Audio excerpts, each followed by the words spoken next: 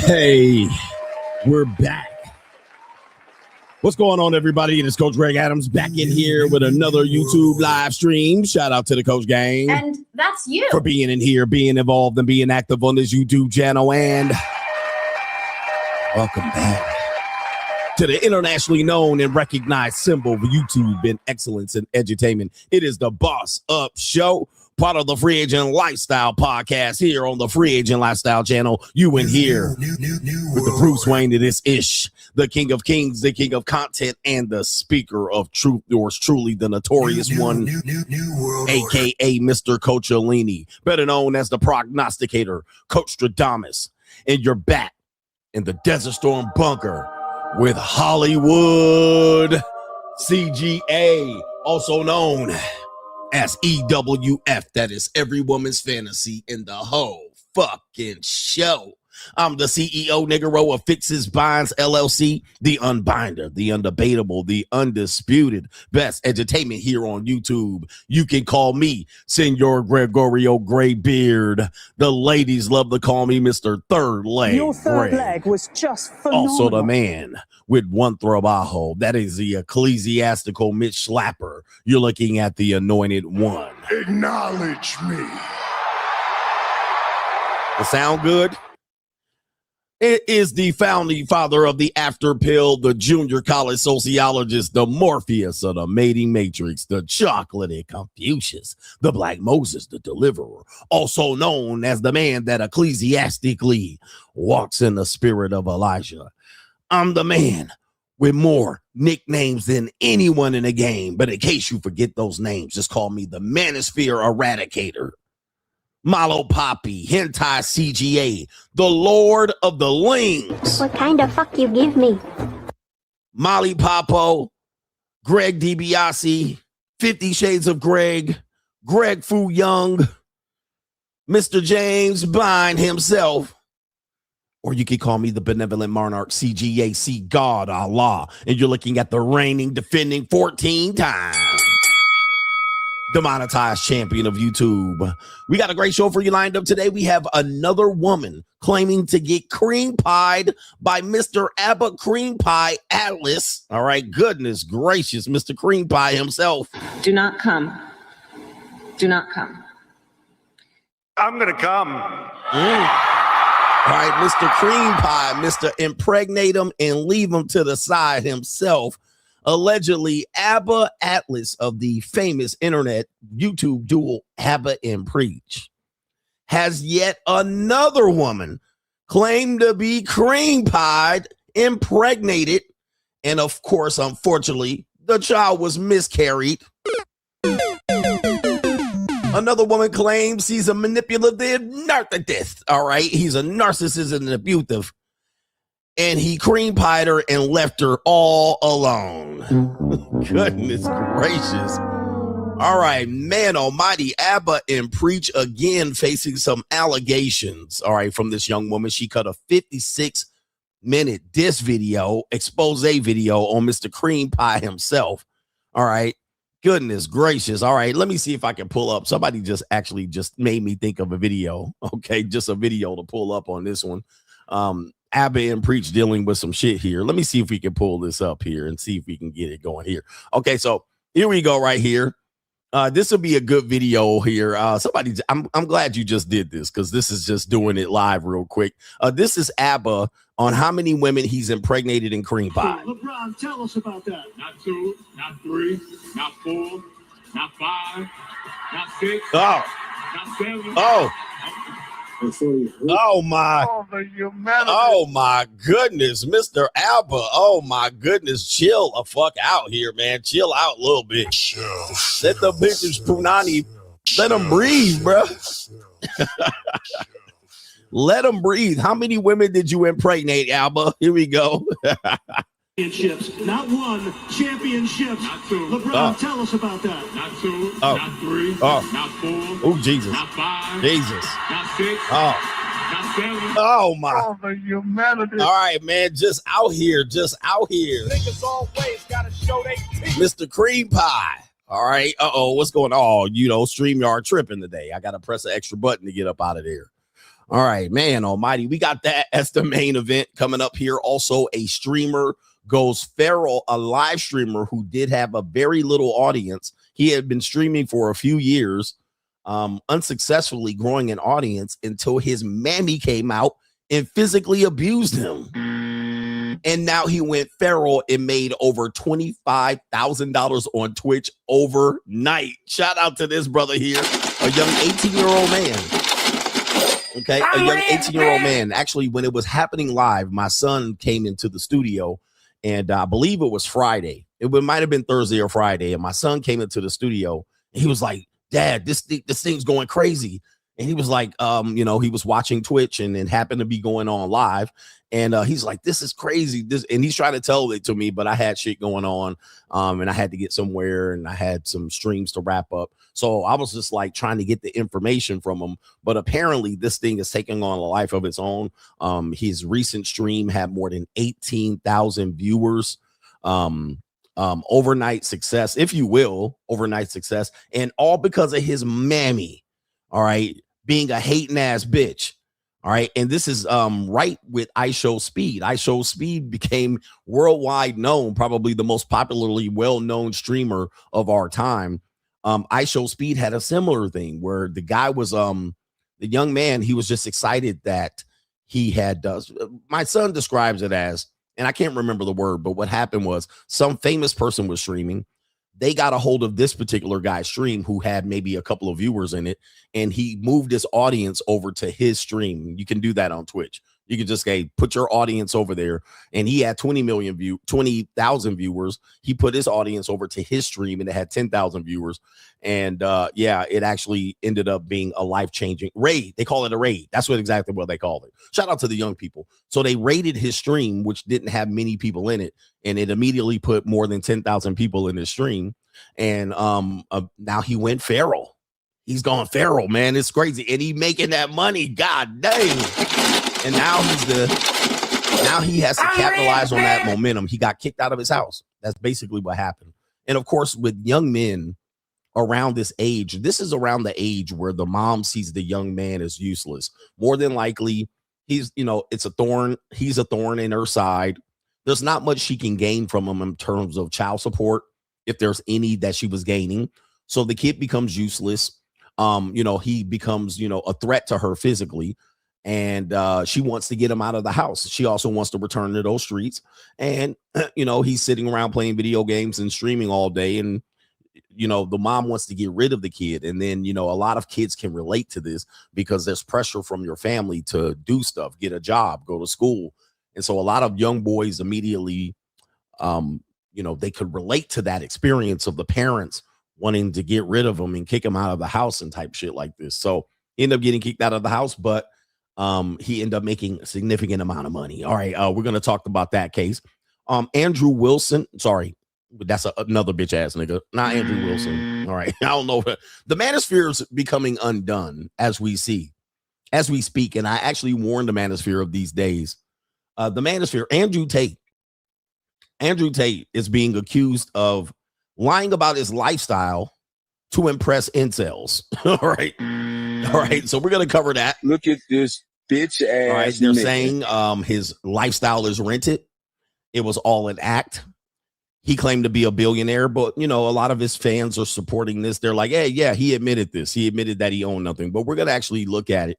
Some court documents that suggest that Andrew Tate has a rented lifestyle. All right. And he admits that he rented his lifestyle. He fully admits this. He also admitted that it's a legal strategy. So it should not be out of the ordinary for people to understand this if you had watched them. But I'm going to tell you the secret to all of this particular information that a lot of men don't understand here. But I'm going to tell you the secret about this because only I can educate you on what's going on. But apparently Top G was Rental G. All right. And we're going to talk about that later on in the show. Plus Straggle and Sniggle Theater and Enis Kanter causing a scene at the WNBA. At the WNBA basketball game, getting kicked out and ejected because he believes a woman is a woman. We got that coming up here, and I hope you guys had a great weekend. But to contribute to today's show, $5 the Notorious CGA on the Cash App. It is Venmo, Coach Greg Adams TV. PayPal. It's paypal.me/Coach Greg Adams, and that is near the top of the description box on the Free Agent Lifestyle channel. You can super chat by clicking the link on the top of the live chat. What's up, nigga? What's up for the weekend, Wait a minute. nigga? That's not the right. You can super chat by clicking the link on the bottom of the live chat. New world order. On the Free Agent Lifestyle channel, a lot of influencers have been getting exposed. Dr. Cheyenne Bryant, Manosphere content creator Andrew Tate. There's people getting exposed for saying they're graduating with doctor's degrees and they're not. You got Andrew Wilson getting exposed and drug all over the Al Gore's internet.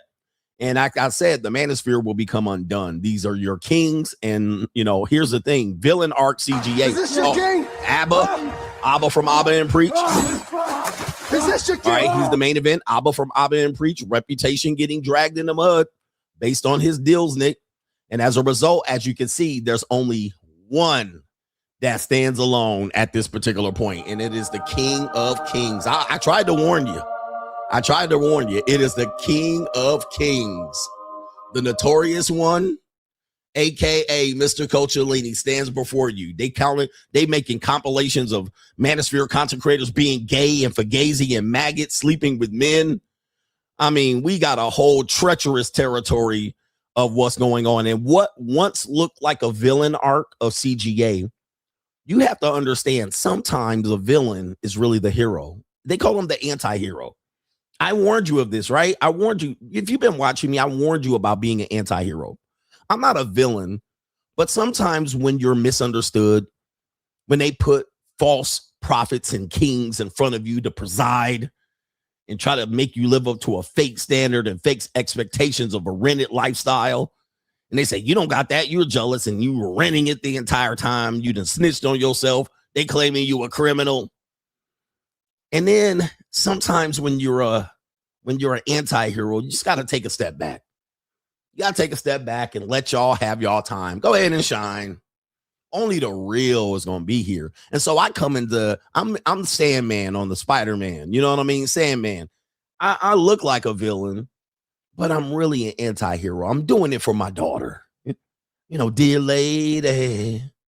Okay. Same thing with the boy Thanos. All right. Thanos had to be like, you know, I'm doing it for the people, you know. You could not live with your own failure. Where did that bring you? Back to me. These Manospherians kind of looking weird out here. They don't have the poise. They don't have the stoicism, the charisma. They don't have the knowledge of the notorious one. So at some particular point, you got to look at these fakes and frauds, and wonder who the hell they are. But I'm an anti-hero. I'm like the new world order of professional wrestling, brother. You know what I mean? I'm like the new world order. The biggest icon in wrestling. You got to see these people was a one-trick pony. These people are a one-trick pony, and they had you manipulated and possessed under a mysticism of fakery and fraud. And now they out here getting exposed to the court of public opinion, but only one. Somebody called them industry plants. Yeah, that's what you got to realize that. And I said it. I told you. I said in 2021, the Manosphere was indeed taken over, infiltrated by a group of people that did not have your best interests. I told you. All right. Anyway, we got that coming up in today's show. I don't want to get too far ahead of myself, but you know, shout out to the people over at Locals, CoachGregAdams.locals.com. You guys are great. You guys post a lot of great stories for me. A lot of these stories are featured in the shows. We got a lot of great people that post contents, Freedom Seeker, New World Order, Newski, DG Seymour. A lot of the people, Cali West is over there, KT the King. All right, even Delta Fox is over there. We got a lot of people over there on Locals voicing their opinions, sharing stories. And I appreciate that because you really help in preparation of my show. And I give you an exchange of return. We give you value of the Sunday morning uncensored live stream about JUCO. And we talked about setting up a tier system to manage your women. All right. You have to manage women. And a lot of people don't want to manage women and manage expectations, only for them to pull the rug from up under your feet and hit you with the okey doke, the bait and switch. So a lot of your management is just basically waste. This is just a ticking time bomb. But at some particular point, you know, they're going to return back to factory settings. You know what I mean? shout out to you guys for posting those things. And if you want to join us over at Locals, you can set up a free account at coachrigadams.locals.com. Free account. It's free. Can't watch the live streams for free. All right. But those are the free accounts to join the community over there. So I appreciate y'all over there. And the Money Mindset was banging. We had a great Money Mindset last night, Sunday night. Money Mindset is patreon.com/Coach Rick Adams. The Money Mindset was on Sunday. I love Sundays. I look forward to Sundays because we can get down to the nitty gritty and not have to deal with incels in there. All right. But join us over there for the Money Mindset. We had a great stream of the millionaire within that you're starting. And then we talked about these phases, these 3 specific phases that you are going to go through when you are dealing with getting out of that struggle phase. Okay. We don't want you to be in struggle phase, but the economy is kicking ass. Oh, by the way, I had a meeting this weekend and it was a person looking for, some healing. All right. Healing. Cause I'm the healer. All right. But the conversation was about the economy and talking about the rising rents and the conversation. And I'm going to go into this maybe tonight because we're going to come back tonight. We are right. What's happening is a lot of the rents, because they had me go back and look at what rents were when I was renting certain places in Southern California and what they were today. So what was I paying back then and what was I paying today? In many of these places, the rents had doubled. New world order. Doubled. I'm like, good Lord. I mean, I don't know what's going on. I do know what's going on, but it is unbelievable. Unbelievable. All right, we got an incel tater tot in here. All right, masking himself beside it. Look, incel. Shout out to this incel tater tot, bro. All right, you already fucked up because I'm not your bro, bitch ass nigga. He put the ownership of his cars into a rental company to avoid Romanian seizure. STFU. All right, here we go. All right, let's air raid this nigga incel in the building. Shout out to the incel tater tots. Any other incels want to be in here? Any other incels? All right, here we go. Broke nigga alert. Broke nigga alert. It's always these Samuel-YV3FU, no picture, incel. All right, recess chin, bitch nigga in here already. All right, he didn't even let me do the segment yet. Let me do the segment so I can tell you what happened. All right, I just gave you a preview of the segment. I might have mentioned it, but since you mentioned it, bitch nigga, I ain't got to mention it. All right, so we can just talk about his fake incel lifestyle. All right, so anyway, all right, where the air horn on these incels early in the morning, nigga? Can I get my show going on these incels early in the morning? Tater tot defender, you know. These niggas out here defending sexual abusers and shit, minors and shit. This shit crazy. Can I do my show? Can I do my show, bro? I'm not your bro, nigga. You can't even show your face, incel. These angry incels and shit. All right. These angry incels come in early in the morning and shit, fucking up my show. Bitch ass nigga. All right, bot ass nigga. Join over there. Coach Rick Adams, allocals.com. Nigga, can I do my show? Shit. This nigga act like I can do my show in 15 minutes like these other lame ass YouTubers. Nigga, it's gonna take me about 4 hours to unfurl this bitch. I'm like the Dead Sea Scrolls. You gonna be out here all day. I'm gonna present my case, bitch nigga. I can't stand these Manispherian maggots. All right. These Manispherian maggots. Is this your hero, nigga? Is this your king? Huh? Is this your king? Shout out to our brother. It is Slick. Says the Money Mindset stream last night was golden. Respect. The Money Mindset is golden. Respect. Here we go right here. Yeah, we had the Money Mindset, Mr. Slick. It was going crazy out there. I loved it. Shout out to our brother Hustle Every Day. Says Sand Ninja, not Land Ninja. Abba shaking my head. He a Sand Ninja. Where is he from? He from Africa? I don't know. He says you can't be lame to the game because of money. But he says, Coach, you're doing the Lord's work. Free agent lifestyle for life. Shout out to Hustle Every Day. Appreciate that real quick. Okay. He also says Ukraine doing conscription for now. Coach Jadamas. All right. I heard they snatching niggas up in Ukraine. They snatching them up. They snatch them up out of cars. Come on. Come die for your country. Come die for your country. All right, man. They just, I saw a video. They scratching dudes out of the car. All right. They just driving to the grocery store. They just pulling up. All right. All right. God. And guess what their women are doing? They selling pussy. All right. Yes, indeed. They out here selling pussy. All right. Shout out to the ladies there. How do I know this? I've been on that side of the world. I haven't necessarily been to Ukraine, but I've been to countries that had Ukrainian refugees. And yes, those women are selling pussy. All right. It's just what it is. They having a party. I looked at it as I have an ATM between my legs and I'm just using it. All I got to do is put my card in and that's it. And put the PIN number and boom, money just comes right out. Having a party. They all in Prague selling pussy all over the place. All right. All over the place. They in America selling pussy. I'm just. All right.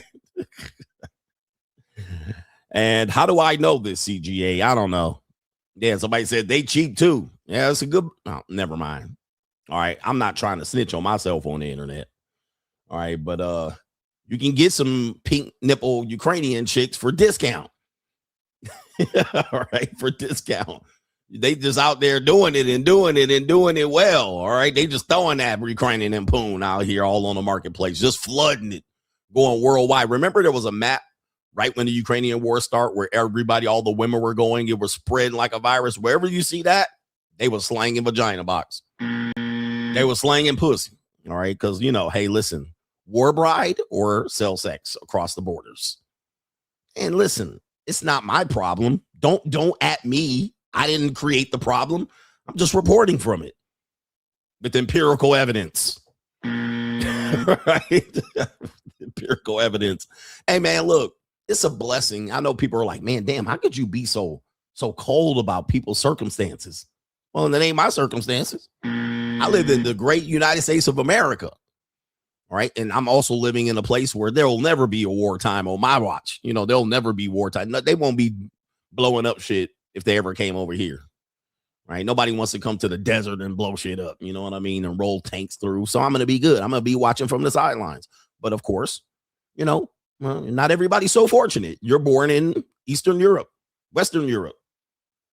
All right. And at some particular point, I'm helping those young ladies survive the day at least. Put a little something in their belly while their husbands are getting blown to smithereens. All right, you know what I mean? It is what it is, New world order. Life ain't fair. Life ain't fair. And I was just happened to be born in the right side of the world. You know what I mean? It is what it is. Shout out to our brother Ian Williams says, Hollywood CGA called it. Give ABBA the bell. I already told you. Where there's smoke, there's fire. One woman, it's going to be 2, 3, 4, 5. Look at Andrew Tate. I need you guys to listen to me.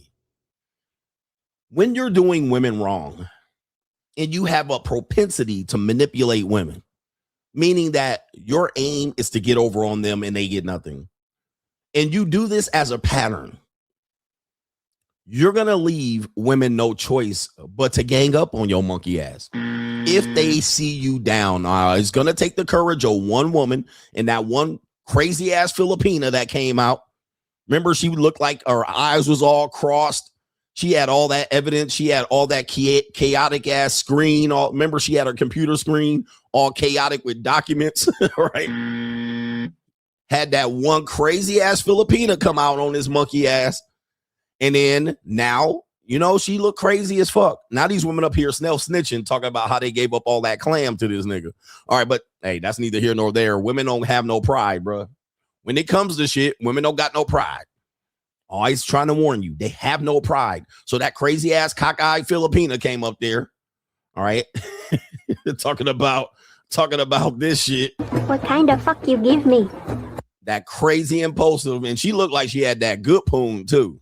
She had good crazy poon. That grippy Filipina grippy. And she came up and opened up the floodgates for more schizoids. I always tell you that's the case. Andrew Tate is dealing with that. It is what it is. I always tell you, don't get into the game of manipulation of women. Manipulation.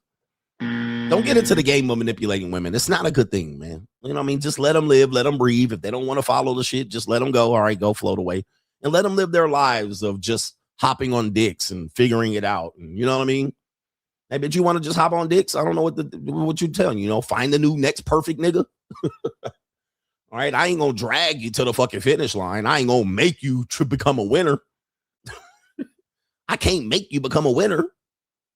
They like, he's good, but he's not perfect enough. And then they try to find the next perfect motherfucker, and you just be like, all right, go find them. Meanwhile, back at the New World Order, there's another young grippy ready to go. You know what I mean? It is what it is. Shout out to Macaroni Tony in the building. It's obvious to tell who wasn't in the money mindset last night. Tier 2 ninjas in the chat already. These tier 2 ninjas in the chat. That was on the it's crazy, bro. Anyway. It's already fucked up. These niggas out here. Men want to be sold a dream. They want to be sold a dream just like bitch ass niggas. You know what I mean? Women. They want to be sold a dream. And they think some dude's going to take them to the promised land for gazy ass niggas, man. Oh, Lord. Okay, we got how many people in here? Okay, so we got 2 more, but that was from no government name. So I'm going to save that for later. All right, that's the flavor saver. That should be a good conversation later. But men want to be sold a dream. They want to believe some woman's going to like they goofy ass for no goddamn reason. All right, let me tell you something, man. Women are quite complicated. They're quite complicated. They don't know what the fuck they want, just to let you know. All right, I have sisters. I've managed women. They don't know what they want. They don't know if they coming or going. They have divided loyalties. They don't know what benefits them and what doesn't. They don't have vision. And I'm not saying this as a negative to talk about women. They just don't have vision. They don't see into the future. They just see hope. Right? They just see hope.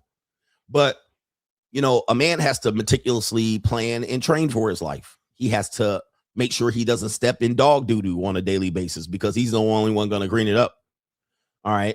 So, hold on for a second. This nigga in here writing paragraphs. Oh, hold on for a second. Hold on for a second. All right. Get out of here. All right. Anyway, we ain't acknowledging this nigga. I gave you some shine. Could have put your goofy ass on the face. But look, women don't have vision. They hope someone else has a vision for them. They don't have direction. They hope shit works. They live life by the hope strategy. And what I'm finding is that men are just becoming the new women. You don't have a plan. You just hope shit works out. And while women can get away with it, men, you cannot get away with it. They get behind other women and lie to each other, right? Other women, they get other women that they know and they just sit up for hours lying to themselves, right? This bitch lying to her, she lying to her, and nobody's telling them the truth, smacking them in the face. Yep, they just get up manifesting. I manifested this. I thought about this. Don't wake me, I'm dreaming. And we thought long that this was a default. This was a quality of women that was rooted in weakness. Now, this is how men are living today. Hoping, wishing, praying, trying to turn back the hands of time like women turn back the odometer on a punani. Y'all niggas trying to turn back the hands of time, hoping Sharia law come, hoping Andrew Tate rise from the prison, dust and dirt, and then come back. Y'all niggas think y'all think it's a movie. Women's life is a movie. These new men, y'all think life is a movie, ass nigga. That's why we call you gay manispherians. Y'all think life is a movie. Y'all think y'all could just conjure up some shit and do a couple of, spells and witchcraft and sit up there and just, and then if it miraculously comes, you're like, oh, look at this. I brought this to it. What the fuck? As a man, you have to meticulously plan the details of your life, iron it out, make sure you don't have mishaps, setbacks that will set you back 5 years so that you can push forward. And you got to deliberately and intentionally walk the steps of your plan to a T without any people distracting you, giving you temptations, leading you astray, selling you false hope and promise. You got to do that on a daily basis. You can step back, you can make mistakes, but you have to get back on your plan. You can't manifest a goddamn thing. You can't hope something happens. You certainly can't pray for anything because praying is like rubbing a lucky rabbit's foot. If it happens, it's God will. All right. If it doesn't happen, it's God wills. You have to understand that. You have to grind. You have to get it. You got to stay focused. You got to not drift. You can't use drugs and think you're going to be a winner in life. But that's how women work. They smoke weed, they take mental health drugs, and they be out here praising the fact that they have ADHD. And all of a sudden, they wonder why their life don't turn out the way it is. And hopefully a man is there to present them with the life that they want. Now, this is how men are turning out. You guys are hoping that a woman shows up in your life and likes your fucky ass. And I'm looking at you as a bitch ass nigga. I'm like, nobody gonna like you. Look, I'm gonna tell you the number one reason why a woman won't like you. Press 1 in the chat. Press 1 in the chat if you want to know why exactly. And this is gonna be the end of the discussion. The number one reason why a woman will never like you like that. Let me see if y'all can get it.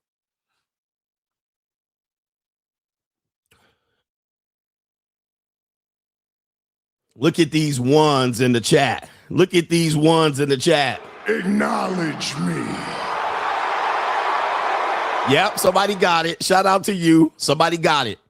The reason why a woman will never like you like that is she don't even like her motherfucking self. Nigga, bro, I've been telling you for years, she don't even like herself like that.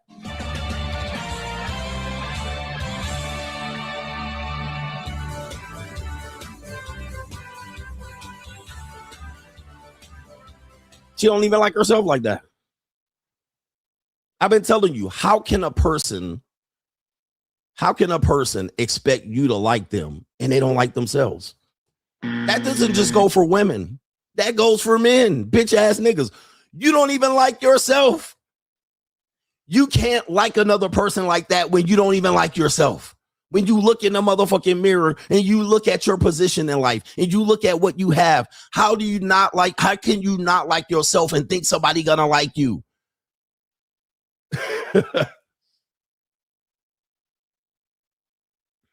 Come on. Hit me with a super chat. I'm trying to prepare you for life.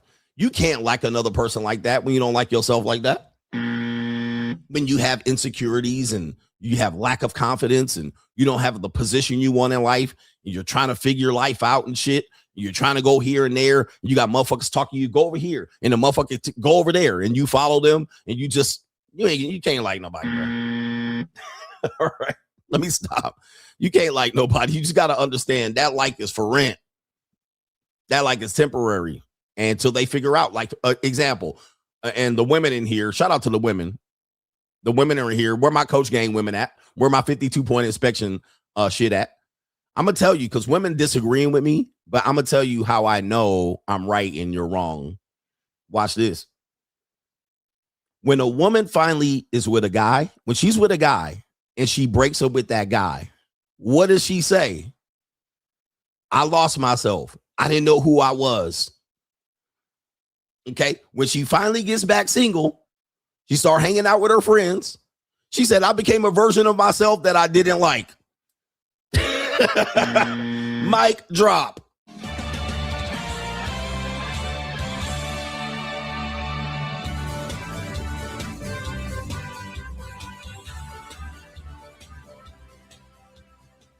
All hell.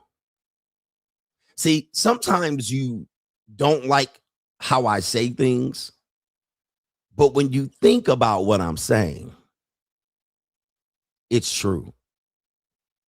Yep, I need to find myself. I need to go on a journey of self-discovery. I need to discover who I am. I need to go back to who I was before. Bro. All right. I actually have a woman saying this. All right. Do we have time today? Let me see here. We do got a little bit of time today. I might be able to get this in real quick, but let's see here. Yeah, I got time, cuz. All right. Let me see if I can show you an evidence of this woman saying this real quick. And I'm just trying to get you to understand women. It's not the shit on them. I'm trying to get you to understand your bitch ass. Right? You niggas need to understand yourself too. You know not who you are. But this is a woman who is a dating coach. I believe, I can never remember her name. Her name is MJ. I believe her name is. All right. So her name is it's the Wizard Liz. Both of them kind of goofy ass bitches that look the same. You know what I mean? They kind of got that weird ass black witchcraft hair. Hoes be listening to them. All right, so this is the Wizard Liz. You guys know her. She's had some problems. She married a bitch nigga. All right, and now she done lost custody of her kids. She trying to get into the United States, but she an escort, so they won't let her in. All that is alleged, by the way. All right, this is the Wizard Liz talking about the man, and I did a stream on this, the man she fell in love with, and a year or so later, she had a baby by this nigga. All right, and now this is how she's talking a year or so later. First year that we were together, that person didn't exist. He literally was everything I wanted in a man. Like, he was taking care of me. He was emotionally there for me. He, like, anytime he wanted to spend with me, like, really like a love story. Beautiful, you know? Okay. So again, this is common. This is common. You know, we call this the early stages of, everything's great. The honeymoon phase, the connection phase. The first year he was with me, he was everything. He was doing this. He was doing that. He was present. He was taking care of me. All right. He was doing whatever I needed him to do. We were having a lot of sex. She was sucking his dick. He was eating her pussy. Right. So at the beginning, it was good. All right. Let's see what happens next here. So all of the things he was doing was good. Let's see how she flips this. Okay. But then I realized this person just studied me and he mirrored every single thing that I was. So I fell in love with myself.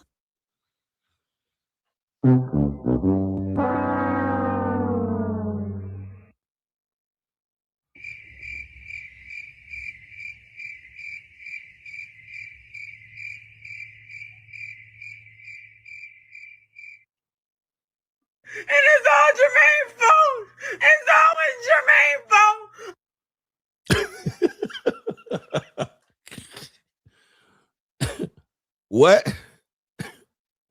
What? Yes. So he was doing all these good things, and for some reason now it's bad because you said he was studying you. But you want a man to study you. You want a man to know your birthday, your favorite color, where your dream job is, what your favorite cuisine is, what your dress size is, what type of jewelry you like. Now it's bad. Okay. He was studying me. Yeah, but he was paying attention to you. Yeah, nah, he was doing it for his own manipulative purposes. All right. I'm like, what? You can't win. Like, what? Yeah, your astrology sign. All right. What your horoscope is. He's studying you. Honey, you know what your horoscope says today? He was just studying me to figure out how to manipulate me at the end. And it's all Jermaine's fault. It's always Jermaine's So you spent all that money, energy, attention, and time on her, only for her to literally use that against you. He was spending too much time studying me. He was using money to manipulate me. All right. Like, whoa. And it's all Jermaine's fault. And I realized he just fell in love. He just, what'd he say? What'd she say at the end? Let me see what she said. Oh, I fell in love with myself. What? Man, bro, that's narcissism right there. That's narcissism, bro. All right. I fell in love with myself. Oh, my goodness gracious. All right, man, look, sometimes you just have to hey, why is StreamYard doing that? Anyway, let's get into the show. All right. If we didn't get into the show, let's get into this part of the show. We got Straggle and Sniggle Theater. Too much rainbow shit going on in here, but let's get into it, man. Let's talk about this fugazi ass maggotry of men in today's world. Let's get it. Like, ride with me if you ride with me, you can slide with me if you feel like 550 on the 5 sticky, come get high with me, that's a deal, right? Straggle and Sniggle Theater, we back. Hope you had a great weekend. Let's get into the show. Do me a favor, hit the like button. Straggle and Sniggle Theater, we have a guy out in Thailand. People might call him a you-know-who-ish. People might say it's a little goy in there. All right, little small hat business here, but it's a guy in Thailand. And he says when you go to Thailand, he only recommends you deal with this type of tie. Okay, this type of tie. So let's see what he has here. You see this goofy looking muskrat ass nigga right here. Look at this nigga. All right, he got his pants hanging off his ass, goofy t-shirt. All right, red-headed, who-ish. All right, thinning hairline in here. I mean, he looked like a whole warthog. All right, neck beard. All right, so let's see what this guy has to say of what he recommends you get in Thailand. I only recommend getting lady boys because they are cheaper than women, and sometimes they are even free to have sex with. So lady boys are the superior option because you don't want to support a woman when women are 3 times wealthier than men today among the Gen Z and millennials. Every 3 men equals 1 woman. And if you get a woman, you want to lowball her as hard as you can. So you're going to say, you know, I'll give you 300 baht. And then, so that's going to equalize the female and male balance in the world so that women are not in control and have all the power with the feminist hierarchy that we live under. So. What the hell? Oh my God, no way. Hey, yo, chill, son. Hey, yo. Is this what we doing?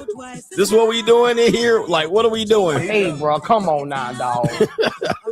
Come on, man. Like, this is the manosphere. By the way, Andrew Tate said the same thing, right? You know what I mean? He said the same thing. And now he said, lowball the real women to bring the price down. In the meantime, have fun with the lady boys. Oh, my goodness. Hey, yo, chill, son. Hey, yo. This is these new. I told you men are the new women. I told you they were maggots out here. You done went all the way to Thailand and said you're going to get free pussy from lady boys. It might be even free, ass nigga. It's like, what? So you want to lowball the real biological women, and then the lady boys will have, what are we, and what's going to happen with the lady boys? Let me see what happens here. He says, you only want to lowball women, and then lady boys, you can really simp as hard as you want on lady boys because they're guys. Send it. Send it.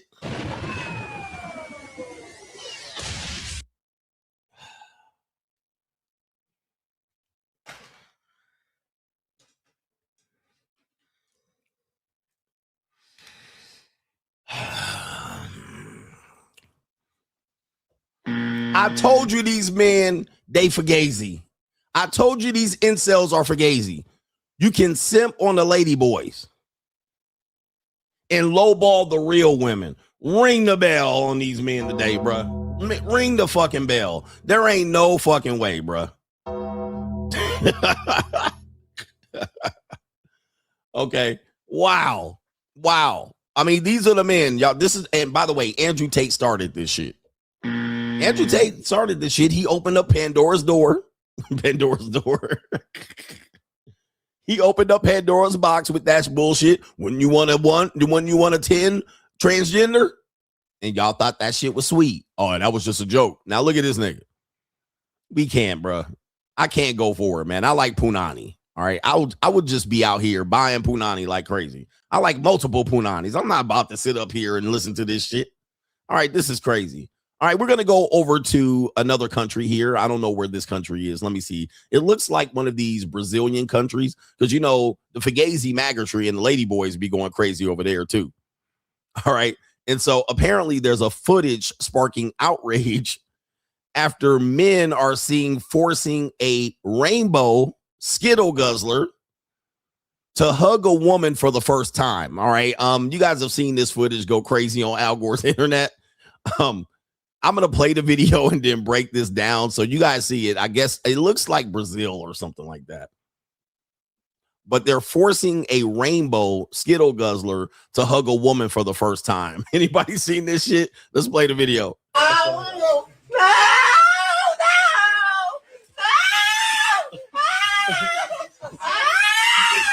Gente, é tortura!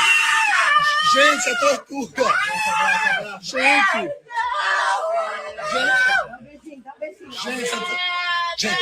No, gente.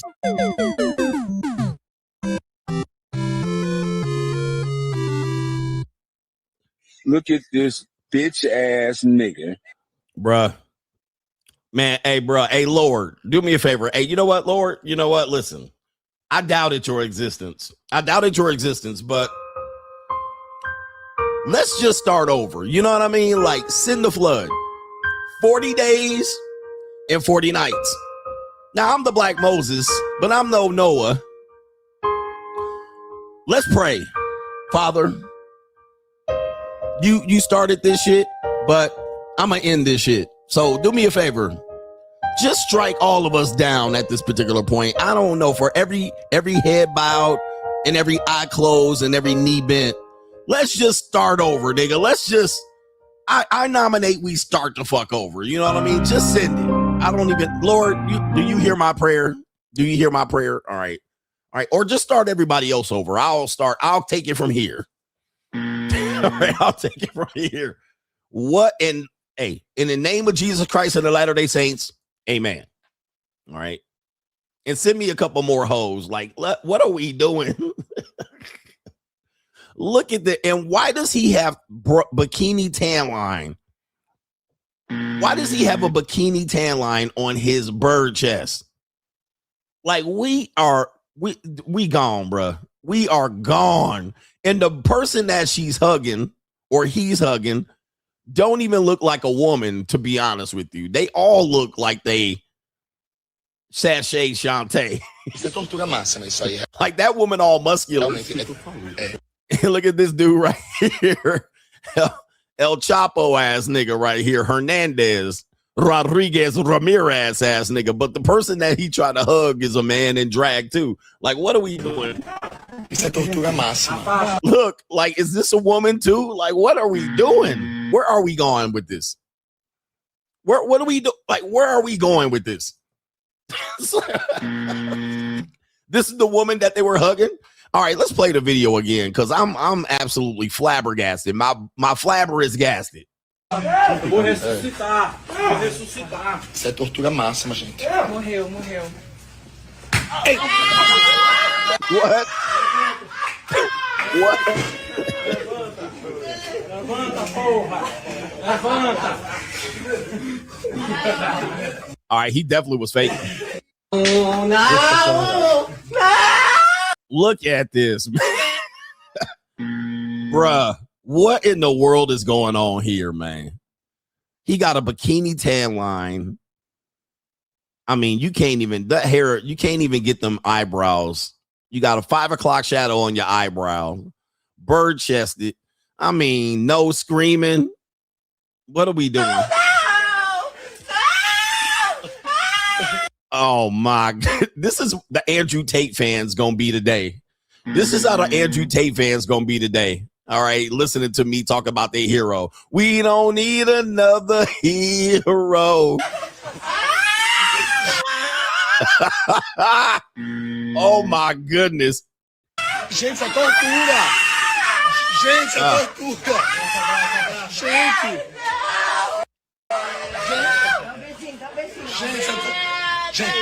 No. And look how he.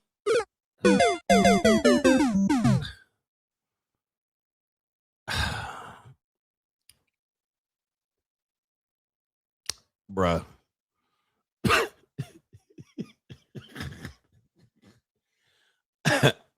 I can't even add any commentary to this. This is despicable, man. What are we doing out here, bruh? All right, anyway. Straggle Sniggle Theater, we have a black man's favorite woman here getting her caricature done. You guys know what a caricature is. It is when you go to like Knott's Berry Farm or Six Flags or any of these things, Universal Studios, and they have an artist that will sit there and draw you. Okay, they will draw you, and you can pay them to draw you. And normally it's kind of like a funny, goofy version of you, big ears, big nose, or something like that. So we have this female police officer, Polish female police officer, allegedly, from representing the Fresno police, getting a caricature done. Okay. And let's see what this artist comes up with and as a rendering of this woman here. All right. So here we go right here. He got her sitting down. Okay. Oh, no. What in the world? Oh, no.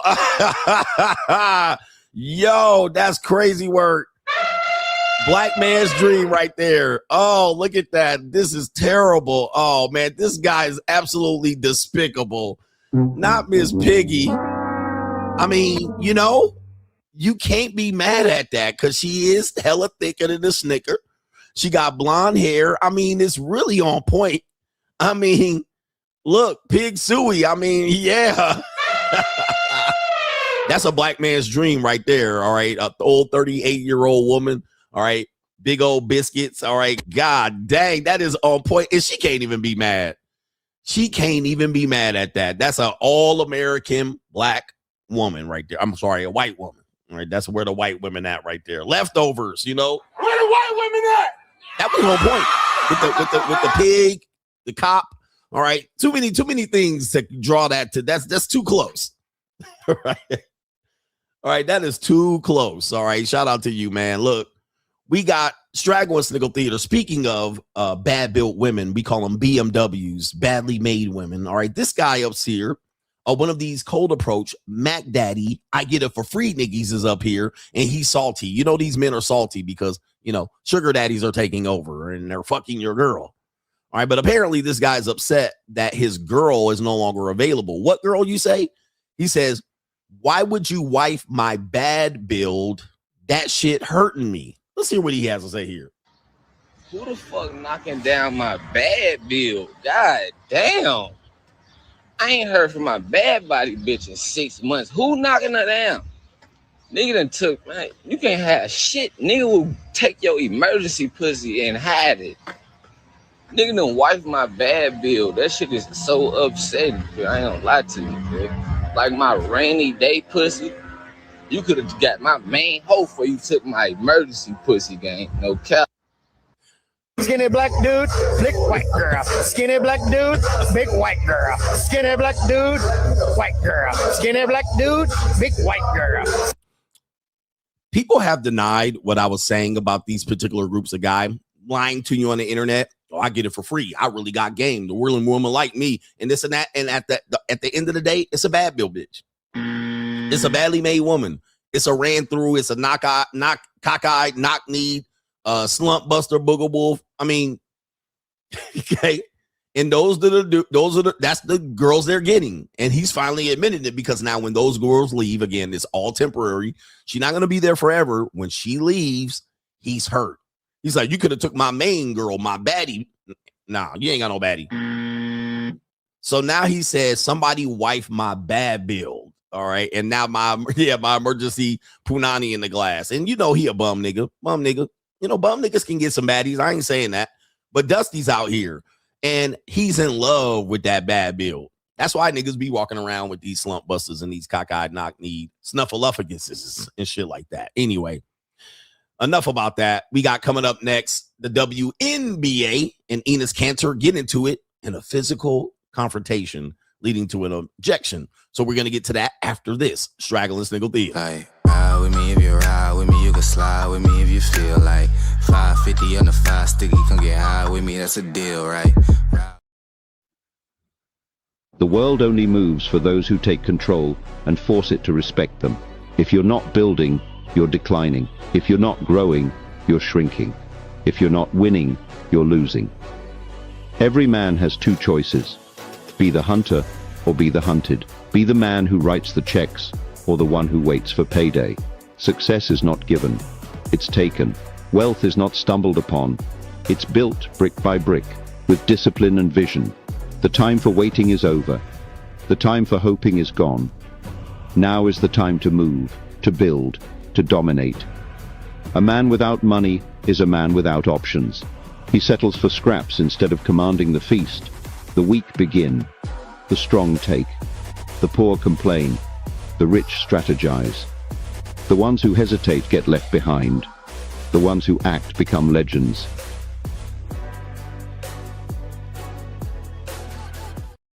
Back in here. Okay, whoa. All right, I don't even have the screen up. This is a mess. All right, my shit is all fucked up right here, but we back. All right, hey, pay attention. We're back in here. Class is Monday.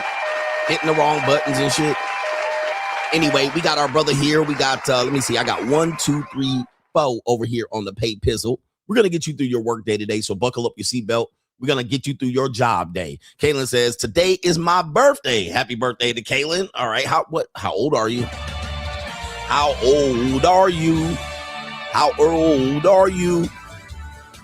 He says, and I want to thank you for giving me and everyone the gift of this topic. Cream pie in a woman doesn't feel good, or it does feel good. I was about to say, what? Cream pie in a woman does feel good, but you can't do it with every woman.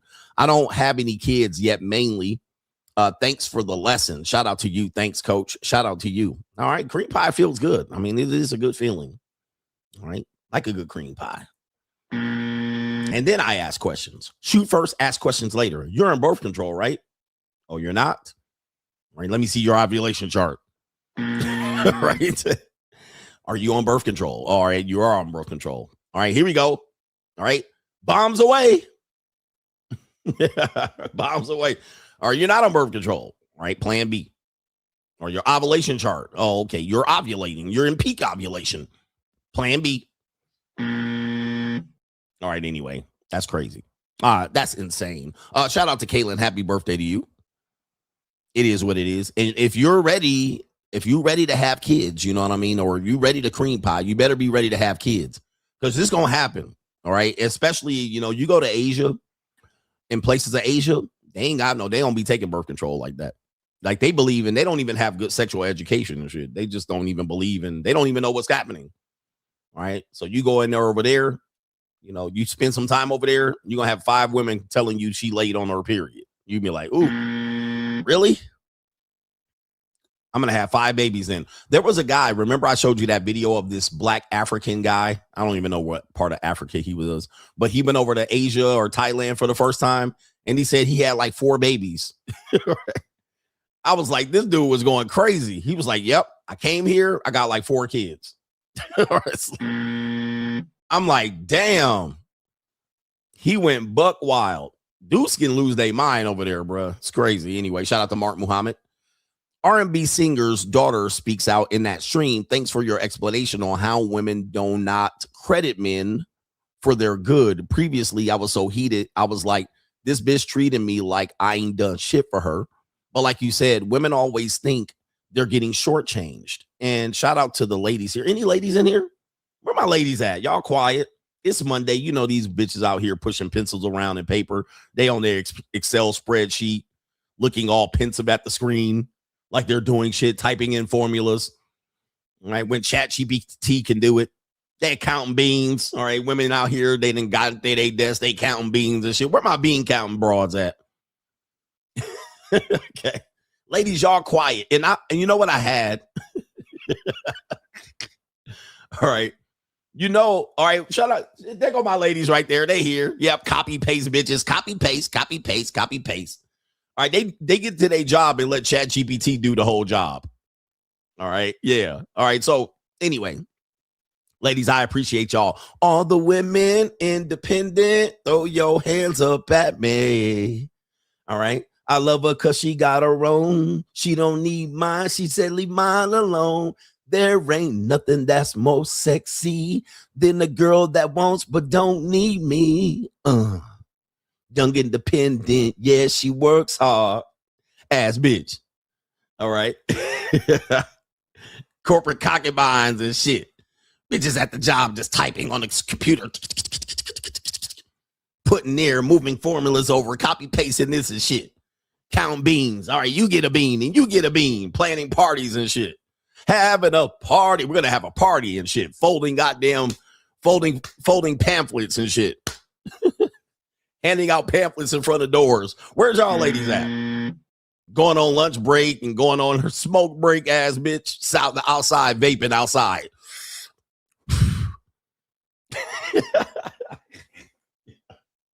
Where my independent girls at? Throw your hands up at. Are they leaving?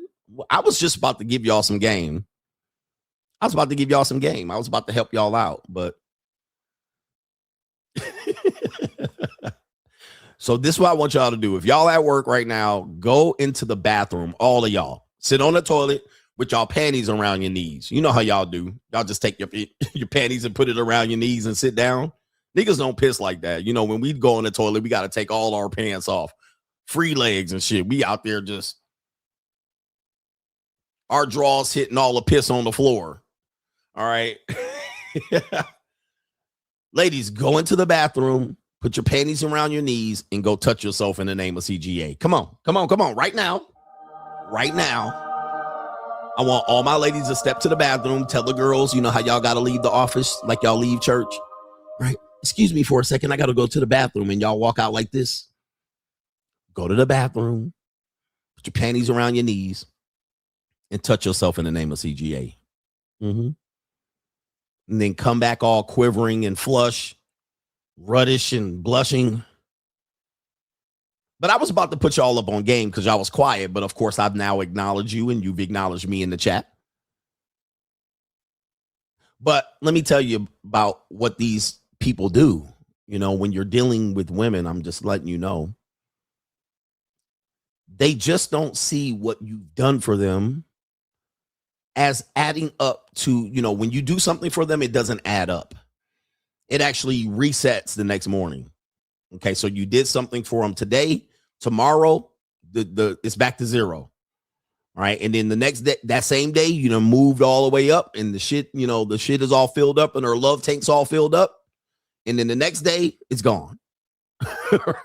She forgot it. She flushed it down the toilet. It's no, you get no credit. There's no build up. There's no her looking back and going, look at all of these things that he did for me.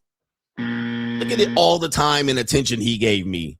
Look at everything he provided for me. They don't look at life like that. They don't look at life at that. Like, I don't care if it's your girlfriend, your daughter, your sister, your wife, your ex-wife, your baby mama, your mama. You don't build up credit for them. You just doing shit for them for that day, and then tomorrow it's a new day.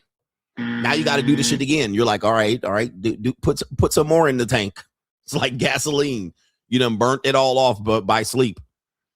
Now, what'll happen is you feel like I've done a lot for you. You're not getting credit for you, so you stop doing it. Guess what? Here come another nigga, start doing it for her. And she's like, he does this for me now. And then she'll go over there, right? And she'll take all the shit you gave her and provide it for her.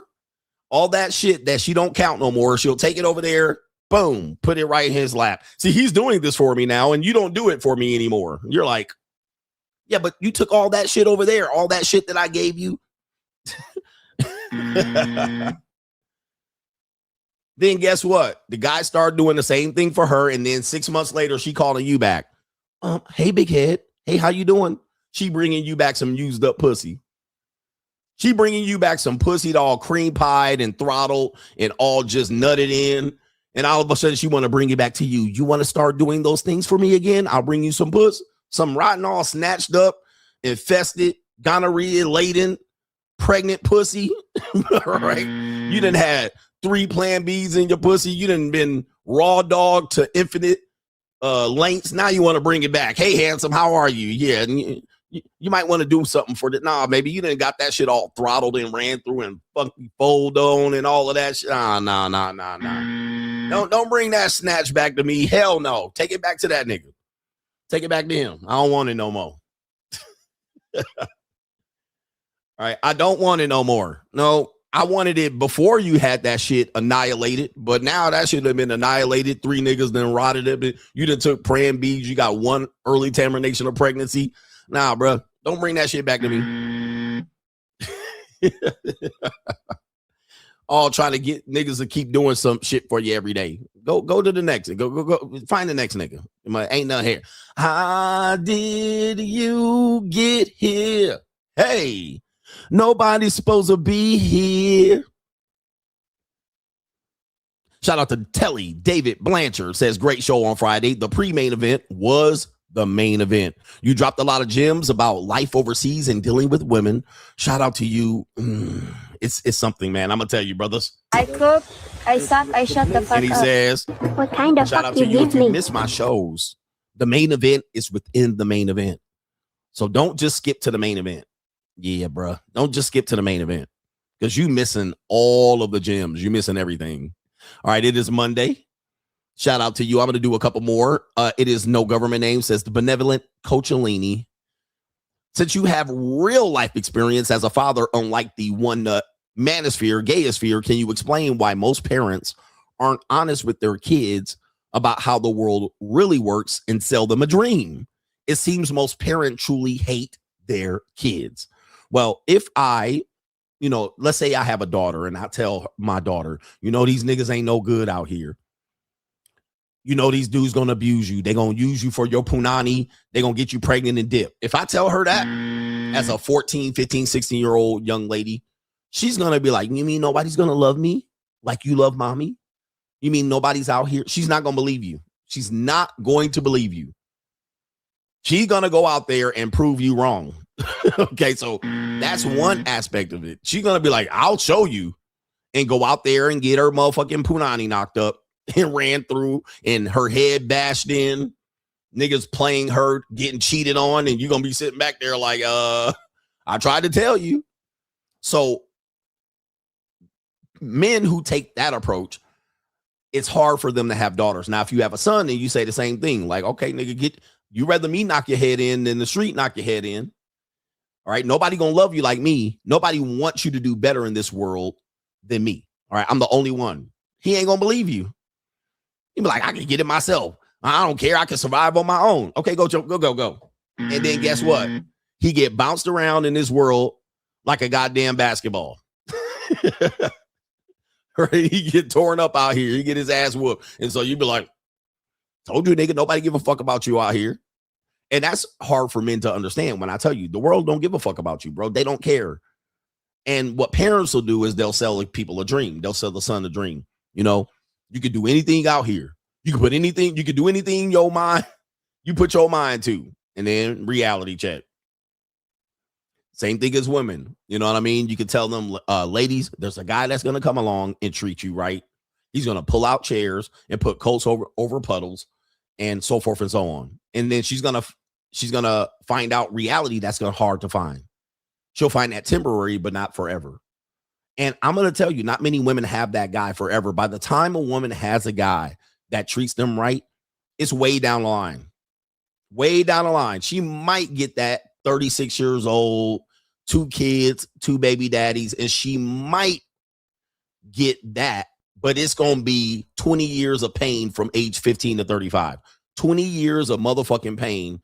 From by the time she finally gets it, it's going to be down the line. It ain't going to be immediately. So, yeah, she traumatized, right? 2 niggas knocked her up. She done had 3 abortions. She's still a party girl. Like, bro, it's going to be hell to pay for the majority. So I think what happens is the father, most of the time, and the mother, they hope that the children have a life that they didn't have, right? And that's one of the difficulties of parents today. We want our kids to not struggle like we had to. We want our kids to find love like we never found. So a single mother will have a young boy that she's raising, and she'll raise that boy to be a gentleman simp, a son husband, because what she's going to tell that boy is, this is your way to women. Women want to be treated like this. Treat a lady like this. Treat a lady like this. And he's 13 in his monkey simp suit, 14 trying to be the man. You're right. He doesn't have a father figure. He just has a traumatized whore female mom. And she's going to try to train him up in those early years to be in the mindset of the man she's never had. She's never had a man like this. So she's going to create a guy like this, only for his ass from 13 to 25 to get bounced around the world like a basketball. These hoes going to run these young girls going to run his ass over. Run him over, bro. Right? Run his motherfucking ass over. He going to get ran over out here. Everybody know this. Press 1 if you agree. If he come out here at 15, 16, 17 with that gentleman shit, 20, 21, he going to get ran over. And you going to look back at your mama like, you told me he going to get his pockets ran. She going to eat off his motherfucking plate. Ran the fuck over. Now, that might work for him down the line when he's 30, 40, 50. But he going to get ran over out here. And the reality is, let's go back to my main premise. The mother creates this guy in the image of a man she never had. Uh-oh. She never had a man like this. Everything she's imputing into this guy, she's never had, even down to his father. His father, the child, the very man who created that young boy is not even a version of that young boy she's creating. I'm trying to tell you something here. I'm trying to tell you something. The father a piece of shit. The father a motherfucking one night stand. The father a bitch ass nigga. The father a motherfucking fuck boy. The father a goddamn player. Do you understand me? So even the child's father that she's raising this bitch ass nigga to come out here and set his ass up for failure, the child's father himself ain't even that man. She's never had the man she's going to try to make that young man to be. And you then look at it and you go, she set him up for failure. She didn't put the nigga on game. Now somebody here, the ladies are going to be like, Coach, are you speaking about me? I am speaking about you. If you are. And that's you. What should you do? CGA, what should you do? All right. What would you do if you were a single mother raising up a young boy? What I would do is I want you to think about all the manipulative, crazy, controlling, narcissist bitches that you've experienced since junior high school. All the bitches that put gum in your hair, all the women that gossiped about you, all the women that was out here hoeing in the bathroom in the 8th and 9th grade, all the bitches smoking out, all the women getting trains ran on them at the party. All right. All the girlfriends that stabbed you in the back, all the women that you don't trust. That's who you should be telling your son about. Because don't act like you don't know these bitches at your corporate job stabbing you in the back. All the jealous women, all the women jealous of you. That's who you should be training your son on. All the women using men for foodie calls and dates. All the women baby trapping a nigga, love bombing them. That's who you should be telling them about, training them up. All right, son, come on out here, put your monkey simp suit on. Now these bitches gonna come out here try to run. That's who you should be training your son on. Not pulling out chairs for schizoids. Right? And so, you know, you should be training your son. Watch out for these bitches. Put your condom on. Don't be cream pieing just any of these skeezers, right? Don't fall for that love bomb shit. You should be, the false alligators, the lying, manipulative women that you know that you was on the cheerleading team with, that you were in the sorority with, that you were out there in law school with, that you got friends with, backstabbing ass, jealous ass friends. You need to tell your son about these schizoids, okay? Okay. And guess what? You might have a man out here ready to win. All right. But anyway, these women don't want to do it. Ladies, I'm trying to prepare the world. Hey, man, vote me in. I know it's hardcore what I'm saying. Vote me in, man. I got the shit going. I could change the world. I could change the world if you just accept me. Okay. You just accept me as your leader, your humble leader. Ladies, I can get y'all all in line.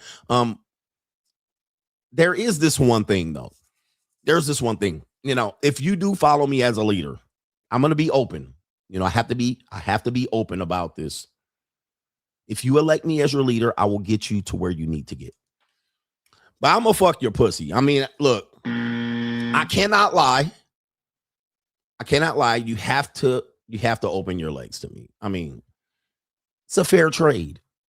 I mean, I do have to have you in my harem and concubine. I'm just, you know, you're going to get together every night in a big room, a large room, and I'm going to pick the one or two that I want for the night. And the rest of you guys go back to bitching and complaining. You know, soak your vagina, your yoni, steam your yoni, get it prepared for me tomorrow. I might pick you tomorrow. You know what I mean? Like, just saying, you know, I can get the world right. But your payment back to me is I have to access those guts, you know. It's a fair shake. I mean, what's the problem? I just, you know, see now y'all don't want to elect me as your leader. You know what I mean? Now you don't want me. Now y'all don't want me in front with all the answers just because I want to have you as a concubine. Like, why? Why me? I'm trying to heal the world. Heal the world. You do have to have my babies. You do have to have my babies. You know, it is what it is. They'll be taken care of. You do have to have my babies. See, y'all don't want to win. Y'all don't want to win. You don't need another hero. Y'all just want to continue on this bullshit. Okay. All right, go for it. Hey, baby, live your life. You do you. You do you. All right. I do me. You do you. Keep losing out here. Keep trying to figure it out. But I would do it. If I was you, I would take this deal.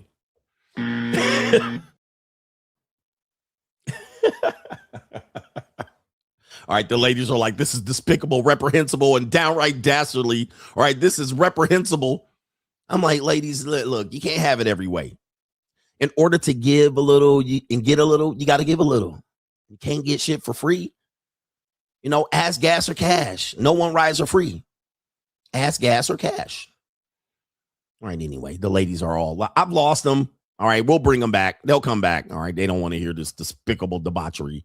Yeah, this is tragic. Jay says, Coach, when it comes to dating, it just seems that nobody wants to feel like they're getting the short end of the stick. How does a man create a healthy dynamic when approaching this? I talked about this, Jam Master Jay, last on Sunday on Locals. All right. And one thing that I talked about with men is you're always trying to look out when a woman does something from you. You always look at women as they're having ulterior motive. Right. So a guy will be like, well, these women want, you know, in the end, they just want money. Right. They like, you'll say things like that. All right. She'll do anything for money or whatever it is that you have as a hang up. And the reason you have this as a hang up is not because women will do anything for money or they have a money as a motive or they'll, you know, you've discovered this. It's because you don't have any money. Right? You don't have any money. So you're protective of it. You have scarcity. So when you have scarcity, you have a fear that a woman's going to use you for money, as opposed to when you create leverage and have abundance, you can charge the money to the game. And so when you don't have money, you're afraid to be used for money. When you do have money, you can actually protect the money that you have. There's several things you could do to go and protect it going in, knowing that this is how some women work. All right. Or that's an ulterior motive. And that's why guys don't have healthy dynamics. They get used for a couple of dinners and then all of a sudden they see everything a woman does is for these things and they can never get over it. Right. They can never get over it. So in order to have a healthy dynamic, I'm trying to get men. I'm not encouraging you to trick. Right. I know men think I'm encouraging you to trick, but I'm not doing that. What I'm trying to tell you is you cannot remove this need and desire for women to want to be cared for and that provide safety and to have a man discipline them and have masculine authority over them. You can't take that away. Just like you can't take away the fact that you like ass and titties, that you might look at a woman and want to know physically, can you get something of value from her physically? So if you're using beauty and fertility as something that you desire, you cannot be mad if a woman uses the protection model and the provision model. You can protect yourself against it, but you can't be mad at them for it because that is a basic need for them. That's always been a need. And where men are losing the battle, and I warned you of this, is this drizzle mindset of, well, she makes money, so she should give money. Now, on principle, you would think so, but women don't work like that. They don't work on principle. Right? We've been trying to expose and show you this and demonstrate this. They don't work on principle. That principle would make sense if you apply that across a human civilization that has worked that way for 300,000 years, but it in fact has not worked that way. Even when women they have clearly shown that they will elevate their standards to have a man that has just enough or more or better.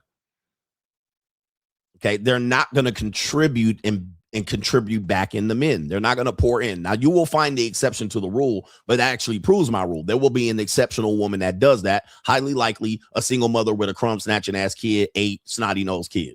All right, and she'll pour back into you and she'll feel like, hey, it's 50-50 is fine.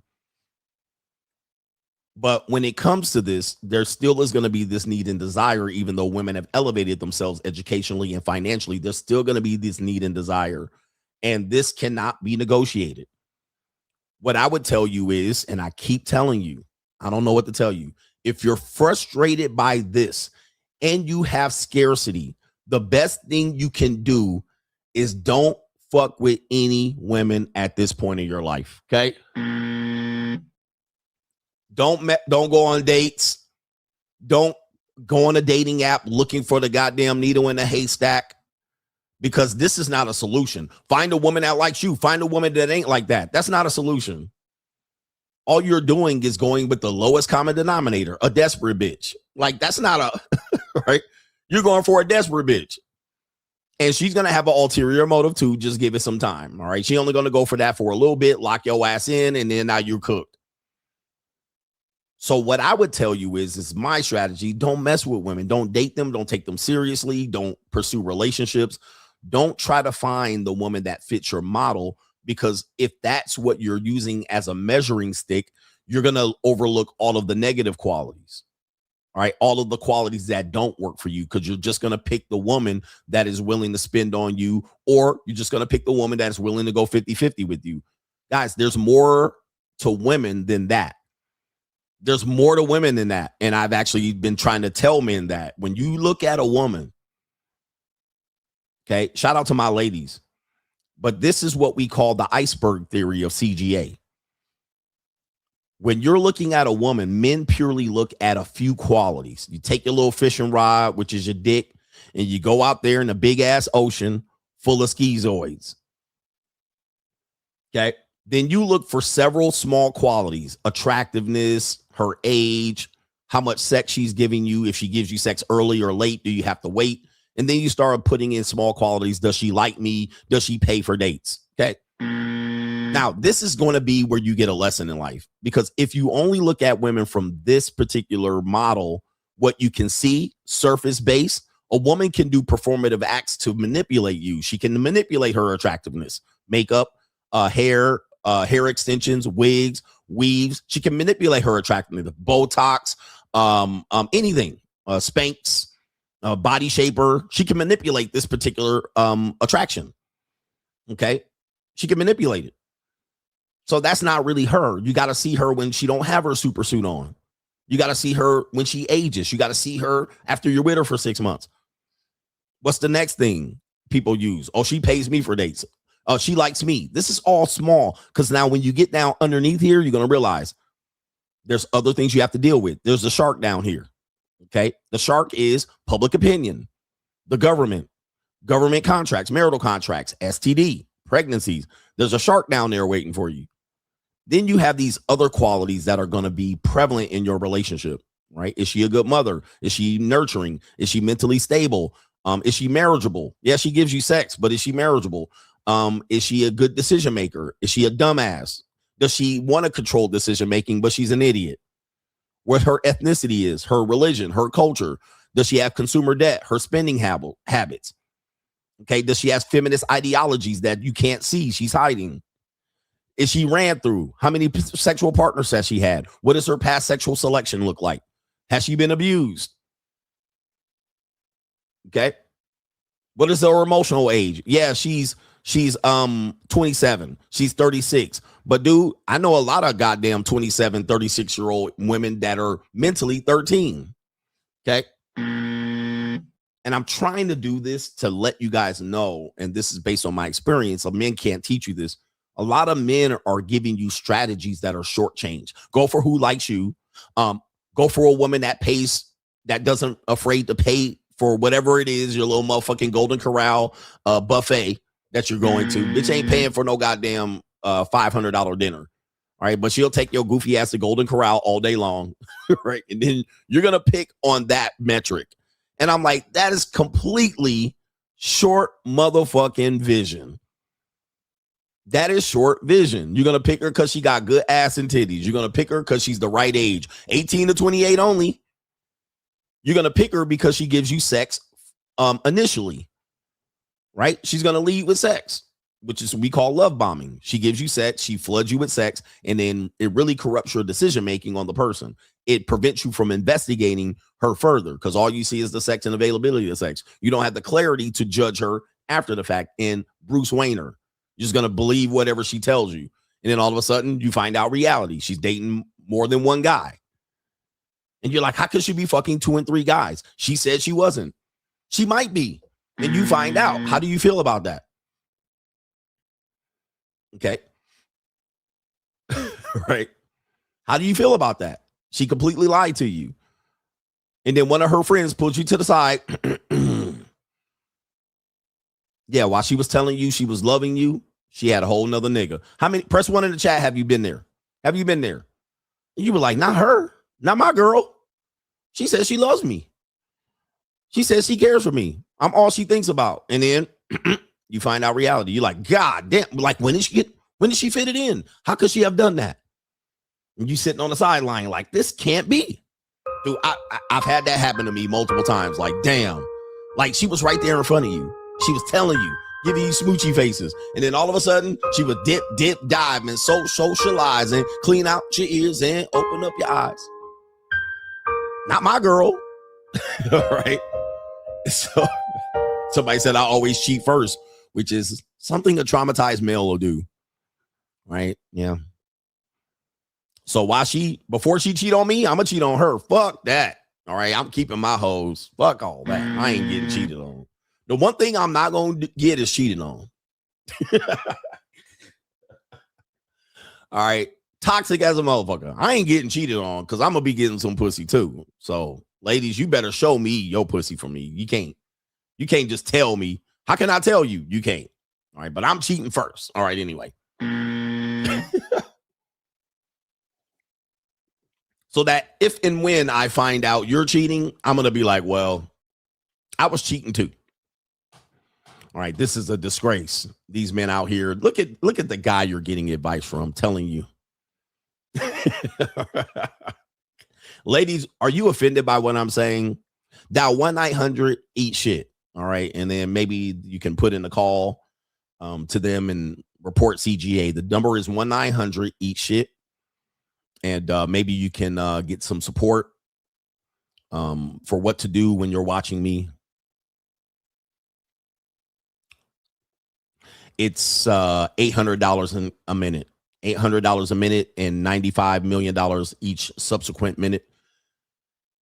The hotline is there for you to protect you against the advice of CGA that you find appalling. 1-900-EAT-SHIT. All right, so go ahead and dial in. I don't know how it works on your phone because we don't have these little numbers and shit. 900 minute, yeah, not yet. All right, anyway, do something about it. All right, prove me wrong. All right, anyway, let's see if I could get back into the show. We got some show left. Apparently, this is a follow-up on Enis Kanter. Apparently, he's been trolling the NBA, the WNBA, the WNBA. It's an evil world we live in. It's an evil world we live in here. Great segment coming up here. I'm going to get the banner up. It's an evil world we live in. Where's the banner? All right, this is a disgrace. All right, I had it set up here. All right, I'm a professional. Bear with me. I don't even know where it is. How did I miss it? Oh, this is atrocious. Did I delete it? All right. I was a professional. Now I'm looking crazy. If this is your first time watching me, I'm a professional. Trust me. All right. So we'll characterize this as F you boss up. All right. F you boss up. We got Enis Kanter of the WNBA. You guys know I did a stream on him and Royce White, who are going to infiltrate the WNBA by saying they're a woman because, well, the WNBA is pushing the New World Order agenda that transgenders can play in the league. If you missed that last week. So you're having the kerfuffle of the Reading Rainbow agenda pushing, debauchery and degeneracy, letting these Lily Lintlickers eventually have a transgender male, biologically born male play in the WNBA. And Enis Kanter decided that, well, he identifies as female, so he should qualify for the WNBA draft. Now, this is what happened last night for the Indiana and the Chicago Sky game. I don't know if I can show much of this because this is going to be copyright protected. But again, there's a Lily Lintlicker right there chewing out Enis Kanter. And there's Enis Kanter with a shirt that says woman, noun, adult, human, female. Adult woman, female. So he's bought a front row seat to troll the WNBA, and I'm all for it. This is fair game. And this Lily Lintlicker came over there and was pissed somewhere around the time they was fixing to get blown out. So they didn't win and lost by 30 points because this woman cannot hold her stoicism. She out here emotional. She thinks she gonna run up on a 6'10" man, and she 5'5". And so as a result of what happened, and I can't play it because I'm pretty sure it's copyright protected, all these women are literally like, think about this. I want you to think about this, the irony of this shit and why I'm leaving the West. That woman's upset because Enis Kanter is saying only women should play in the WNBA, biologically born women. She's upset. The women on the court are upset because politically they want to ride the rainbow agenda to let biologically born men play in their league. I mean, you can't make this shit up. That is insanity. And all the other women are like, yeah, you go, girl. You go, girl. He's a misogynist. He's a transphobe. He's gay averse. Like, wait a minute. He literally is like protecting just only women playing the WNBA. And they're like, yes, you go, girl. Yes. Like, think about this craziness, insanity that you got to have. And some of these women are y'all black women out here. You go, girl. Yes, you do that. And she done got distracted because they was only down 6. They end up losing by 30, by the way. All right. All right. They end up losing by 30 because she done motherfucking lost her damn mind. And they kicked Enis Kanter out of the building. All right. They kicked him out right there. You can see the security escorting him out.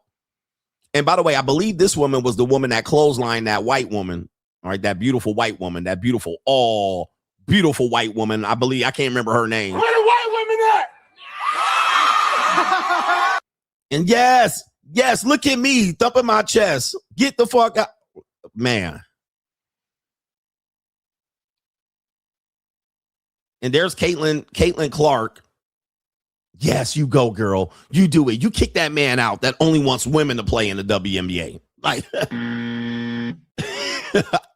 ma'am, ladies, you got to remember, this is crazy.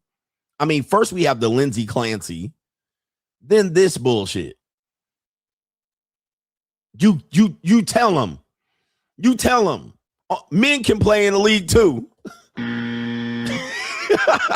What? You got to be literally like bird brain to arrive at this conclusion. So Enis Kanter been ejected from the damn arena. All right, this part I can play. This part I likely can play. And let's see what we got here. And then they want, here's the funny thing about it. They'll tell us to protect them. You should protect women. And you should protect. How can I protect you if I'm literally saying, well, this is what women should do. Let me make sure we protect you from other men taking advantage of you. You can't protect us. Whoa. Protect us, but not like that. So here we go right here. Enis Kanter being thrown out, escorted out of the building for protecting women.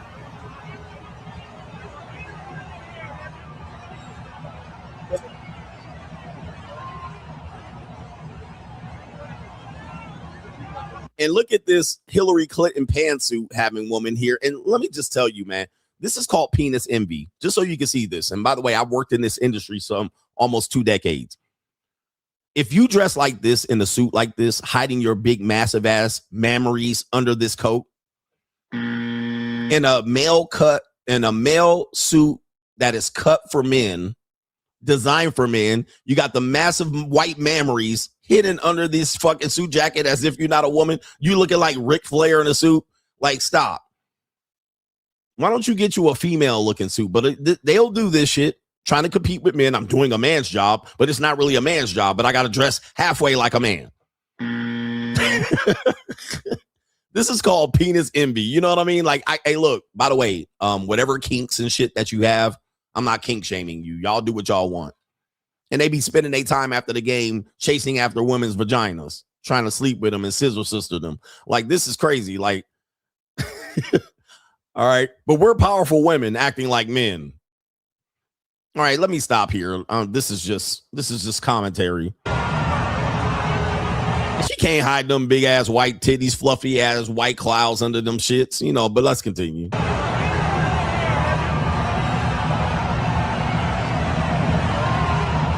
Hey, why we listening to the fans? All right. They're not really saying nothing we need to hear. All right. And there he is right there. And watch this. Like, look. So he then puts his shirt up. Listen to the crowd's response.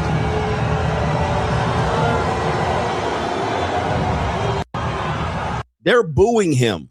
They're booing him for a shirt that says a woman is an adult human female.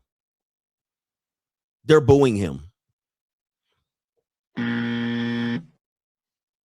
This is why I've been trying to tell y'all and put you up on game. You cannot protect women from their own insecurities, from their own desires of the flesh, from their own minds, from people trying to manipulate and conquer them, from subversion tactics from within, even within your own family, your own friendships with them. They're always going to choose the devil. They're always going to choose the side of you getting back at men. You can't trust. You can't, man. I mean, you're doing this knowing they're going to stab you in the back at some particular point. They just can't. Now, ladies, if you're in agreement with what the WNBA says, go for it. Go for it. Do what you want to do. Just leave me out of it, and I can express my opinion against it if you're a person that believes this. Just like if you want to support Lindsay Clancy, go for it, bro. Support her. I'm never going to believe what you're talking about. I'm just going to see you as a psycho. Okay. And I'm not hearing you. I'm not hearing you. Well, women go through so much raising kids. Ma'am, you have one, maybe two kids you're raising. Your grandmother's rolling around in her fucking grave. Your grandma had 7 to 12 kids.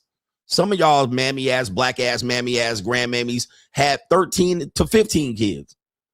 You got 1 to 2 piece of shit, snotty nosed kids.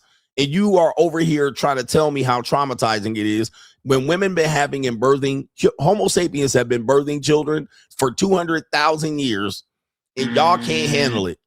Hey, maybe you ain't built for this shit. Maybe instead of taking your kids out, why don't you go ahead and take a fucking exit? You know what I mean? Why don't you take a fucking swim in the ocean without a life vest? Why are you bothering me? Okay, women have been doing this since forever. Okay. And you got 1 or 2 kids and you can't take it. This is too much. Drown them in the bath. You know what it is they are baby killers. All right. They are baby killers. They're committing infanticide at rapid rates. And they want the ability to kill your kids. See here's the thing. You thought they wanted the ability to kill their kids in the womb. All right. Where they pass this responsibility on to the man for getting pregnant, right? They get pregnant and then they want to go ahead and kill the kid through Plan B or some sort of law where they can take your kids out. See, that was what I told you. That is just the beginning. This is why people think when you give this, okay, give it to them. They could do it. Yeah, it makes sense. 3 months. Now they're doing it at birth. And even worse, they're doing it when the kids are 8 months. 3 years, 5 years. It's not about them killing their kids in the womb.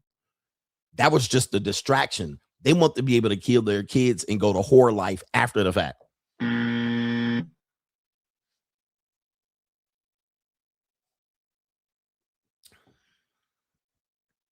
That's what they were trying to get you down to. Once they get you to agree to doing that, now it's let's have a reason to kill our kids when we tired of them so I can go back and jump on all kind of dicks and get the life I really want.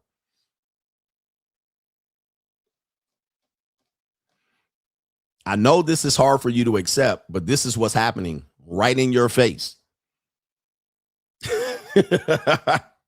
So they're tripping you up on this stuff, and you don't realize that there's a bigger, greater plan. This isn't the last ask. Haven't I taught and educated you of this? If a woman asks you for something and you satisfy that need, that's not the last ask. They're going to ask for something tomorrow. Anybody married in here? Press 1 in the chat if you're married. I manage women. I've been married. I've had kids, daughters. I got sisters. If a woman asks you for something and she begs and she's like, I just want it. I want it and I'll be so good. Soon as you give it to her, you wear her ass down. You give her 5 days. You give it to her. She gets it. She's so happy. She takes a picture with the handbag, whatever the fuck you gave her. Two days later, she asking for something else. Because why? Because you gave her that. Now she said, okay, you gave her that. You gave her a strategy to be able to get. All right, what do I have to get? I had to wear him ass down. I had to beg him. I had to give him sex. I have to tell him I love him, kiss him on the cheek, suck his dick. Now all of a sudden, she's going to do the same thing. 5 days later, she's going to want something else. She's going to go through the same. And she's going to be like, why you not giving it to me? Why you not giving it to me? Why you not giving it to me? You gave it to me last time. That's when she remembers what you did last time. Last time you gave it to me. Last time you tricked on me. Last time. Okay. So I'm telling you how it works, bro. And if you think you're going to find somebody that ain't going to do this, I'm sorry. Anyway, we do have another young man here that takes exception to this particular thing. And this doesn't make women bad. This just makes them who they are. They cannot be satisfied. They're insatiable. They cannot be satisfied. It's very rare that you can satisfy a woman on any. So, but it's not always a gift. It's not always giving them things, money, trinkets. So, because some women just want the trinkets, but some women just want time. Okay, time. All right, you hanging out with them, hanging out with them, and then eventually they'll take it for granted, and then all of a sudden they'll think that you're gonna do that all the time, and then the minute you stop doing that, you give it a day or two, she's gonna start complaining or looking for attention from somewhere else, or she's gonna say you don't give me the time that you were giving me anymore. That's how they work.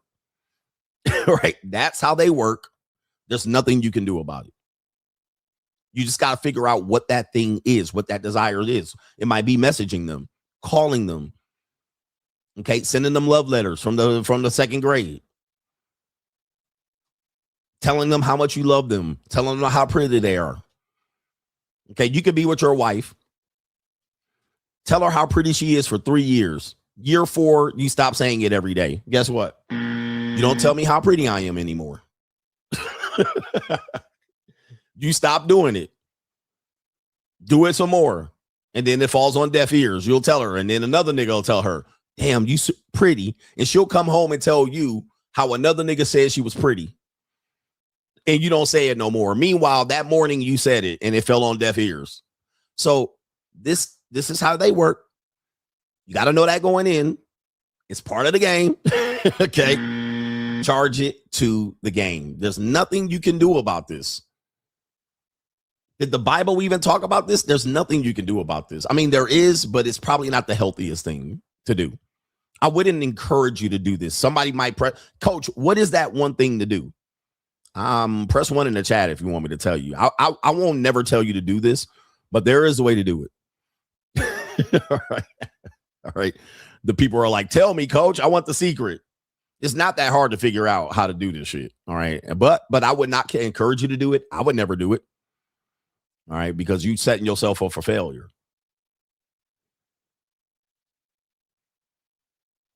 Okay. Somebody said go upside her head. No, abuse doesn't do very well. I would not physically abuse them. Physical abuse is not it. All right, this is how you do that shit.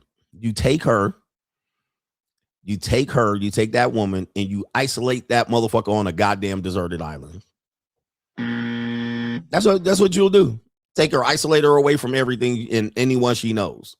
Right? That's about the best you're going to get. Now, you're going to get tortured on that island. She's going to torture you. More than likely, they're going to show up and you're going to be a skeleton. And she's going to be sitting back, chilling, eating fucking crabs out of the shell. So, I mean, you're going to die. She's going to kill you on there. Like, she's going to kill you on that island. Like, she's going to kill you, torture you for days on end. Right? By the time you do this and try to get the bitch right, you're going to show up and you're going to be a skeleton like this, sitting up on a motherfucking tree. And she's going to be sitting there picking her nails. You're going to die of exhaustion, heat stroke. You might die trying to swim back, get eaten by sharks. All right, this bitch crazy. I done isolated her. All right. You don't want this work. You don't want that, bro. By the way, it's highly illegal to do things like this, but you know, that's the only way that you can get her and keep her away from her insatiability. But it's not going to help you long term. I wouldn't do this. You'll die a horrible death. All right, she gonna wear your ass out. Anyway, I did have a video on this Enis Kanter thing I wanted to follow up on. We have a couple of WNBA jersey wearing men that are taking exception to Enis Kanter's presence at this particular game prior to the game. Just check this out. Bitch ass nigga. Oh, bitch ass out of Chicago. I'm not touching him. I'm just saying, fuck you. Sorry, yeah. You were sorry in the league. You were sorry in the league. Sorry, yeah. You were sorry in the league. You were sorry in the league. You wouldn't even do good in this league. You sorry ass. Sorry. Now you ain't good. You ain't good here. You ain't good here. You got the police with you. Man, you a kid. All right, but look at this bitch ass nigga. Okay. Men, City Boys down 15,000. City boy, city boy. The liberals are at it. So we got WNBA jersey wearing men. These men have a WNBA jersey on. 2 men. And of course, it's a black man, because the black man, I don't know, black man. I don't know, black man. Okay. I don't know, black man. Y'all be looking crazy as fuck out here. So y'all always simping for the lowest common denominator. It's crazy. All right. But they are wearing WNBA jerseys. He's holding a bag. He's holding his girlfriend's bag and chewing him out, saying, "Get out of Chicago. Get out of Chicago before we handle you." Okay. Bitch ass nigga. And then called him a bit in front of it. And there's his child, calling him a bitch ass nigga in front of the child. Okay. Oh, bitch ass out of Chicago. I'm not touching him. I'm just saying, fuck you. Sorry, yeah. You were sorry in the league.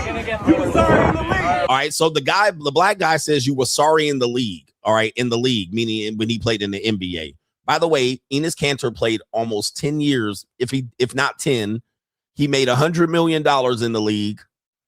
And at some particular point, he played for several teams. He was known as a good rebounder and he could shoot the three. But he was sorry in the league, and he says you wouldn't even be good in this league.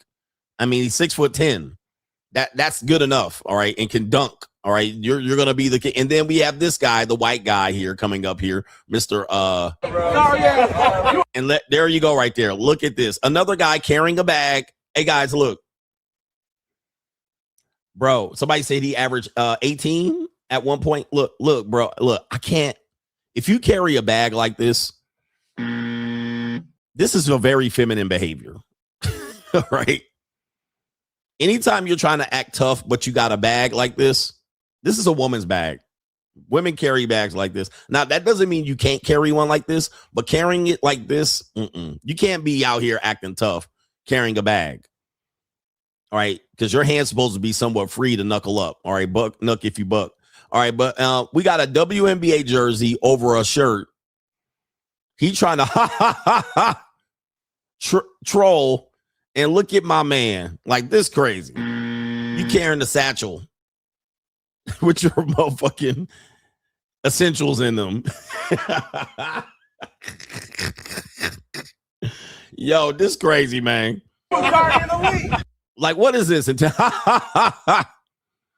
Oh my goodness, man. What happened to men? Look at this bitch ass nigga. What happened to men? Ladies. I'm trying to help y'all out. You know what I mean? I'm not this overly aggressive, machismo, masculine alpha male. I'm not a fake alpha male.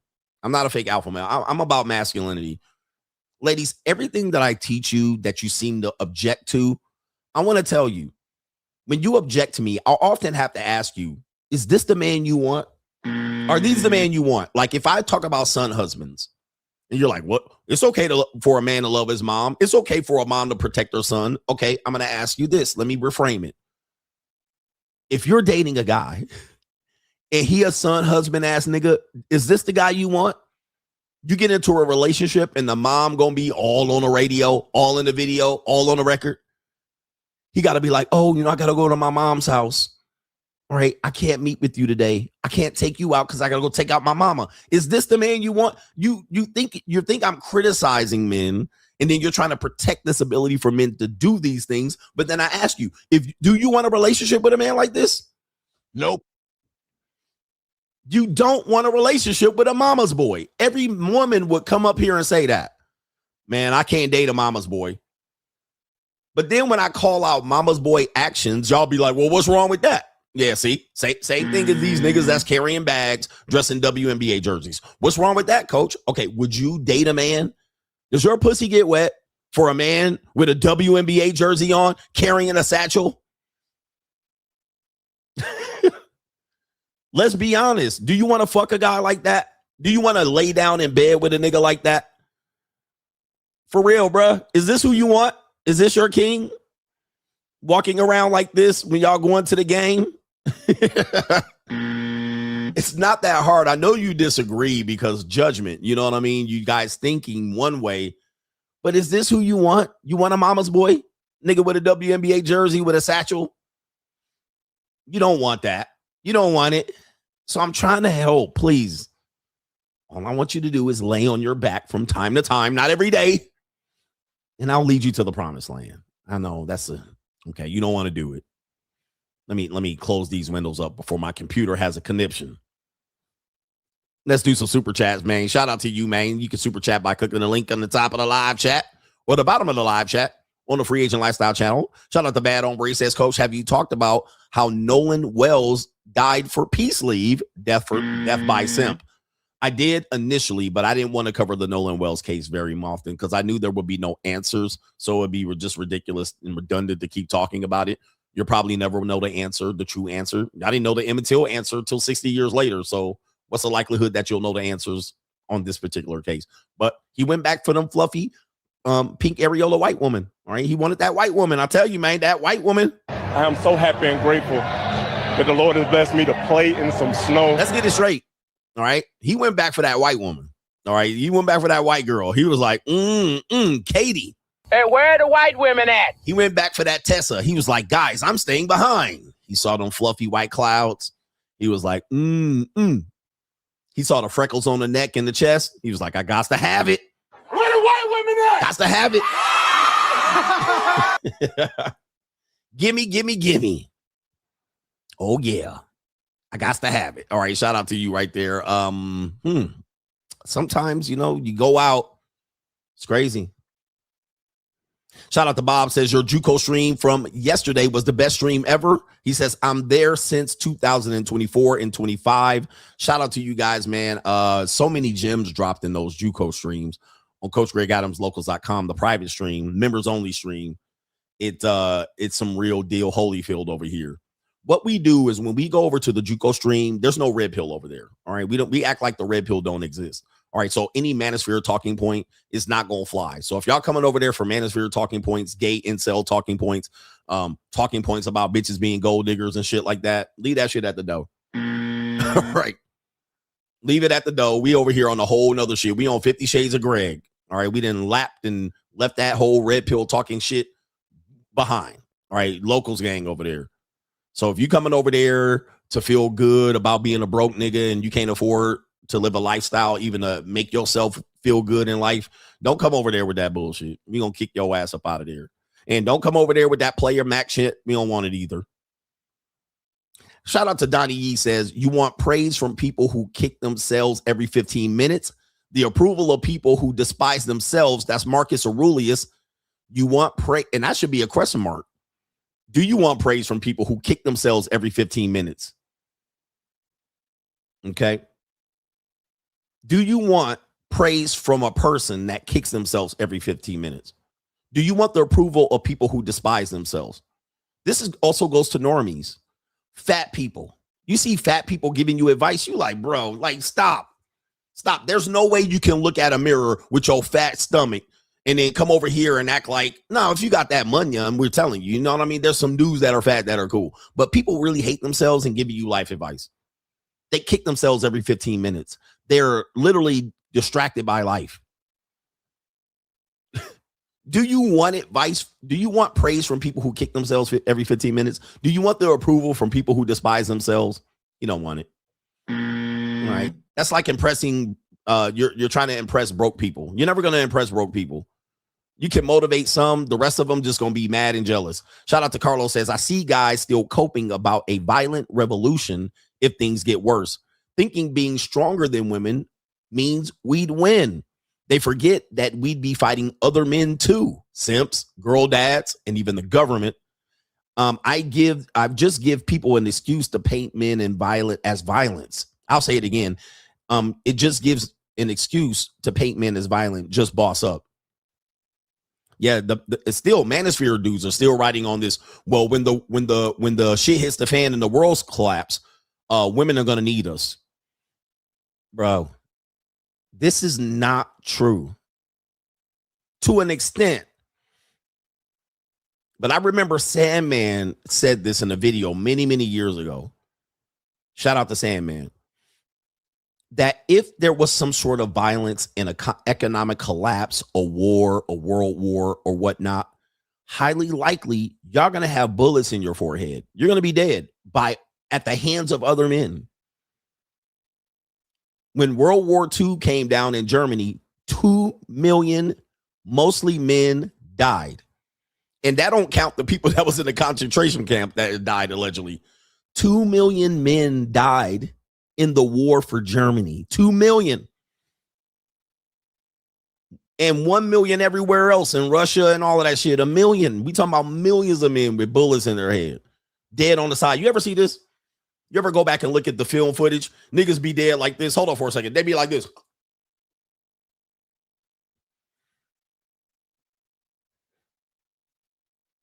Right? And what the woman doing? Not dying. The women over there getting fucked and tossed by the enemy. They over there in France bending it over like to the... Until you see the film footage, niggas in their uniform like... Or they got their eyes open like this. Bullet right to the forehead. They're like...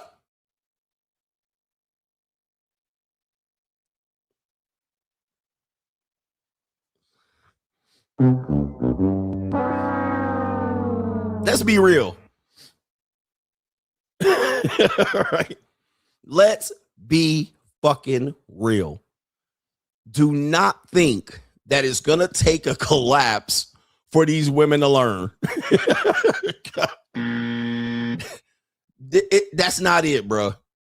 Every war has proven this. They go for the winner. Who comes in, who rolls in with the tanks? They start throwing it out. So I said 80 million people died in World War II.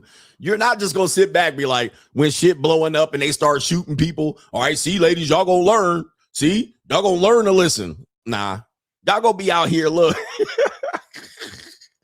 Y'all going to be out here getting skitty pop the fuck up, nigga. All right, like this. Pop, skitty keep pop, and a pop, boom. Dead as a fucking doorknob. Right? Just come on, man. And I ain't gonna be in the war yet, bro. Okay, so if you're not gonna be in the war, you're getting no pussy when the war ends. Don't think you're gonna come out of the woodworks and be like, damn, they was really out here shooting for the last 4 years. But you didn't bust a grape, you didn't stand on the front line, and you just come out of here out the dust. All right, damn, man, they was really out here dying. And then you just come out thinking you about to get some pussy at the end. All right, ladies, we survived this. Bend over. Nope, nah. You ain't getting shit. I bet y'all learned a lesson now. You want to cook or clean now? No. They cooking and cleaning for the winner. Who won? They're cooking and cleaning for them. All right, I'm telling you, these manosphere niggas come up with these theories thinking that they ain't gonna get shot in the middle of it. You're gonna get shot and killed in the middle of that shit too if shit hits the fan. Gotta set these niggas straight with they goofy ass theories. Sharia law come in, y'all gonna be out here wearing burqas, bitch ass niggas. You carrying bags and shit, son husband ass niggas. All right, you gonna be out here getting cooked too. Nigga over there like, why am I laughing at these niggas getting shot? Minding their own business, and then they out here on footage all stiffened up and shit like this.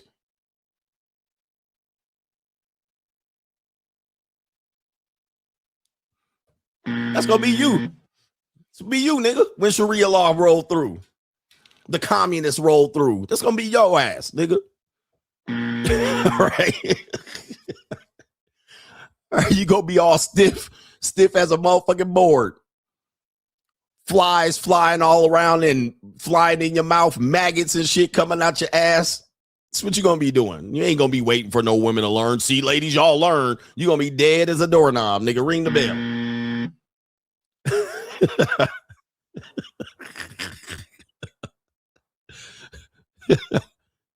Right? It's what it goes. And look, women will learn a whole new language and change their God and open their legs to whoever winning. And it ain't going to be you. You better win. You better shoot everybody down. Anyway, let me stop. All right. Shout out to Carlos says, I see guys. Okay. Shout out to Carlos. That's a beautiful chat. Just cope. All because you can't control women. Nigga, go get your chicken bag up. Shout out to Jay says, when it comes to dating, it seems that nobody wants to feel like they're getting the short end of the stick. Okay, I think I covered that one right there. Here's my opinion. Again, I'll give it. If you're going to enter into dating and relationships, you got to take L's. You're never going to take all dubs. Why would you be in a relationship where you only win and the person lose? That's in your relationship. Why would you be in a relationship where you only win and the other person loses? They take all the L's. They get abused. They get ran over. They get manipulated. They get nothing in return. Why would you want to be in a relationship like that? That's not going to be fun for you.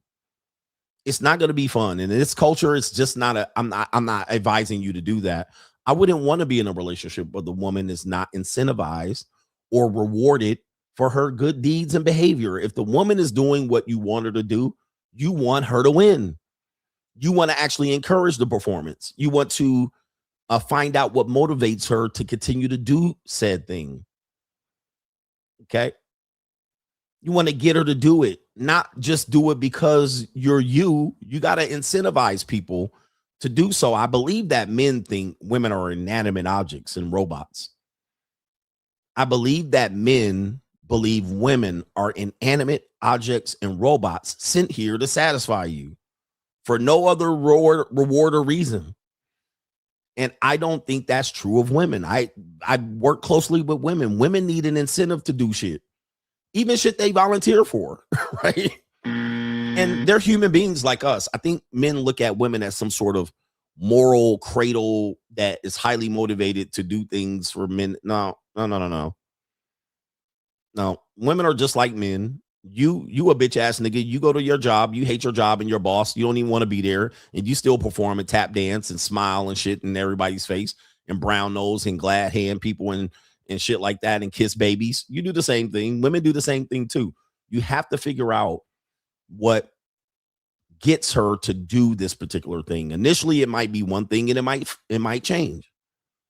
But if you don't reward or incentivize or care after her, aftercare, highly likely she's going to feel taken for granted.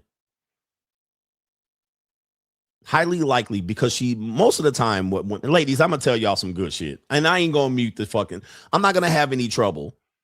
I'm not going to have any trouble with the stream, but I'm trying to educate you men. And yes, this is the main event. Women are trying to get something from you, whether it's a commitment, a child, a marriage. And then they do things on the back end to get you to believe in them. And so they're highly, if not in America anymore, American women don't do this much anymore. All right. Because they're kind of tainted. They've been ran through and shit and they psychotic. Okay. So they try to do this shit after the fact, after they ruined their fucking lives. All right. But let's just go back. Maybe ladies, it's too late. Once you done ruined your life and you became a corporate slave and you out here with 2 other niggas' kids and you're in debt. It's too late. You're disingenuous at that point. But let's go back to it. A young woman, she's trying to win you over. She's trying to win you over, and she's trying to get you to understand who she is, and she wants to win you over. But once she wins you over, she does fully expect something from that. She just doesn't want to keep winning you over. Eventually, the scale is going to tip. All right, I've won you over. Now, if she's not prepared to understand what her motives is now, then she might fail in the relationship. If the man believes she's going to keep trying to win you over and just for nothing in return, then you're going to fail with her. Okay, you're going to fail with her. So women always are trying to get something. She's working to get something. All right. And even leading with sex and stuff like that. And somebody said, yeah, so she's trying to get you to do something. You have to find out what that motive is. Unfortunately, with women, they rarely tell you what that motive is. They will use the motive as a disguise, right? They'll disguise the motive. They won't clearly indicate what it is. She might not even know how to articulate what the motive is, which makes it seem deceptive to us when we find out the motive. Okay, when you find out what it was for, it wasn't because it was you. There was something else. When you find out what the motive is, then you might feel like, oh, she was only doing it for that. She wasn't doing it for me. Yes, she was only really doing it for that. That was the main purpose and drive for what she was doing. When you know what that is or figure it out, you might feel like, damn, I feel like she played me.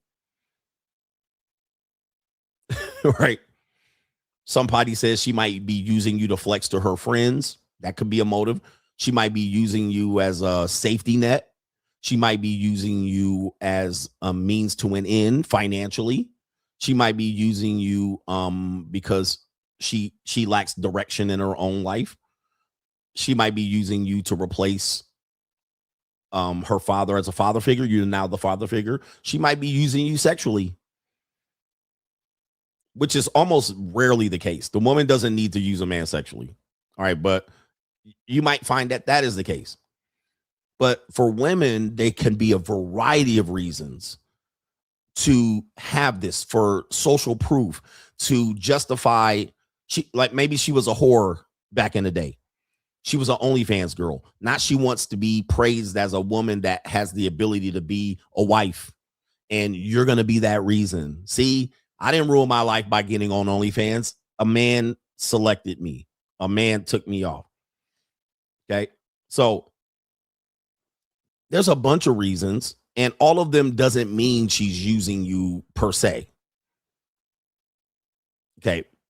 She could still have an interest in you, but now what you're going to find out, okay, what you're going to find out is the difficulty that she has, that I believe it is problematic for women that will never agree to this. But if they have some insight on understanding motivation, you can see what I'm saying. What happens is once she gets that particular commitment, if it was a wedding ring, an example, she gets a guy that's an alpha male or dominant, or a guy that takes her and her family in. She's got a family, and you take her in, and you're a stepfather. Here's the thing about motivation. Once you get the desired result, once you hit the lottery, are you then motivated to do the same thing after the fact?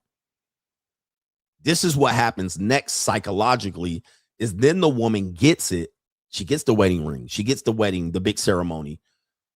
Does she motivate? What motivates her now to continue the relationship? In that case, most of the time, it's a different motivation, because she's gotten that thing. And it's not just women. Same thing as you. You guys go and hire and get jobs and go beg these motherfucking employers for jobs. You get the job. Within 45 days to 60 days, you already hunting for another job. Are you working as hard at the job as you did to get the job?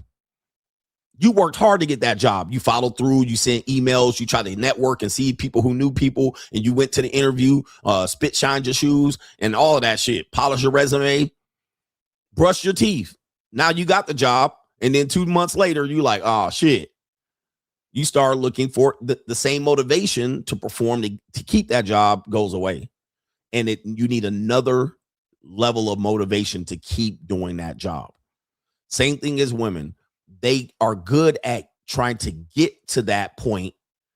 They are bad keeping that going. They are horrible. This is a defect. They're hard. Once they get what they want, they end up not being able to figure out how to keep that relationship going, because those same things that she did to get the relationship, she will stop doing. And then she needs another incentive to keep the relationship. You never know what it is. They're horrible at this. And then they blame you for not figuring the shit out, like you supposed to read minds.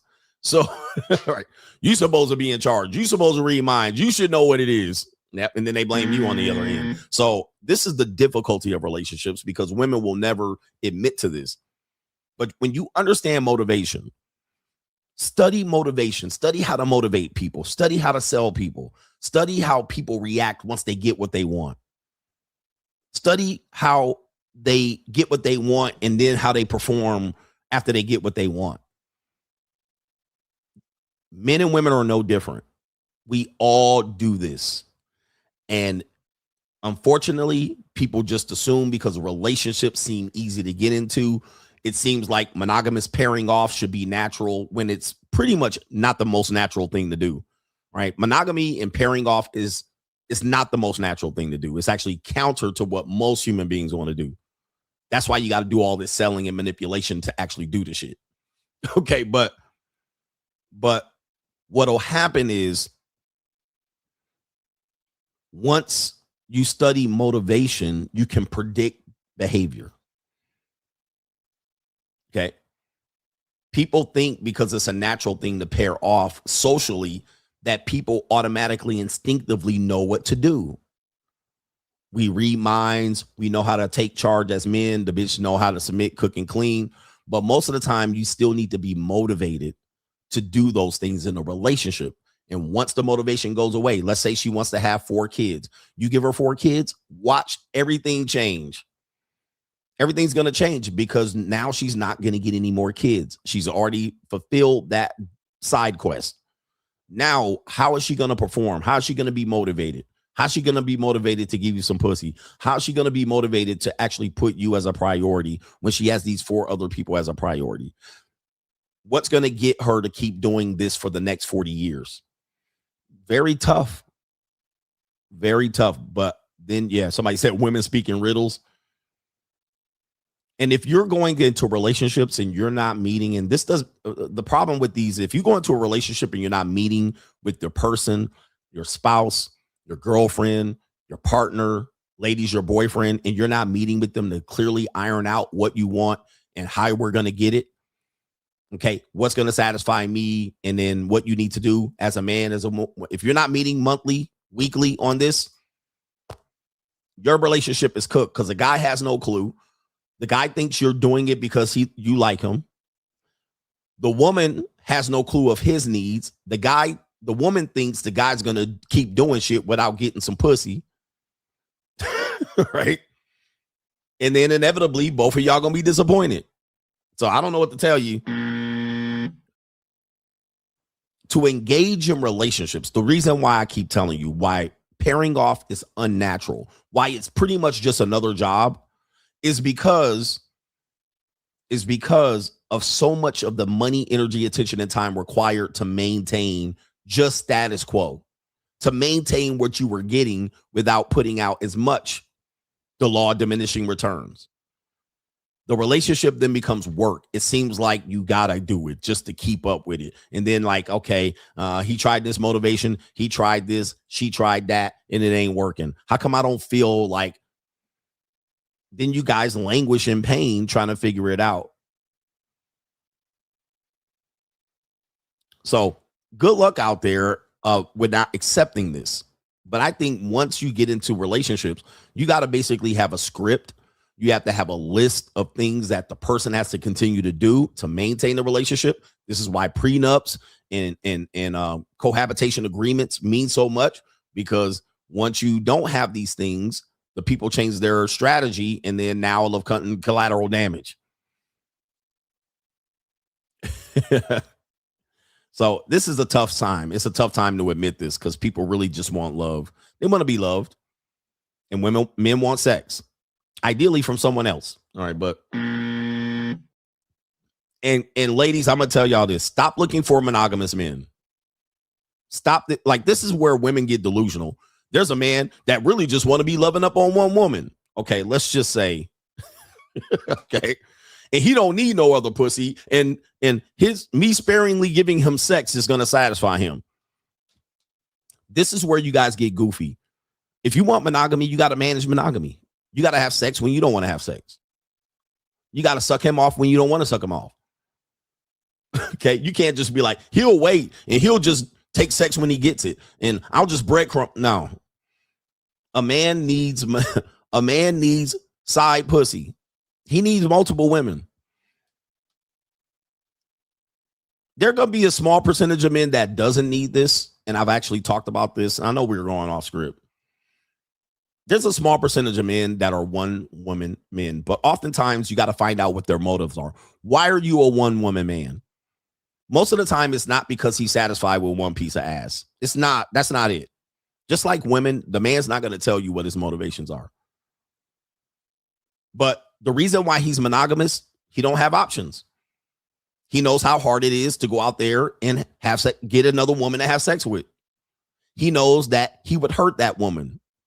He knows that if he does it, she's going to do it.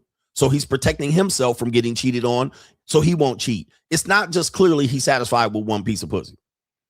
All right. There's a whole bunch of, he knows she's going to stab him. She's going to get stabbed. He don't got no money to support himself to go get some pussy. Right. Like he knows he has no history of having multiple women wanting to open their legs. So he already knows it's not even an option for him.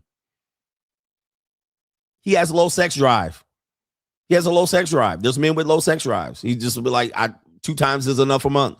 So it's never really a thing where the guy just want to be loving in one vagina. He eventually going to get tired of that. All right. But if he's dealing with a Latina, he knows he's going to get stabbed. If he's dealing with a black woman, he knows she's going to go Donkey Kong on a nigga or burn a nigga car up. You know what I mean? Look what she did to my car. Look at this bitch to my car. I can't stand this hoe. I can't stand this bitch. Fuck this bitch. Okay. If he's dealing with a white woman, she going to press charges on him and be crying with a cardigan sweater on. Divorcing him, taking his kids from him. If he dealing with a lean, he going to get poisoned drinking coffee. She going to be like, I make coffee for you. You like the coffee? I put the extra special sugar in your coffee and watching you for fucking 2 weeks, 3 weeks, drinking down motherfucking cyanide. Like, look at this nigga waiting for your ass to croak. All right. Asian women be marrying them big overgrown ass loser back home white niggas, right? They're 6'2", goofy foot, fat Barney Rubble, Fred Flintstone shaped ass nigga. All right. For the money. And she done dropped all kind of goddamn rat poison all in your coffee for 2 weeks. She watching you. And she thinking, when your ass drop, how the hell she gonna hide the body? All right. She gonna bring her brother, her cousin, her gay best friend over there to drag your ass out the house. All right. Cause she can't move you. She only 4'11", 4'7", but she waiting for your ass to drop. All right. And she looking at your goofy fat ass, your old 57-year-old ass. She on dry. How I'm gonna get rid of this nigga? She can't get this. She can't get the motherfucking wheelbarrow to hit. All right. She gonna get her real boyfriend over there. Her brother, cousin, boyfriend over there to drag your ass out. Anyway, we're saying this for the love of the game. Let's get you with some crime and law CGA. Where we at here? Crime and law CGA. Give me the criminal shit. People laughing and shit, but there's stories about this. All right. Well, we got crime and law CGA. We have an update on Chris Breezy for Sheezy My Neezy. Chris Brown out here ordered. Ex-housekeeper reportedly wins right to collect some of his tour income for the over $13 million debt. We covered that. I can't show you the images here, but a court document obtained by TMZ just the other day reveals a judge granted Chris Brown, former housekeeper's request to collect money from his royalties and tour income to satisfy the $13 million judgment that she won against him in a 2020 dog attack, in which his dog did viciously, violently attack the housekeeper, and he got the pay. So Rosalinda gonna get that money on. All right. She divorcing her fat husband, by the way. All right. So we covered that story of Chris Brown losing that judgment. Now they're down. Look, you lose judgments against people. This is why we tell you on the money mindset how to protect your assets. Even if you don't have any assets, how to develop ways to do this. Okay, so that you can protect your assets. But in this case, he probably didn't have his assets protected, went up in court, and now he gonna be dancing up there like Daffy Duck for free. Okay. He gonna be dancing up there just for GP, dancing up there for Rosalinda. Okay, dancing up there for Rosalinda. All right, man, that's cold, evil world. All right, I got some more crime and law CGA. We have a teenage love, teenage girls. Every man's favorite. Okay, let me stop. A teenage love. We have a teenage white woman here. It says teen reportedly orchestrated a deletion of her mom over household chores, told the police her parents were very racist. So we got a Millie Mouth Muskrat here. Where the white women at? All right, we got a whole muskrat. All right, you see right here. And she looks like a ninja lover. All right, she looks like a ninja lover. Plain Jane, girl next door. Let's read the story here. 18-year-old teen reportedly orchestrated the deletion of her mother over household chores, told the police her parents were very racist in Delaware County, Ohio. 18-year-old Brianna Dutcher has been charged with aggravated deletion alongside her boyfriend, 20-year-old Christian Evans, and his roommate, 21-year-old Dajamaeus Payne, in August 14, 2024, fatally shooting her mother, 55-year-old Tamala Dutcher. Now, let's take a look. Let's take a look. There's her boyfriend right there. Okay. Now, these might be niggies or sand niggies. I can't really tell, but they niggy adjacent. All right. So there you go right there. We're going to give them a... The real problem is niggerism. That's the real problem. All right. Is this Ohio? I thought, yes, Ohio. So death by simp. These dudes definitely went all out for that white punani. All right. I'm going to tell you, man, young men, you will do anything for some white punani. All right. I don't care what y'all are. You know what I mean? It's a powerful tool. You will give up your life. You will throw your whole life away for this muskrat. Master Splinter. All right. You didn't out here shot her mama for what? Y'all thought you was going to get away with it? All right, for this muskrat. All right, come on, man. And somebody, look, here we go right here. Oh, there she is right there. Damn. I mean, I had a girl like this. I like these little muskrat looking plain Janes and shit. Let's continue here. Let's see the news. Stoic face of Tamala Dutcher's daughter, now at the center of her mother's murder case. Brianna Dutcher was a standout track athlete at Olentangy Berlin High School. If you wouldn't know, you would think this is a man. And I've said this shit about white women for years, bro. They really are at best a 6 without makeup. At best, without makeup, there's no white woman above a 6 without makeup. None. No, I don't care how many duck lip injections they get. As soon as you take them eyelashes off, you literally could be looking at a little boy. All right. They kind of like little 13-year-old boys under the, you pull their hair back and you can't see a ponytail. They jawline, it'd be like a 13-year-old boy. I mean, I just look, and you can see this as they age back in the day when they didn't have the miracles of modern science and shit like this. All right. They didn't have Botox and hair box dyes and eyelashes and mascara and penciling in their eyebrows. They'd be looking like the 13-year-old boy. All right, without makeup. Just be looking like a 13-year-old boy. Okay. And once they get about 32 and 33, it used to be shit was over for them. You know what I mean? It was over. Right? Like you just strip her face of any kind of makeup. They wake up looking like a 13-year-old boy, especially. Where's her lips at? All right. Let's continue. And I'm not shitting on them. Just be ready for this shit. I'm just letting you know. The reason why I tell you this is don't throw your life away for an attractive woman or an attractive white woman. Don't throw your life away, because once you turn 35 and 40, you'd be like, damn, I really did that for her. I really did that. Trust me, I'm speaking from experience. Let's continue. The school posted on social media she had committed to Ohio Wesleyan University. Now she's facing a very different future. Prosecutors say deleted text messages between Brianna and her boyfriend, Christian Evans, reveal the two were plotting Tamala's murder. In the court on Monday afternoon, investigators say Brianna repeatedly lied about what she knew when it came to those murders last Friday. Investigators finally collecting enough evidence to hand her a murder charge of her own on Monday.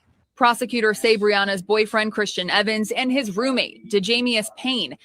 And look at this. You don't look, man, as parents, you didn't work so hard to get this gingerbread house all out here with these big ass trees and columns in front of your house. You got Cadillacs, manicure lawns. Put your kids up today, and all that earned you. You told them to wash the dishes and stop messing with black men, and they kill you. Like your daughter just pussy boiling. I'm gonna tell y'all, man. Ladies, are y'all here? Guys, when a woman get hot in the ass in your house, all bets are off. When a woman get hot in the ass, your whole life that you work for could be destroyed. Because they hot in the ass.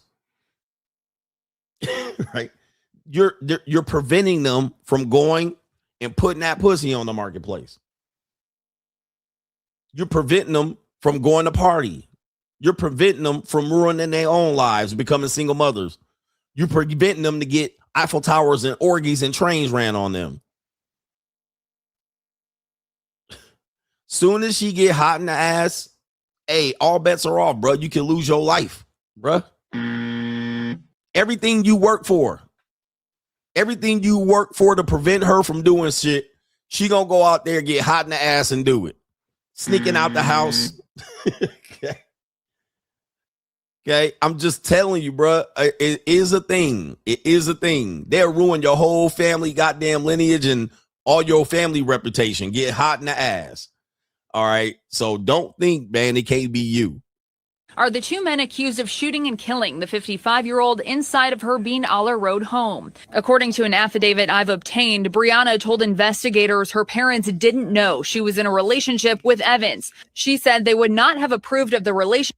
The Stoic have approved of the relationship because he is black. That affidavit states Brianna got into a physical fight with her mother over some cleaning. And when she told Evans, he said, quote, "I would have killed her." Brianna then told officers Evans and Payne showed up later that night. There's a video from a neighbor that shows Mr. Payne and Mr. Evans dressed in all black, wearing black pants, a black hoodie, and one glove each, about an hour and a half before the shooting occurred. The man who called 911, Tamala's husband, narrowly surviving the shooting himself. Damn. New court documents state, using a small semi-automatic pistol, the young man shot at Neil King as he was giving first aid to his dying wife. Damn. But those shots missed him. The two men then took off. King was in the courtroom on Monday, sitting with his attorney and taking notes. He did not want to talk on camera. The suspects are being held on $3 million bond. Have approved of the relationship because he is black. Sheesh. Damn, bro. It's cold as hell. It's cold as hell. And I will give you an update on that Negro that killed that white boy who didn't get his case. You know, he didn't lost his case. It's a premeditated murder. What you're gonna find out there was a woman involved in that case. All right, and that's you're slowly finding out that. And I predicted, you know me, CGA, the pattern recognizer. I predicted that case is not gonna. You're not gonna get all the evidence in that case. They're gonna hide details of that case from you, because you as the public can't handle the details. I said the same thing about Emmett Till. Same thing about Nolan Wells. You guys think shit just happens. What happens typically under almost all these circumstances are going to be motivation, either a woman or a man or money. It's always going to be it. It's not a random act. And you're going to find out this is the media and the courts going to hide details. The motive for that killing was a woman. Okay. That's why I didn't get all up into the hype. Now you're finding out the court was indeed hiding details about both of the individuals, the victim and the perpetrator, because you thought, oh, he was getting bullied. And meanwhile, his girlfriend went to the office, said the nigga was stalking him, pretty much broke up with him. It was a Latina girlfriend. Then he said, I would just stab somebody and lick the blood off the knife. Then he went to the event, and I think he sought out that particular person because the other woman, he probably saw some text messages, or she probably said, hey, that other nigga from the other high school from Westlake, I'm dating him. And boom, he went over there intentionally to stab that specific person or somebody associated with that group. That's why he was in the tent. So when you're going to find out, that's Carmelo Anthony. Okay. You're going to find out these details are already being released now, showing you that the prosecutor and the defense attorney had a private agreement to hide details and facts to the public, and they gentlemen agreed to not put information out there. I told you that that's what they're going to do. Once you find out, it's going to be years later. Like Emmett Till, it took 60 years. Tupac, 30 years. You're not, and then by the time you find out, you're literally going to be like, well, it's over.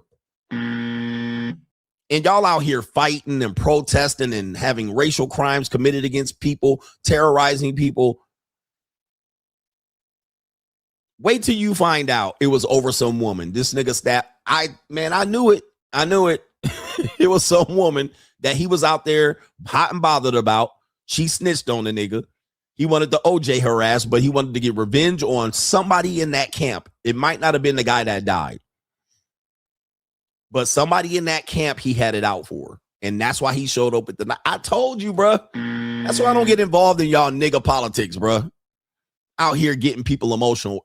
Why would a dude randomly show up with a knife at a track meet? Doesn't make sense. Or he was bullying him and they were saying racist shit. Maybe that's the case. But he intentionally, premeditatedly went down there to stab somebody. And the evidence is showing that right now. He literally said, I'm going to go stab somebody and lick the blood off the knife. Carmelo Anthony, the nigga y'all was defending. Somebody says she smashed one of the brothers, probably, or she was interested in one of the brothers. You know, social media, it ain't like our old days where girls at other schools, like you had to go to the other school to see guys. They follow these guys on Instagram. Like Instagram and Facebook and TikTok. Like you can find all the rival people right there at your school. You can communicate with them. It ain't like the old school where you got to meet up at Subway and Burger King and shit. Like that's what we have to do. After school, we have to go to the other schools, McDonald's, and hang out like R. Kelly. Today, you can connect on Instagram. So they probably got DMs and shit and messages between the other dude, one of the brothers or some shit like that. All right, that's what me and my boy Mike used to do. We used to be like, let's go to Westlake to McDonald's. And then we would drive all the way from our school, all the way down the fucking street, all the way down the boulevard to go after school to sit with the Westlake kids. You know what I mean? And that was our conversation. That's how we actually knew people. Oh, man, I remember them. They're from the other school. Oh, today, DM. Today, Instagram. You don't need to hang out with the bitches and go to their football games and shit. All right. Them twins was probably over there flirting with that Tina chick. All right. And that nigga lost his mind over that Latina poon.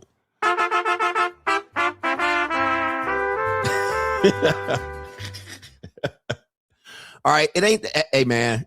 Pattern recognition. Speaking of pattern recognition, we have the Andrew Tate guys in the building. Any Andrew Tate tater tots in the building? You're about to get defended at your boy here. All right. Let's break down this recent revelation of Andrew Tate's empire crumbling in front of you. All right. I'm not celebrating it, but it is what it is. Apparently, the news has recovered some court filings of Andrew Tate admitting in the court filings that his $7 million Bugatti and his $5 million Aston Martin that he flaunted on social media was rented. Right? The Andrew Tate Cape defense niggas are coming in right now. He said this already. Bear with me. Bear with me. This isn't about you short motherfucking thinkers. All right. You short bus thinkers, you got to realize, nigga, I'm a thorough motherfucker. I got another spin to this. It's not what you think. Now, I know Andrew Tate has admitted to not owning anything. And this is because, well, he's a criminal. Okay. Anybody who commits crimes know that the government's going to come from you, right? So this is not out of the ordinary. Anybody that says, I do this so the government can't impound my shit, they already know they're committing crimes and eventually they're going to get their money taken. So he went through great lengths to make sure of this, and everything I say is alleged. Now, we knew this, all right? And it was even some scuttlebutt that his Bugatti was actually owned by criminal mafia organizations, and they were letting him borrow it, okay? So there were some scuttlebutt about that, and you cannot disconnect that because he's admitted as such. Then there was some scuttlebutt about he had a rental company owned in his own name, and so he never had to own it. The rental car company owned it, and he could rent it from the rental car company. And we could probably say that's more than likely the case. That's more than likely the case. But is Andrew Tate, hold on for a second. Let me get the right banner up so you can trigger the incels. All right.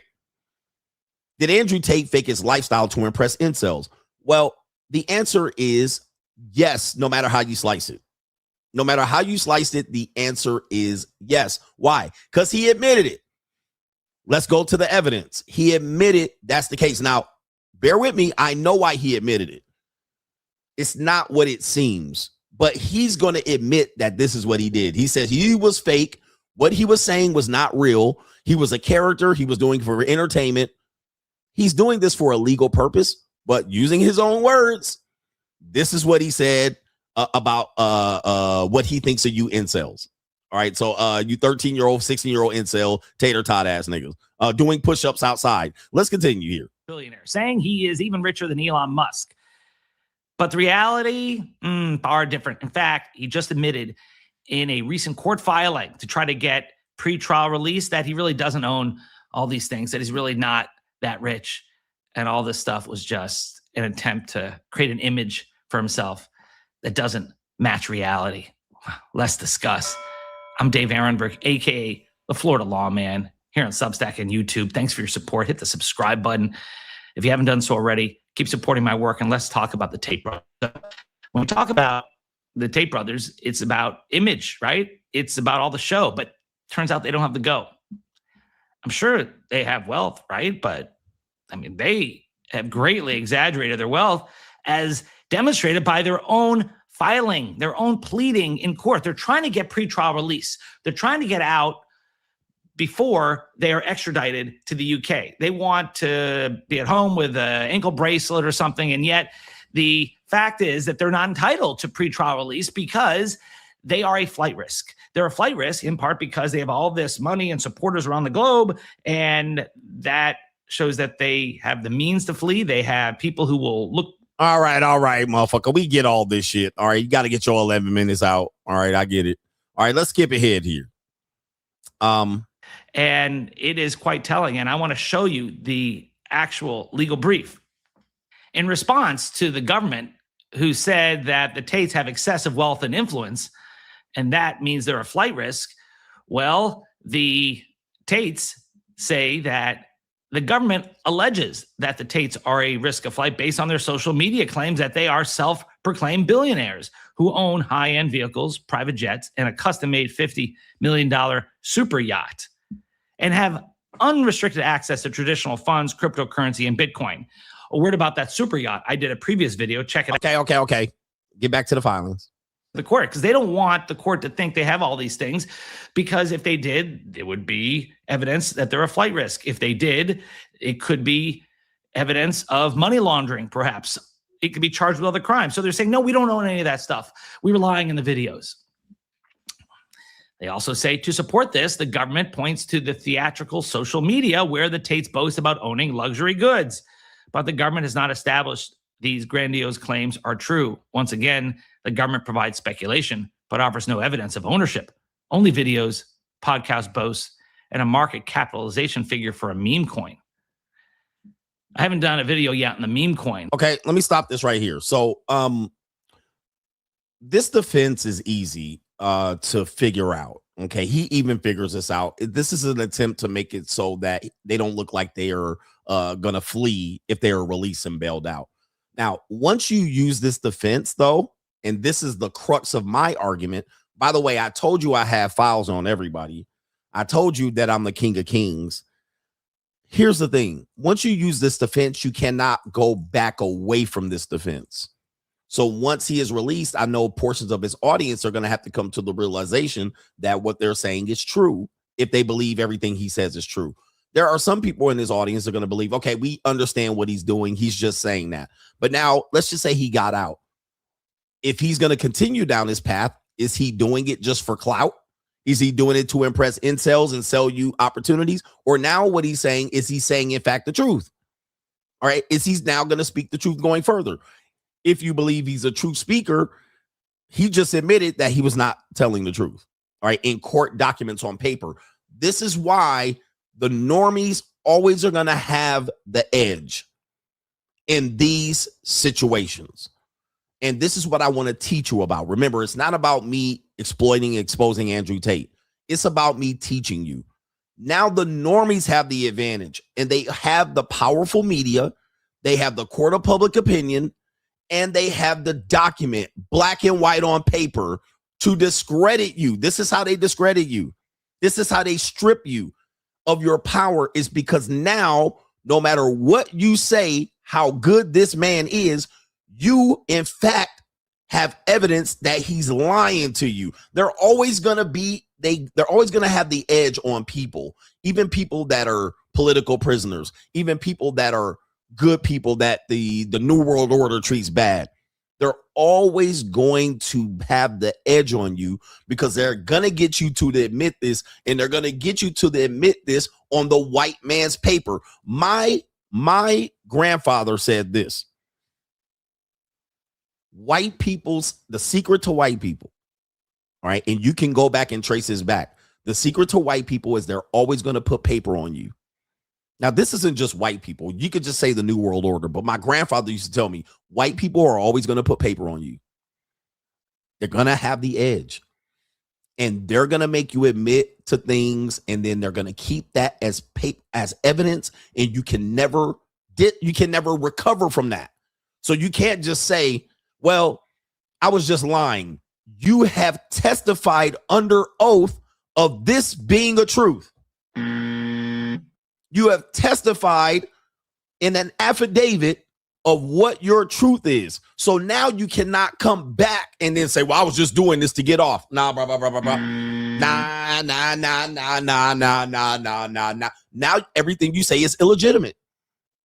The street code tells you once you snitch and have paperwork, you cannot unsnitch yourself. You cannot go back into prison and be like, well, I just said that and I'm not really a snitch. No, you can't go back on the yard and say you didn't snitch. You have now snitched in an affidavit. You have testified under oath that you, in fact, are telling the truth at this point. And that's what I've been trying to teach you. The New World Order, the normies are always going to have the edge because they have a system to discredit you.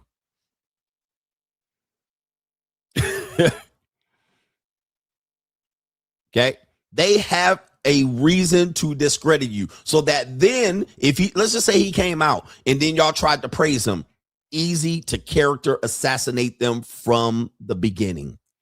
Because then if he comes out and say he lied just to get out, they're going to use that paperwork against him. And now anything that he's agreed to get out or be released can now be used against him to put him back under bars. This is the game y'all playing with the New World Order. It's not a game. Y'all better be ready. New World Order. Y'all better be ready. That's if he gets out, which he won't. He going to prison for the rest of his life or 25 years. But now if you get out, he gets out and you praise him, he's immediately discredited. He can no longer say anything that is either truthful or honest or lie or manipulative. He's discredited from point blank. They can discredit you immediately for following said scammer because he just said, I'm a scammer. I scammed incels.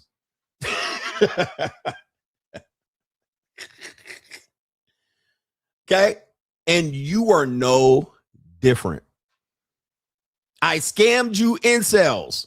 He admitted it in court documents. He was only trying to impress loser niggas.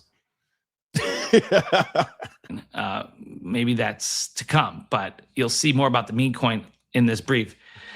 They go on to say a promotional video filmed aboard a yacht is not evidence of title to the yacht.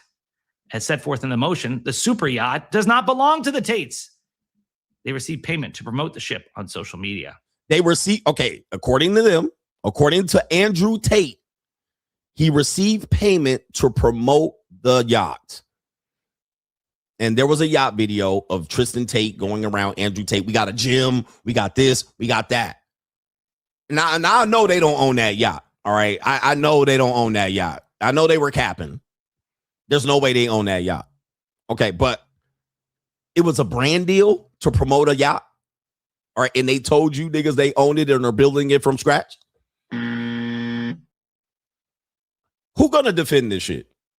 There's a bitch nigga in here defending this. All right now. There's a bitch nigga in here ready to defend this shit, bro. Like, I don't get it. I don't get it. Like, you know what's up. If you knew what was up and you a bitch nigga want to defend it, well, that's you. All right. I don't think. But there's a bitch nigga in here that is defending this. They never said that they were doing this. Now, they don't own that yacht. There's no possible way they own a yacht. All right. They don't have the money for that. Okay. But they are literally saying we got paid to do this for our social media portrayal. Right there. It is in their interest to portray themselves as a social media uber wealthy. Featured in Tristan's video, the yacht was rented. I mean, I knew that. All right, but did you know that? Nope. Let's continue. He has a watch collector based on third-party enthusiast publication right here. The meme coin, we know that. Let's see what else they got here. Okay, they keep flashing this particular script here. We got this. Okay, here we go right here. Okay, the meme coin. There's rumors that, he took that shit out. Uh-oh, here it is. Uh-oh, here it is right here. Here's some more files. Well, they addressed that. During a 2026 deposition, Andrew explained his made-for-social media character, Top G. He's testifying that Top G is a character. And that character, hyperbolically will say what he believes to be true, and perhaps sometimes he'll exaggerate for a comedic effect. I mean, I call this out. So Top G is a character like the World Wrestling Federation. So it's a character. Now, by the way, this is an honest legal defense. I would do the same thing. All right, if my life was depending on it, I would go into court documents to say the same thing. CGA is a character. I was just tripping. I was just doing hyperbole, which I've accused the Manosphere of doing. Remember I said that? That's what the Manosphere are doing, and y'all come defend it. Well, Myron just doing that to get views. I'm like, that's not the Manosphere. That's not what Manosphere men do, just to get views, just to be hyperbolic and get people to trigger them. That's not Manosphere, nigga. That's not what the space was. So when I say people have infiltrated it and made it so incels can get views from incels, that ain't the Manosphere. That is the World Wrestling Federation at that point. That's not truth. That's not red pill. Red pill is the truth, not creating a truth to get views. And that's what these men doing. Okay. That's what these men are doing. And I called that out so long ago. Now we have evidence of this. Now we have evidence that cannot be denied. It cannot be denied. We have evidence of this in court docs. It was all a joke. And then he cites his deposition that he attaches to the pleading.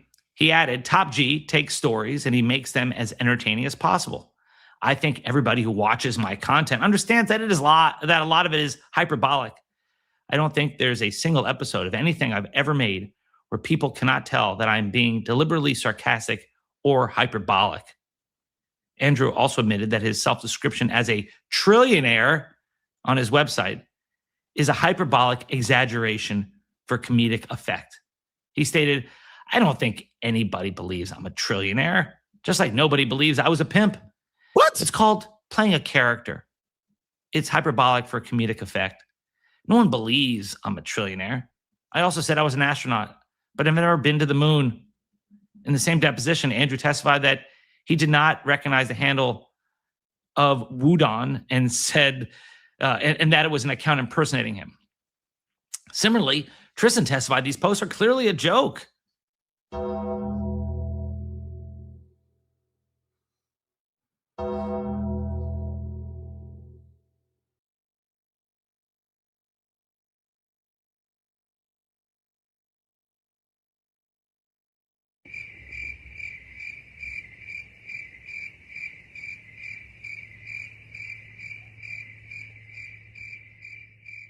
Is this your king? Huh? Is this your king?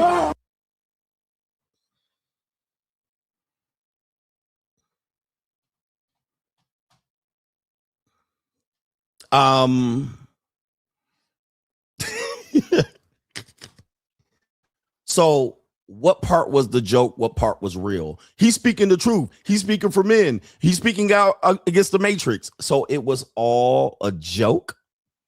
It was all for comedic purposes. You were a character the entire time. Well, Hollywood CGA is a character. But you weren't speaking. Every story you spoke of was hyperbole. It was just for entertainment. We was just playing. Yeah, we was just playing. It was a joke. Okay, what part was the truth then? Once you've done this, you are discredited across the board because now what is real and what is fake? They now have to tell you, well, what was a joke? What wasn't a joke? Was the Matrix a joke? Attacking you? You have to be, he says, nobody believes I was a pimp. Really? Because you said you were, and you sold people that you were, but now nobody believe you weren't.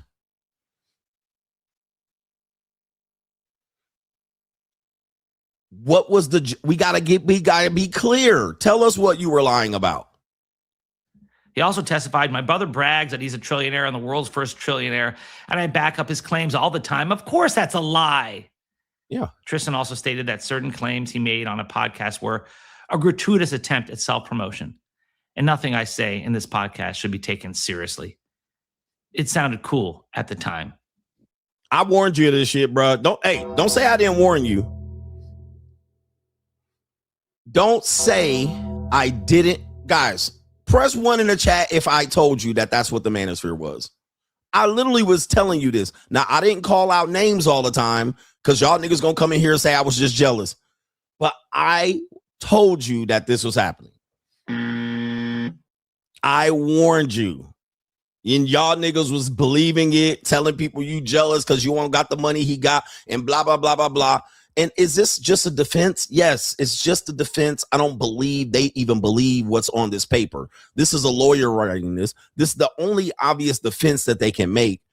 But they're clearly separating almost anything they have said as gratuitous self-promotion. Nothing I can say on this podcast should be taken seriously. That's in his own words. Okay.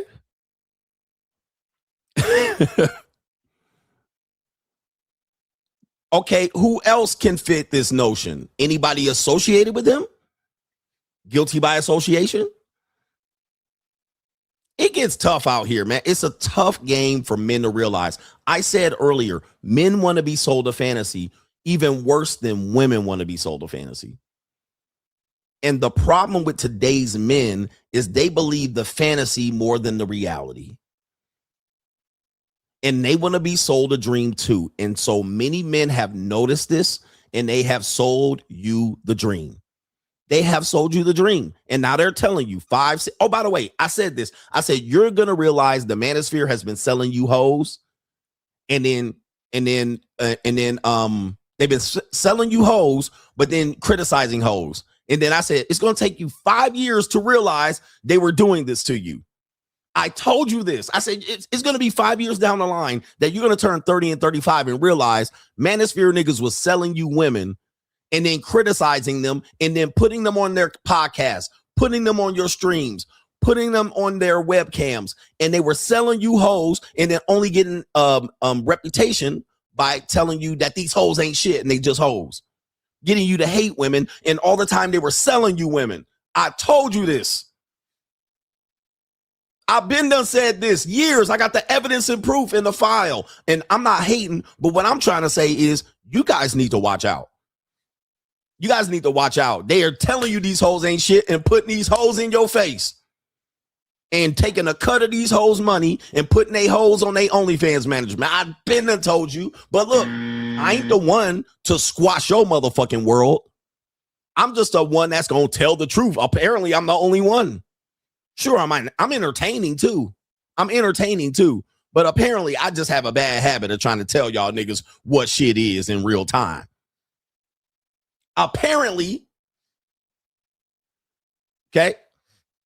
Apparently, I have a hard time trying to tell y'all niggas what's apparent in real time, just like they trying to sell you homosexuality in the manosphere. And put the receipts out there, and only for you bitch ass niggas to say, oh, it was just a joke. Apparently, we know why it was just a joke. So now if it's just a joke, the whole thing is a joke. Falsus in unus, falsus in omnibus. Falsus in unus, falsus in omnibus. If one thing is false, all of it is false. If one thing is false, then it all is false. And I just had to sit back and watch y'all niggas lose this battle. All I did was just separate myself from the bullshit, go over here, and just do my thing. Okay.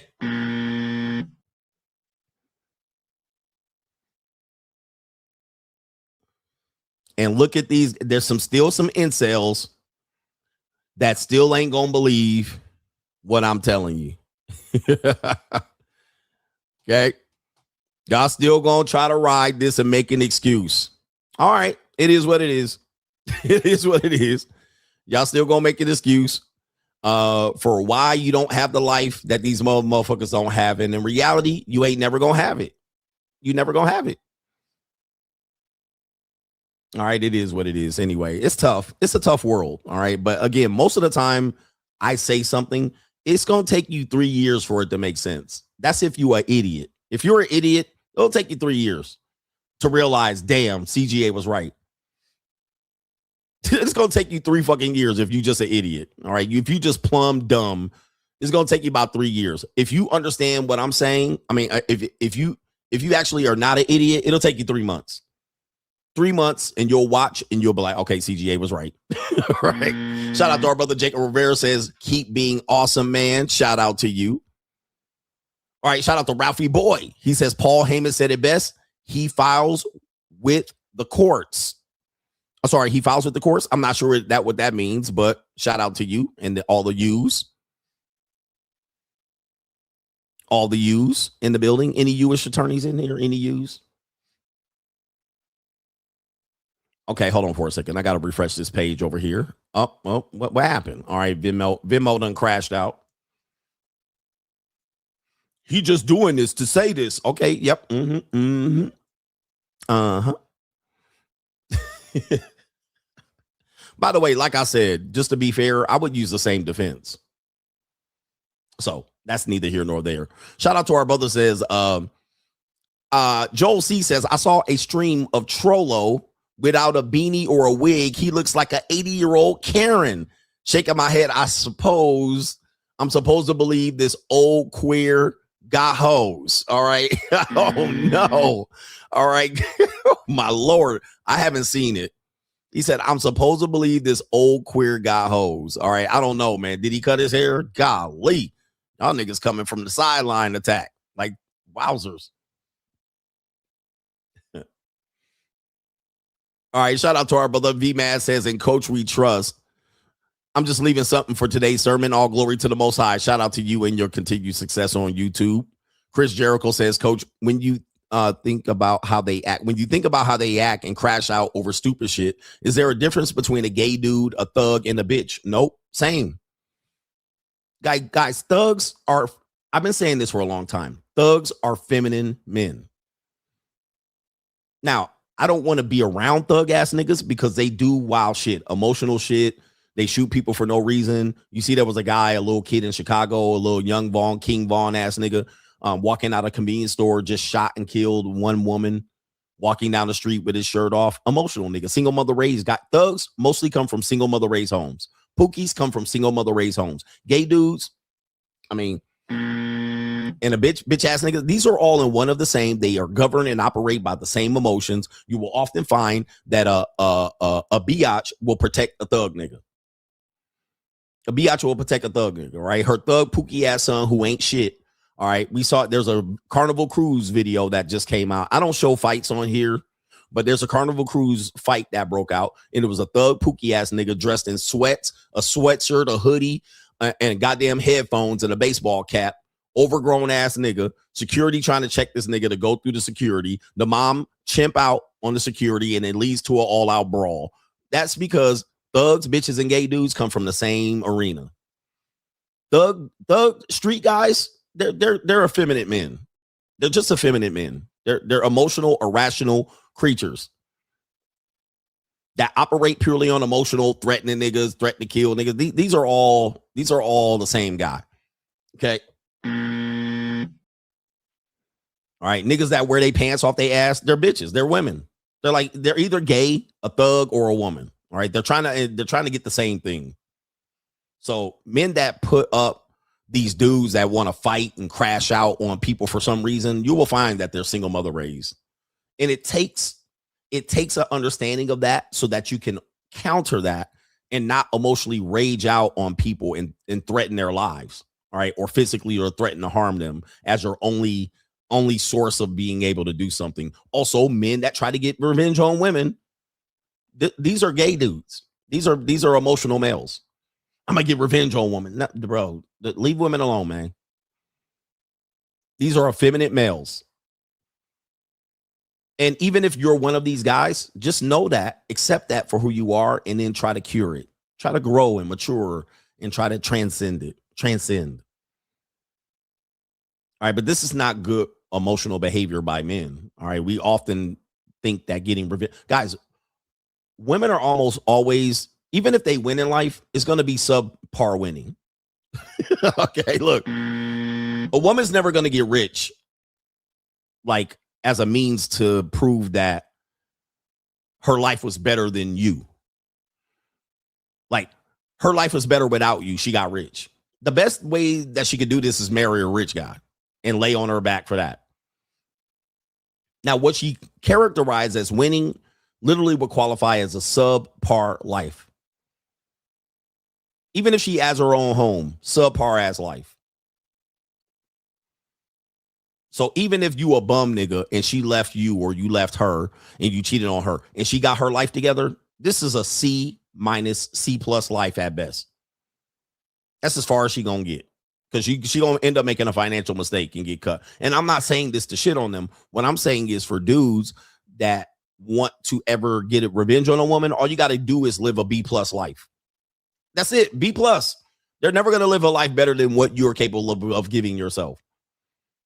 Right, but shout out to the ladies out here. The ladies like, not me. I work a corporate job. I work 80 hours a week. I bought my own house. I got my own car. Yeah, that's a C- life. That's a C- life.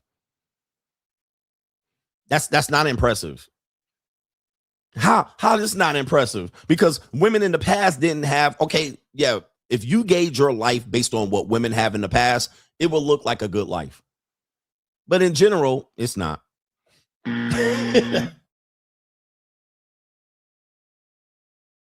It's not. And I'm gonna tell you this. Some people are like, well, how is that so?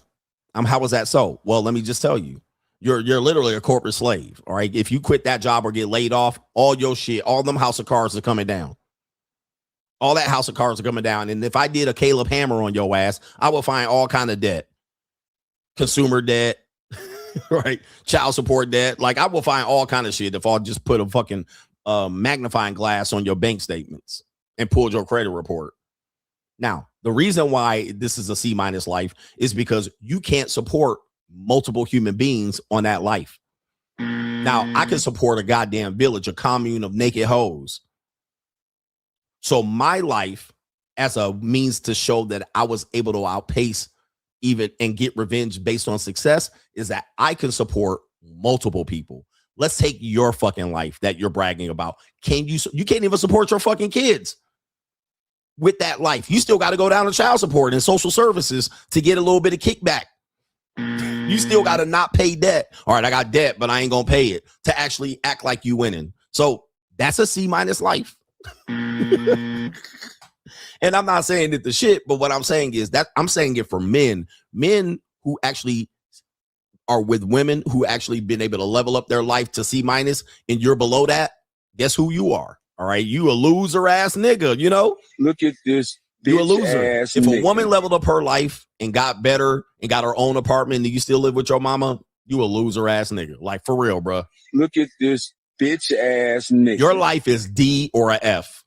Your life is a D or a F. Like, you can't even qualify to even call yourself a man. You're a male at that point. Okay. You ain't even nowhere close. If her life at C- is better than you, bro, you like losing in life. Losing. Loser ass nigga. All right. Like, you swimming up a goddamn stream of dookie. All right, there ain't no way, bruh. And so now if your only course of action is try to get revenge on her, well, what else could you do? You a loser ass nigga. All right, it is what it is. Money mindset, niggas.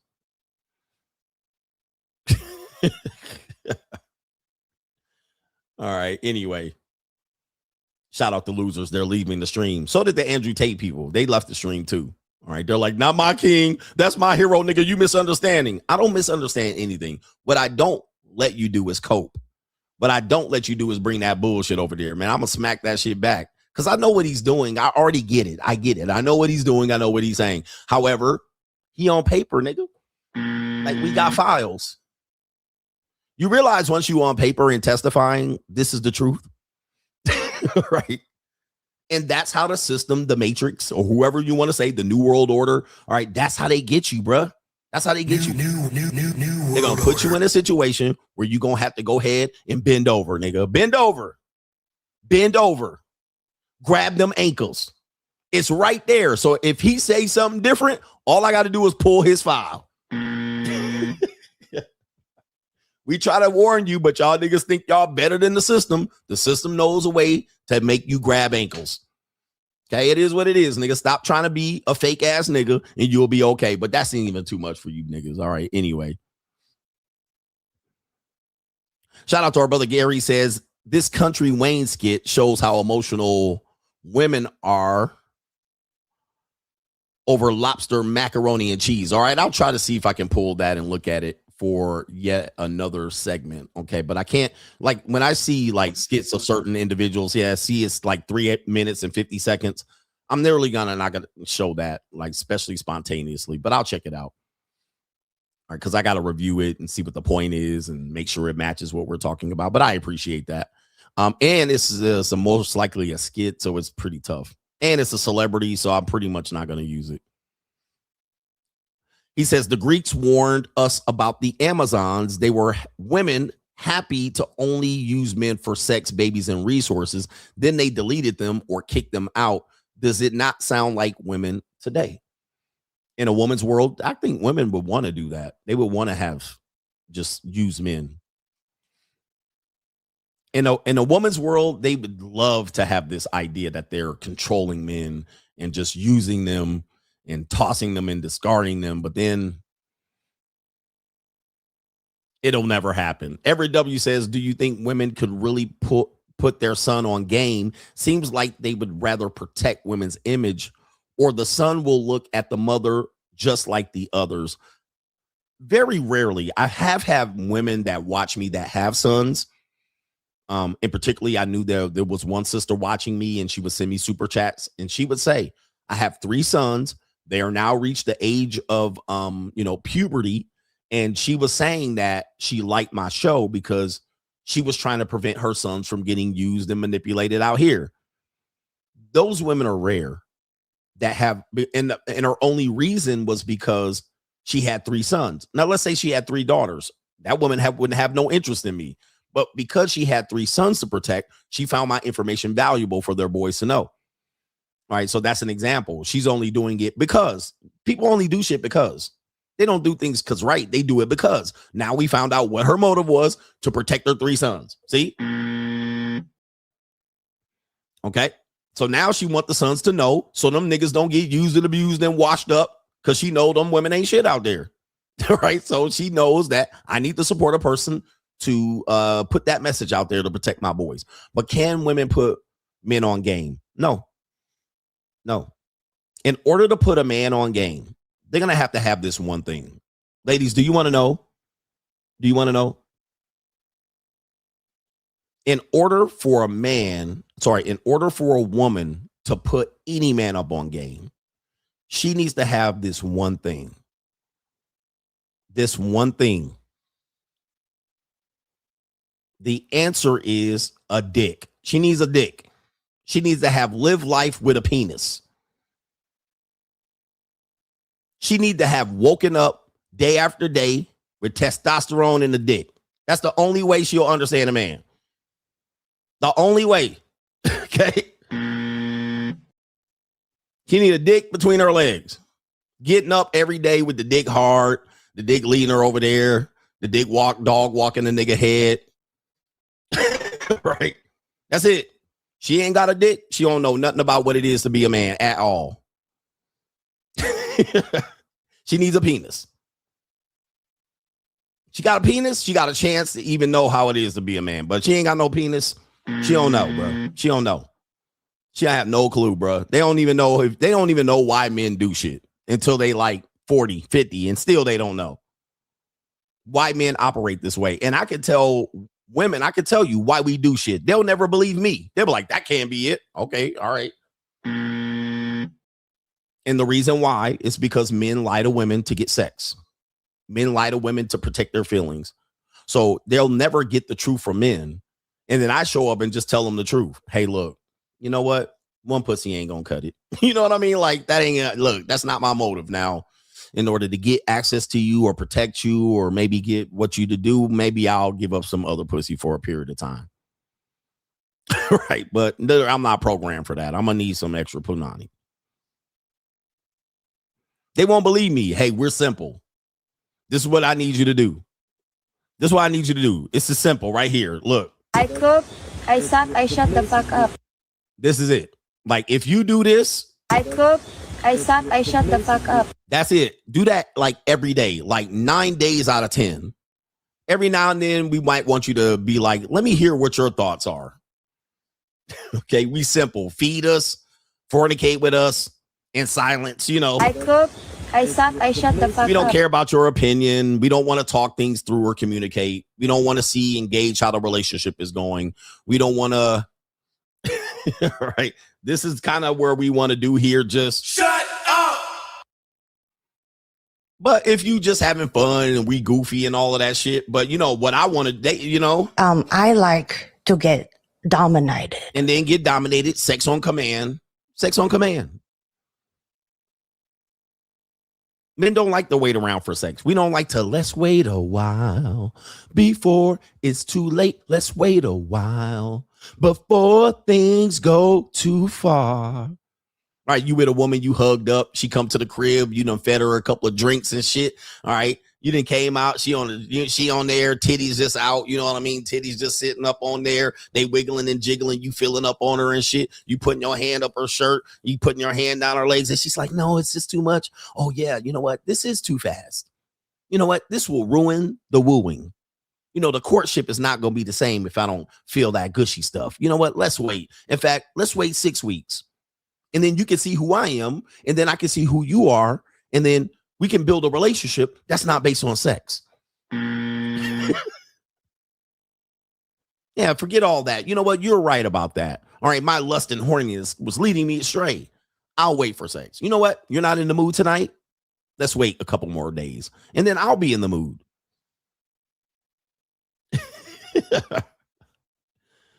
All right. A woman saying, you'd be surprised. Men want to talk about everything. Lady Joyce, shout out to my sister Joyce. She's been here for years. I'm not surprised. You're trying to tell me your experience with men, Joyce. You're trying to tell me your experience with men. Now, I cannot discount your experience with men, but what I can tell you is men are highly manipulative. So what they want to do is to make you believe they listening to your goofy ass, but because they know that's a way to access vagina.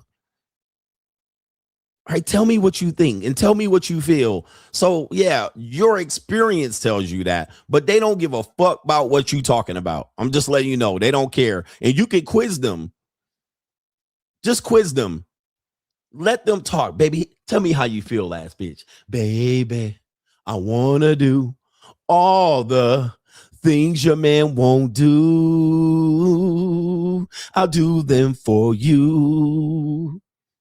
I'll take you out on a night cruise on a yacht. Just can't lose, cause I got to look forward to. 1, 2, what you gonna do? What good is a diamond nobody can see? I heard you got your one locked down, but I got the master key. Ass nigga. I light up all the candles all around. Show you to the subway, I'll go down. Nothing can be sweeter than the sound of making love. Ass nigga. And Joyce is like, I got a man that does this. I got a man that does that. He trying to get some coochie. He trying to get some coochie. So look, don't tell me what another man be doing listening to your goof ass all the time. All you got to do is quiz the nigga. He's sitting up there like this. Tell me more, baby. Tell me more. All right. Sitting up listening to your funky ass. Now what you do is 30 minutes later, ask him what you said. Hey, tell me what you said. Tell me what my friend's name is. Tell me what my friend's name is that I mentioned. What friend? What friend? Oh, the friend I was just talking about. The friend you were talking. Which one? You mentioned the friend that I said went to the store. What was her name?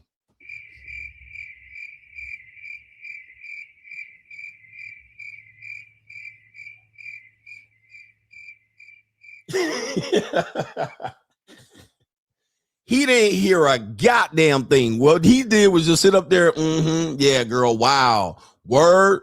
Really? Wow. That's crazy.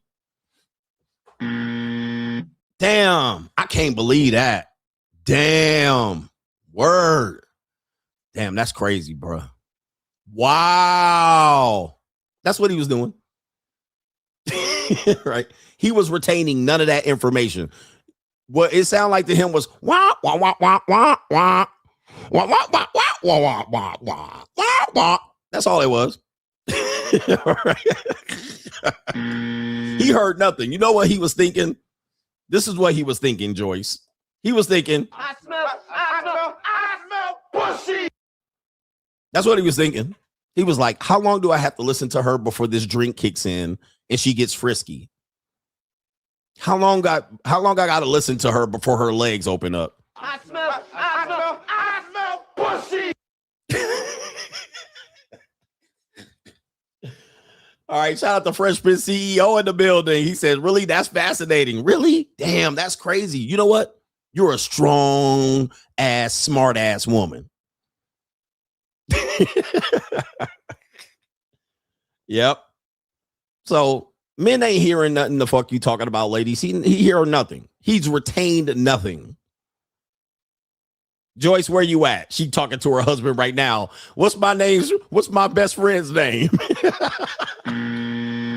When I get home, I'm gonna ask my husband what I said to him 2 days ago. He don't know. He don't remember nothing. Okay. He don't remember a damn thing. Ladies, listen to me. I'm trying to put you up on the game. I'm trying to give you the game. Somebody said Keisha. And all bets, just call Keisha. Keisha. Okay. Ladies, I'm going to tell y'all, look, if you want to know, this is what these niggas, it's easy to finesse women. Like, if I wanted to finesse women, they hella easy to finesse. But I'm not about finessing women. I just like I'm a truth speaker. But this is how women think. They're going to find a nigga that's just going to be listening to them all the time like this.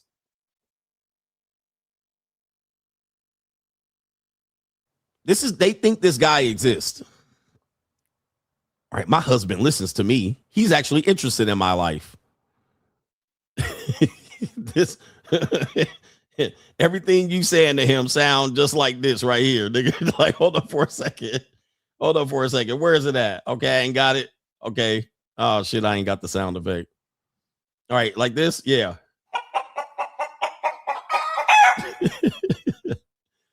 But dudes, what men and women do,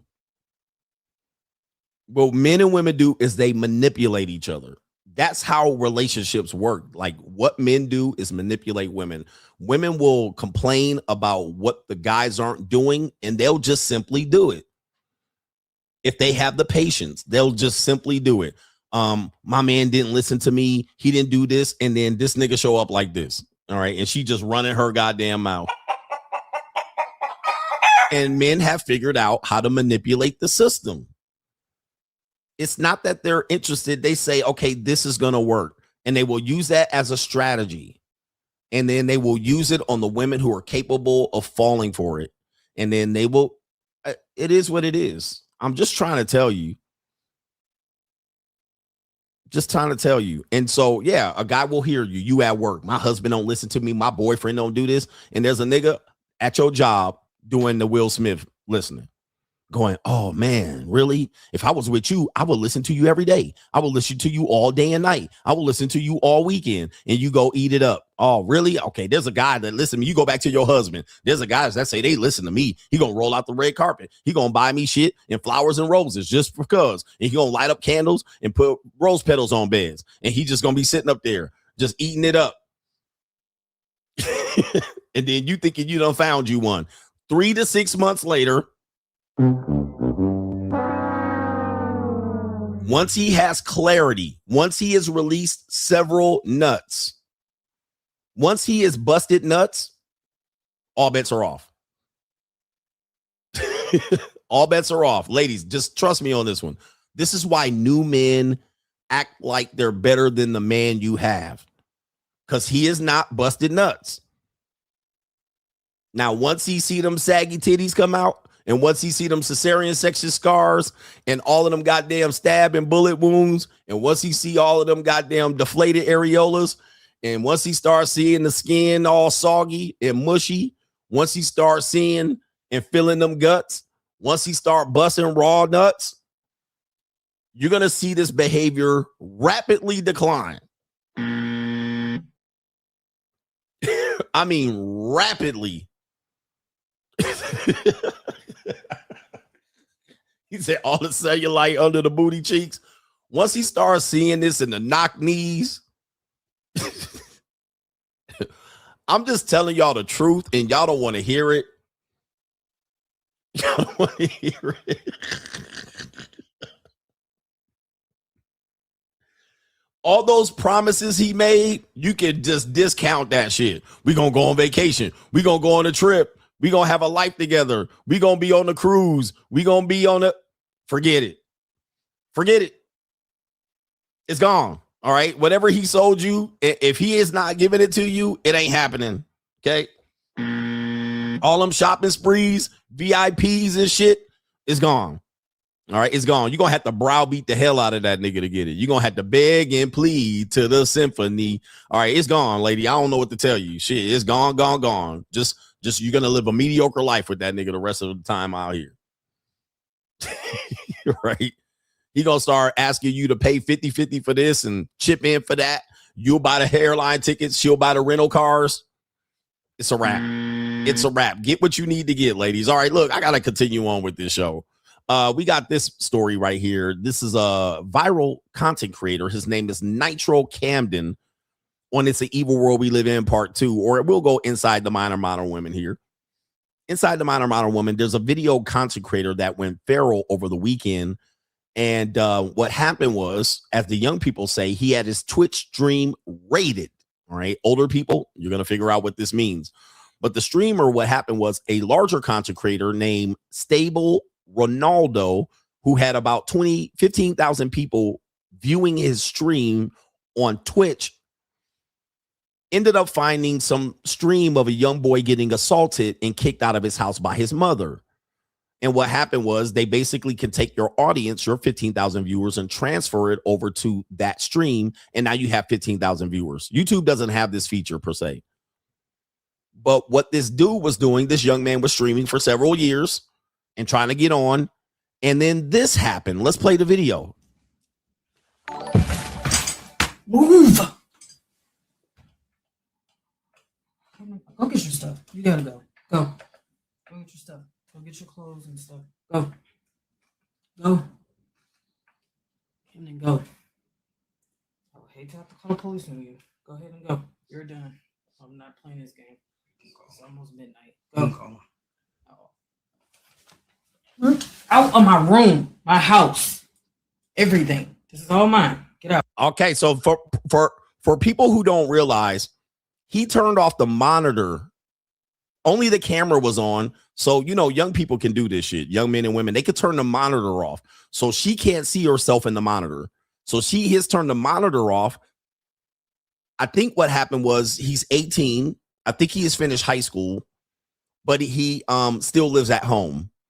And part of that is she wants to get him kicked out, and that he has a curfew. He has a curfew. Okay. He has a curfew, and thus she wants him to stop streaming at a certain time or keeping loud hours. And she's like, kick him out. Time to kick him out. And this is the reaction she's doing. Get out. Get out.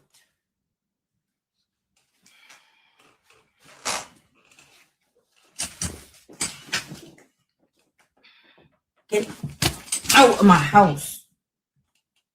You're not welcome here. Get out. Okay, so she's trying to disconnect the stream deck. All right. Be prepared for the police to come put you out there. All right, and there she is up here. All right, sitting up here in this chair. Okay. So you don't think your stupid ass have to get out. You're 18, dummy. You don't have to live in my house. Great, but I'm letting you know because you're getting out at 6 o'clock tomorrow. When I wake up, you get your ass up and you're getting out. You're not finna keep blatantly disrespecting me. I told you to lay down. This is what you do every other time. You try to act like you don't break rules, but you do this every other time. I walk past the room and I'm like, why is the light still on? I'm exercising. Well, you should have been did that. All right. And so for my son, actually shout out to my son, Brooklyn in the house. When this was happening live, he came into my studio because I was in my studio. I was on a call and he came into my studio. He was like, Dad, you won't believe what's happening. So he was watching this live and he was reporting on it. He was giving me bits of detail. I could not put the story together, but apparently the man was unknown from this point. I actually said, is this a industry plant? All right. I'm not sure because it seems kind of weird that they would just go over to his stream. And but you know, it seems to be real. The woman seems to be a real school worker, school employee. And people were trying to figure out how to dox her, but because the streamer was unknown, they couldn't dox her. So people were having a hard time actually trying to find her and dox her. But as you can see, this has gone viral. Your ass down.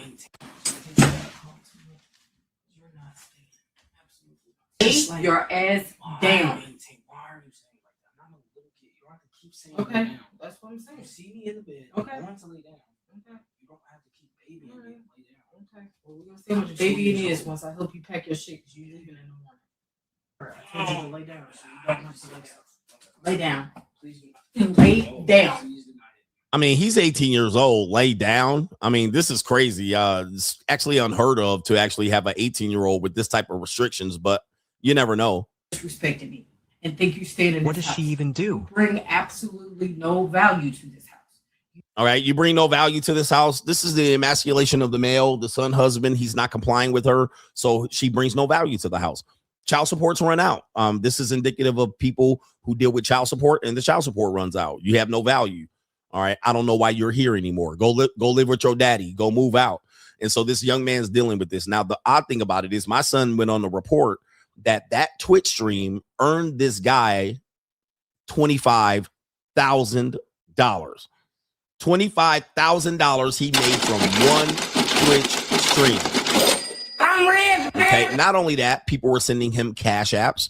They were sending him all kind of donations to be able to get out of the house. So the sum total is probably way more than $35,000. And subsequently, he has been streaming quite a bit since then from his friend's house. All right, so sometimes the catalyst is the women in your life. All right, your mom. She tells you to boss up and you find a way to boss up. So he's found a good way to boss up using his streaming ability, and hopefully he's able to capitalize from it and continue to stream. This is how iShowSpeed became iShowSpeed. The mother didn't see the vision. iShowSpeed is a character. He was quite loud and obnoxious because he was excited that he was getting a lot of views. The mother wasn't hearing it.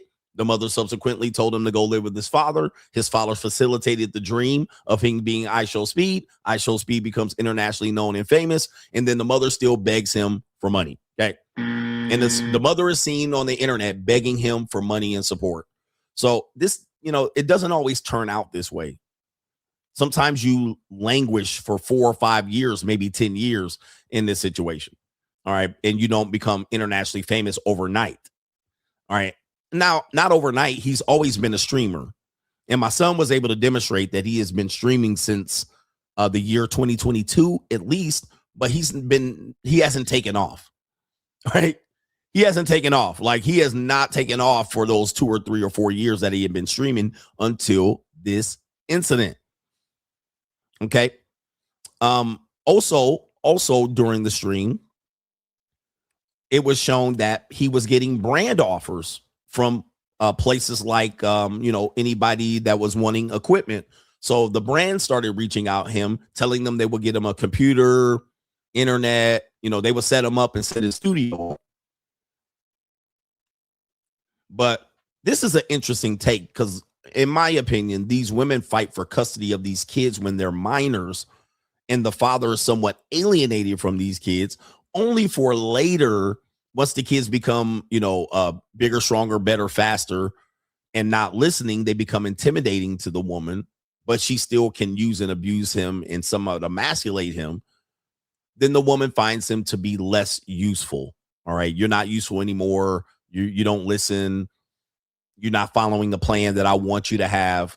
And so then they discard the person. This is sad, man. But shout out to this guy right here for recovering very rapidly from this particular abuse, if this is real. But it happens, guys. This does happen in a lot of households, whether this is a real incident or not, whether this is a plant or not. But he has subsequently been able to hold 15 to 20,000 viewers streams last night and on Saturday. My son had been following it, and he's watching those streams. So you got to think, when young men see this, they see their parents. Even if you're not as abusive, even if you're not as supportive or not supportive, a young man going through this difficult stage of life of trying to find out who he is, trying to find people that are mentors. These men don't have access to resources. They were dependent on the mother, and the mother made it so that the son was dependent on him. Once she can no longer control the son, she becomes useless. And a lot of young boys can relate to this. Okay. Either from a parent, a step parent, or something. And then it leads the man to leave and go out into the streets. I'm leaving with nowhere to go. And they then go out here and further set themselves back and or have to come back or stay and maintain the abuse, right? So press 1 in the chat if you can relate to this and you've experienced that at this point, 18 to 19, you're still at home. You don't have a regular job. Your mother maybe wants you to go work at Subway, maybe contribute to the house, pay some rent, pay some bills. But here you are. You might have some hopes and dreams. You think you're going to go to the NBA. You think you're going to be a rapper. You think you're going to be a streamer. And then all of a sudden, when those things don't come into fruition, the mother gives up on you and says, hey, look, I can't take it anymore. You're either going to do this or do that. Then it becomes a physical fight in which you can't punch your mother in the nose. Okay. So, you know, it becomes an unfair fight. She can still fight you, but you can't push her down and choke her on the bed. You know, this type of shit, right? You can't push her up like, I'm going to snuff you out. Don't ever put your hands on me. But she'll tell you, don't ever put your hands on her, especially in her own house. And then you're cooked. All right, you're cooked. So this, I believe, you know, young men should be able to come to this understanding before this happens. All right. And see the writing on the wall. Maybe a parent is already exhibiting these signs, or you have qualities about yourself that you know you're not going to do what the parent wants to do, and you can boss up from there. Unfortunately, that didn't work, but he was able to use this as a catalyst to get more success and maybe turn this shit and parlay this shit into some major winnings. So shout out to him. Let me mention his name again, just in case you want to follow him. His name is Nitro _Camden. All right, so it is not just an 18-year-old boy and a mother. All right, so let's see if we can. Oh, what are we doing here? Nitro _Camden is his name, and that's presented right here. So he's on Twitch. I believe he's on Twitch. Nitro _Camden. All right. Oh, man. Sad to see, man. And hopefully some people have this opportunity to recover. Getting into the sub-main event here, this is what's happening with streamers. You know, this is why y'all got to find a way. Apparently, Vitaly and Larry Wills had a boxing match.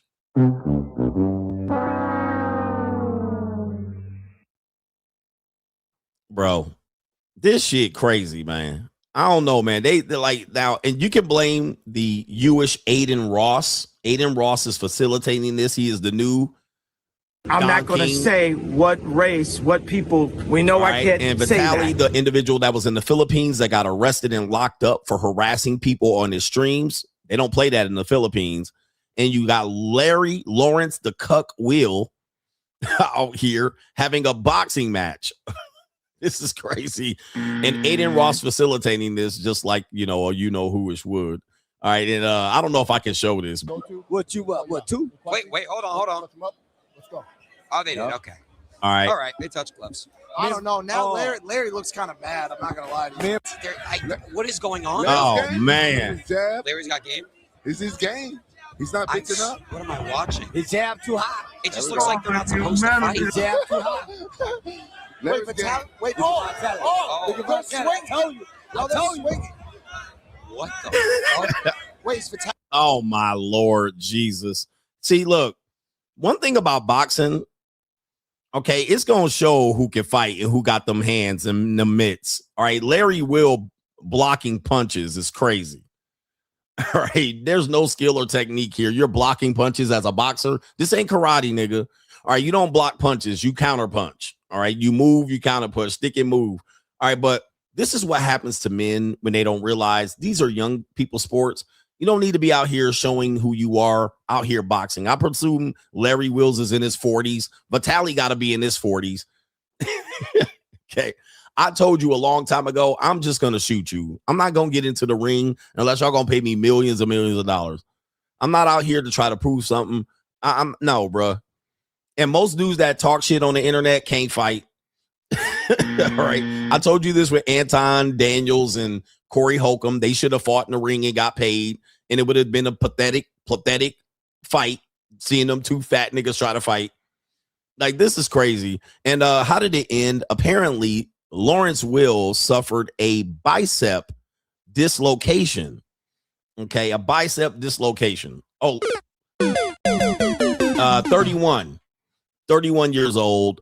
He suffered a dislocation of his bicep, which, if you know anything about performance enhancing, normally if you're using a lot of performance enhancing drugs, your muscles are just for vanity, not for performance. And you're going to suffer some tendon ruptures or some sort of ligament damage when you start doing athletic shit. Okay, so this is indicative of performance enhancing, is that your muscles are not for performing, they're for looks only. And then you try to use them for performing, and you're going to get a dislocation. You're going to get a goddamn rupture, more than likely. All right, you see this with athletes, baseball players. Anytime you see these particular injuries, that is a result of juicing. Okay, your muscles are designed for looks only, not performance. All right, your fucking calf and bicep and chest, bicep, testicles going to roll up in your fucking arm, and now your shit going to be looking like this. All right, so he's ruptured his bicep, I think in the round, where is it in here? Round one, relatively quickly. So guys, now got to know that that's a sign of performance enhancing. Your muscles are not designed for this particular thing to be beefed up, juiced up, and your tendons aren't going to be strong enough. Your muscles going to be strong, or your muscles going to be strong. It's going to get bigger and shit like that. But then your tendons didn't. Your tendons didn't get the memo. So as soon as you start going out there to perform with said muscles, cooked. Okay.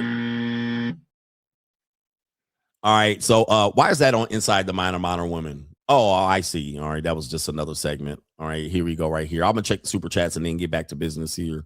We got the main event here around the corner. JB says, was talking to a 32-year-old Ling, went on 4 dates. Everything was good. She hit me with is not emotionally ready to commit into a relationship, but says, I'm a great guy. Not even mad I wasted money, but my time. Very frustrated man.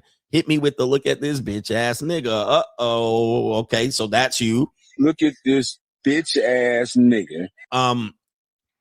When you're going on dates, if you are going to be upset with going on dates and it leads nowhere, obviously 4 dates is crazy. All right, that definitely was not happen. You got to be able to determine really quickly if it's going nowhere. And the way you do it is you Bruce Wayne her, you vet her, see what she wants. It shouldn't take 4 dates to know what her intentions are. You really got to ask difficult questions.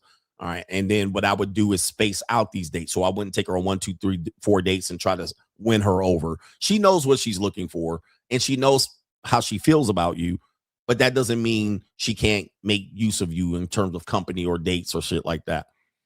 Then what happens is when we wasted our time, we feel frustrated and we feel like she wasted our time. She didn't waste your time. You did. You wasted your time. Okay. You wasted your time by coming into it thinking a woman's going to be genuine and not disingenuous. So you wasted your time. You should not feel that she owes you anything from this time that you wasted. That's a mature approach. And if you're dating like this, you need to stop dating. If you're not willing to lose money and waste time on women, don't date at all. Because you're going to fucking lose time and money dating. All right. You can't beat it. You're going to lose time and money. So if you don't have an interest in losing time and money, or you don't have the ability to Bruce Wayne, ask tough questions, all right, then don't date at all until you're ready to. Or as I would say, just hire a woman that's going to give you what you want. All right. Now, this seems to be a very, very tough conversation for men because men want to manipulate women and think they're going to get the woman to like him and she's going to bend over. Well, not all the time. So as a result, there's women who do this for a living. So there's women who do this. What did you want? You wanted a ling-ling to rub on your leg. All right. If I want a ling-ling to rub on my leg, your third leg was just I already know where I'm at. So instead of wasting time and money for 4 dates, I would have just used that money instead of going on 4 dates to get a ling-ling to rub the shit out my leg. Your third leg was just all right. So phenomenal. Again, now I'm not feeling bad about it. I'm like, well, one nut costing me $250 or $300 or $4 or $5 or whatever, $850, whatever you're paying. Instead, you just spent $850 on 4 dates and didn't get your leg rubbed. All right. So what do you want? I think men who hate women overwhelmingly trying to finesse women out of some pussy. All right. Which I think is very predatory. Jay says, when it comes to dating, it just seems like nobody wants to feel like they're getting the short end of the stick. All right. I think I covered that already. I covered that.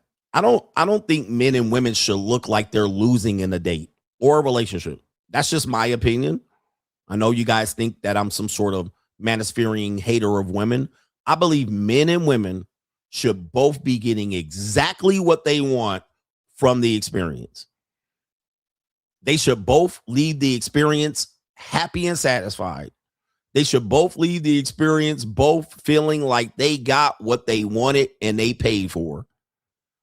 If I have to make a woman lose for me to win, that's not manly. I should not make a woman feel regretful of the experience.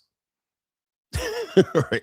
I shouldn't make the woman go, damn, I shouldn't have fucked him because now I'm not going to get what I want down the line. She should be like, I'm glad I got the fuck. CGA. I'm glad I got to take that dick. And I'll come on back to dictate again. If she has to then manipulate me into a relationship out of that, well, then that's not fair for me. When she went out there and bent her ass over. Don't manipulate her. Now, if I want to promise a relationship and then you sleep with me, well, then that's a whole nother story. But to out here and manipulate women out of pussy is crazy. That's definitely crazy. Martin says, before you say you're the ecclesiastical Mitch slapper, the anointed one, I don't know what it is you're saying, so I'm going to try to spell it phonetically. In your intro, you say, I have one trabajo. That's one job. Trabajo, Spanish, job. I'm not pronouncing it great, but one trabajo. That is uno work. I have one job. That's a joke going back. That's an inside joke. Most of my nicknames are inside jokes. All right. And some people watch me and they don't even know what the fuck I'm talking about. All right. Especially women, especially women that speak foreign languages. All right, because I have a lot of women I meet and then they want to watch my stream. They be like, I don't even know what you're talking about half the time. Right. And they be like, it seems funny. All right. It's funny, but I don't even know what you're saying. Especially even people that speak English. You will come into my show like, what this nigga talking about? What's monkey double backflips? What's JUCO? What's JUCO? What is this shit he's talking about? You completely lost. Like, what is he talking about? What's trabajo? What's motherfucking death by simp? You need a dictionary to follow me. Like, okay, what is he referencing here? What is this shit? What is this shit? What's ecclesiastical? What is ecclesiastical? You don't even know what that is. If you are finding me for the first time, ecclesiastical, looking it up, niggas Googling ecclesiastics. Right? Mahi. I got my own language over here. You got to catch up watching me and shit. CGA's Urban Dictionary. But if you're a person that knows all the terms, you are a original Coach Gang member. If you know exactly what I'm saying, that means you've invested significant amount of time in history, years. You've invested years if you know what the fuck I'm talking about. If you know where a sound effect comes from. If I play this sound effect. Put your titties the fuck away, bitch. I'm not. Put your titties away. The police are on their fucking way right now. I'm covering them up. I'm sorry. All right. If you saw the video before I played the sound effect, like if you saw when I played the video and then I stripped the sound effect and you remember the video, you motherfucking been here for a long ass time. You've been here for a long ass time if you remember the exact video that it came from. All right, that means you've been watching me. If you know this video. When I start selling pussy, I don't want to hear it. When I start selling pussy, I don't want to hear nobody say shit. When you see me on the corner, bitch, mind your business. So I do have a very special language that people, it's hard to figure out. If I say merp, if I say the merp girl, you already know who the merp girl is. If I have to explain merp, you're lost. You're lost. You're like, I don't know what is a merp. What is a merp? But for people who know who the merp girl is, you already know. Like, as soon as I say merp, I'm like, get you a merp girl. You already know. Somebody said duck and sick for a stack. Oh, I can't play that no more on YouTube. Duck and sick for a stack. Duck and sick for a stack. I can't play that no more because that got me in trouble. I got demonetized over that. Duck and sick for a stack. All right. Anyway, Shout out to the original Coach Game members. But yeah, you're right. Sometimes you need to keep up. It's hard to understand what I'm talking about. No Government Name says, why does postpartum depression is brought up by modern times, but it wasn't common in the past? Is that women can't afford to bring it up? Well, again, I think women are never satisfied. So they're going to find a way to victimize themselves. So postpartum depression wasn't brought up in the past because women had no other choice. They couldn't go get a job. You know, they couldn't learn how to type and get a top. So they had to raise kids. Well, now they have a choice to raise kids. So now that it is a choice, sometimes if they make the choice and it doesn't work out and they feel bad about the choice, they can be victimized by said choice. All right. So now I get a chance to victimize myself because I chose to do this and I'd rather do that. So she's a stay-at-home mom. She wants to have a career. She's a stay-at-home mom. She wants to go out to the cock carousel. So now she can say she didn't want this. And I was forced into it. He made me stay home. He made me give up my career. He made me. And so let me kill my kids. All right. And reason why, postpartum depression. Soon as you give a woman a choice, this is basic human behavior. Okay. This is basic human behavior. We've gone to believe if we had more choices, we would be more satisfied.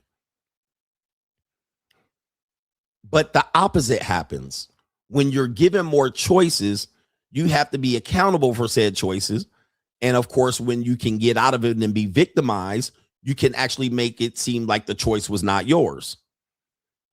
Communism has proven this. Capitalism has proven this.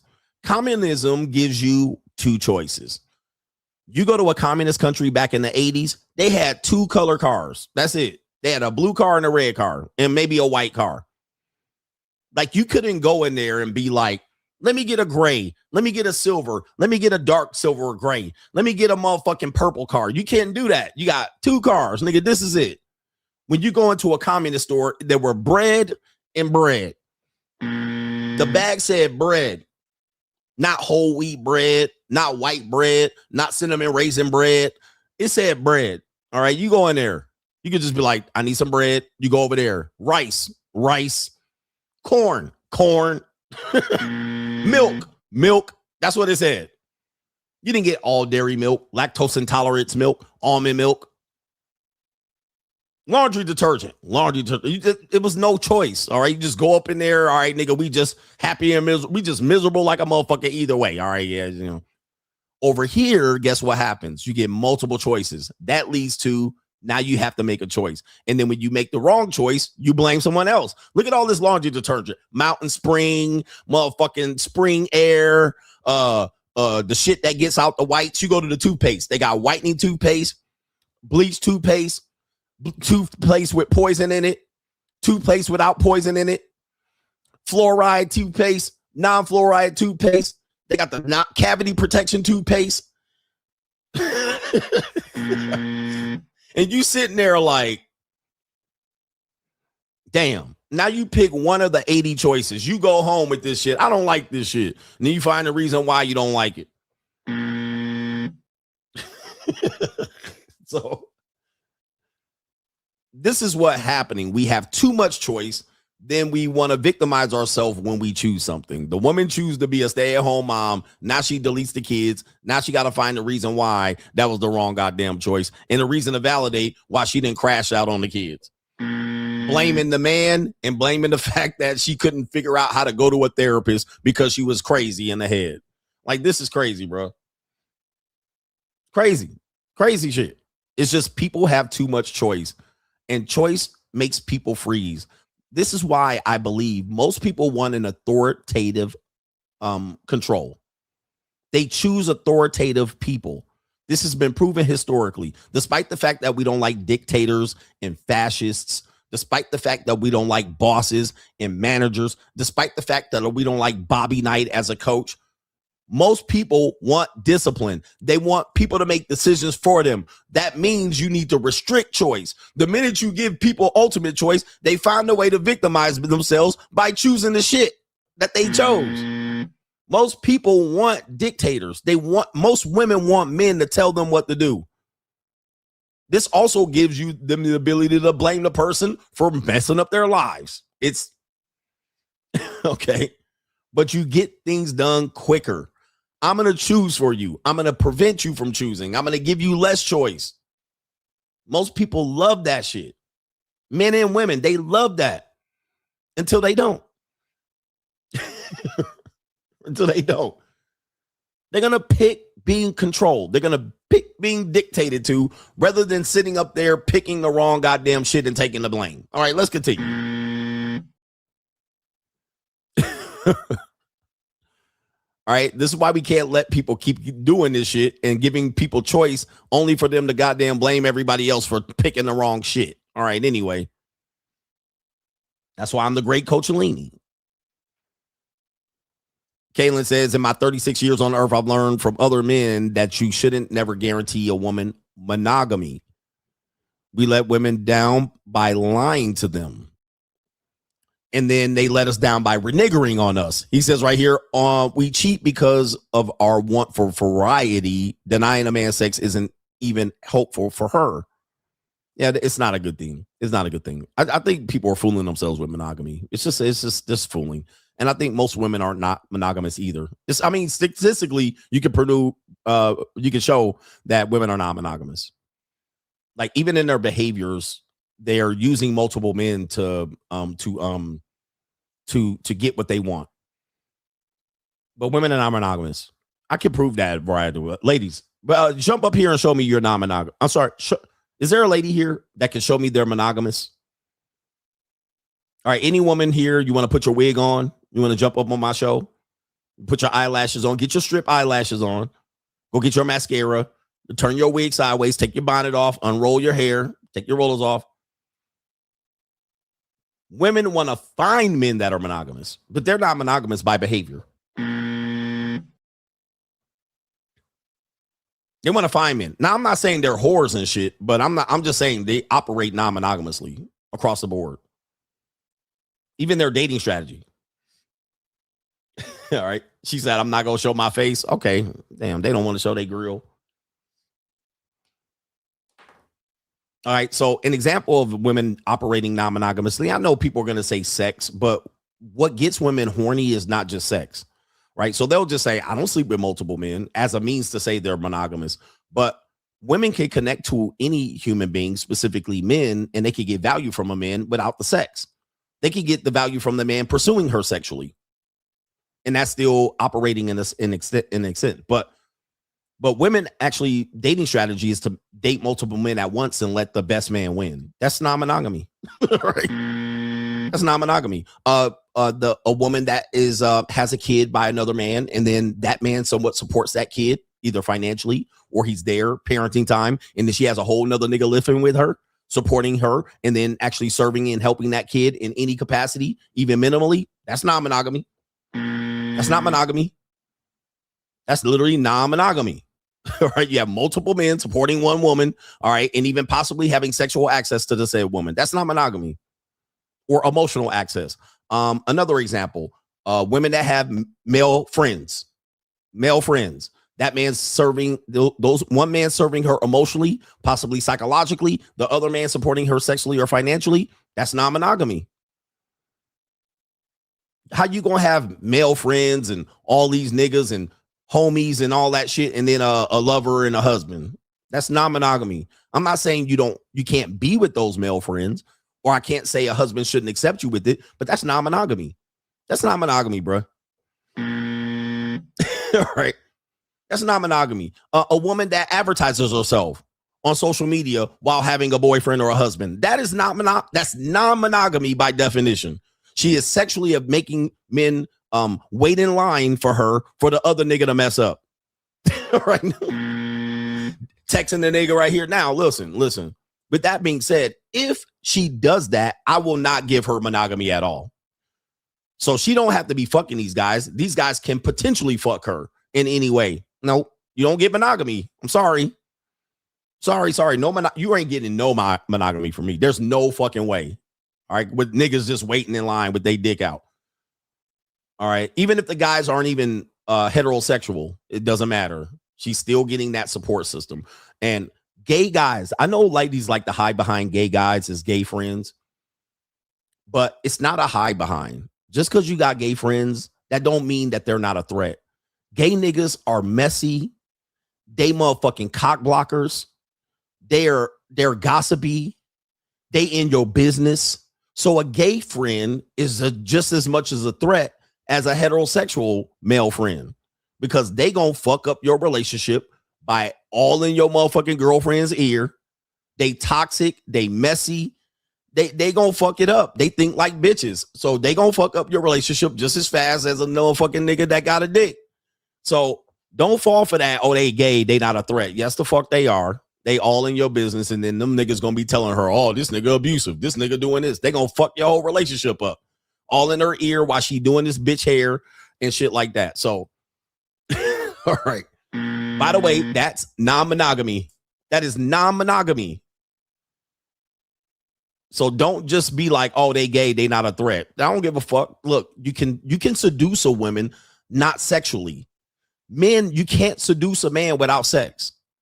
So the man can only be defined as monogamous based on sex. But I could seduce a woman and never penetrate her. I could seduce a woman and get her mind thinking of me without even touching her body. Therefore, she is vulnerable. Your relationship is vulnerable to any man present that has access to her financially, emotionally, psychologically, physically, possible physical possibility of sex in the future.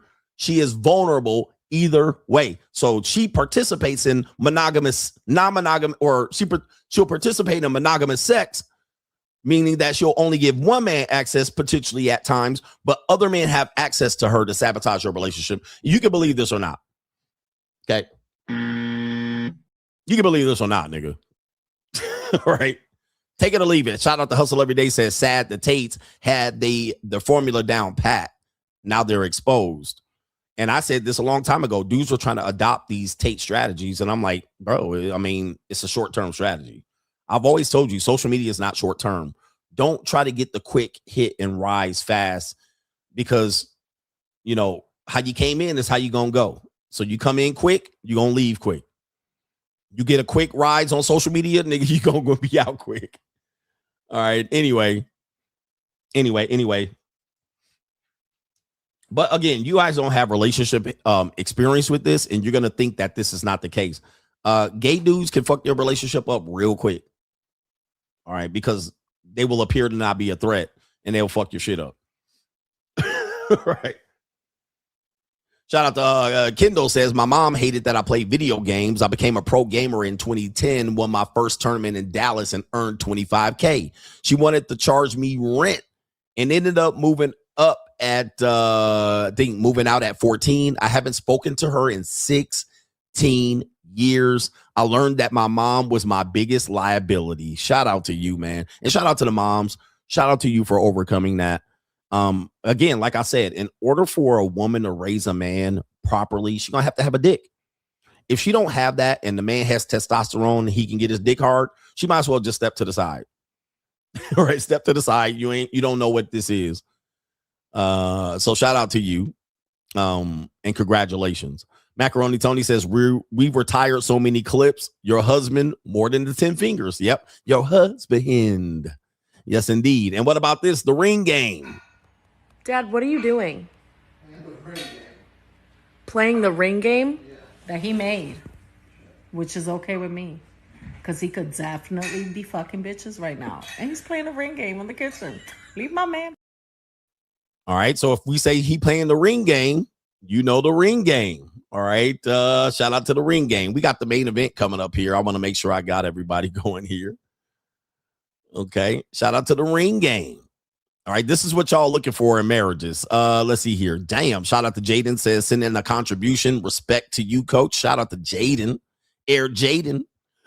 Ancient Man says she also stole his money that he was given, hoping he pressed charges. So the mom stole his money from Twitch. Ooh, wee. Hoping he's going to press. Oh, my Lord. That's cold. That's cold. Snaptech Fig says it's cold as fuck for the mom to kick her son out at 18. But this is not a new thing, especially in the ninja community. Growing up, one of my closest friends' mom kicked him out on his 18th birthday. He ended up sleeping on my couch for a few months till he got on his feet. It's the evil world we live in. It's an evil world we live in. Damn. All right. Damn. It's cold. So you guys experience this. G says, can we get a CGA versus Andrew Ifson fight sponsorship? Please. Please. All right. I'll get out there. Y'all gonna have to pay me a couple mil. Phil J, shout out to you. Thank you for your contribution. CJ says women aren't even close to being monogamous. You forgot to mention the lesbianism they practice in phases or journeys or eras. Can I get up? That's you. Yes, indeed. The Lily Lint licking. That's you. The kissing, the fondling, the touching. And they maintain these relationships with these Lily Lint lickers. And then they'll be around. Okay. And then when you're not looking, she's like, oh, I'm going over to my friend's house. And she getting her pearl tongue licked. Okay. And you don't even know that shit. All right. It is what it is. Where's the cat? Did you eat that cat? She getting her Lily Lint licked. And all of a sudden, they will keep a Lily Lint licker in their life close to them. And then you'll be in a relationship and she'll be like, oh, I'm going on the girls trip with So-so. And so I can't even come up with a name of a good Lily Lint licker. Brittany Griner. Main event. We're going to get this done, wrapped up here. We got video. We got a video here. Alba, you guys know Alba and Preach. Okay, main event. Let me hit the bell. Hit the bell. Alba and Preach, the main event here. Alba and Preach recently have been going through Alba's been going through some situations of him getting impregnating women after taking moral high grounds in his content. And for a couple of weeks there, a few months ago, he was getting the business around the internet. And that's because he portrays himself as a centrist, a person of high moral value and standing, a person that can make and cast judgment upon people based on his lifestyle and your lifestyle. It is, what I call a manipulative tactic of men who do this. I don't preach any morality over here. All right. I just teach the truth. If you take it or leave it. But this is Abba, and he's known as Abba Atlas. And you guys have seen him on YouTube, very large following, 2 million followers and stuff like that. I think they're out in Montreal, Canada. Now, a couple of women, a cockeyed Filipino chick and a snow cow out there and somewhere in Switzerland, I can't remember, and a subsequent schizoid sex worker out in the United States say that Abba was either being manipulative of the situation or relationship.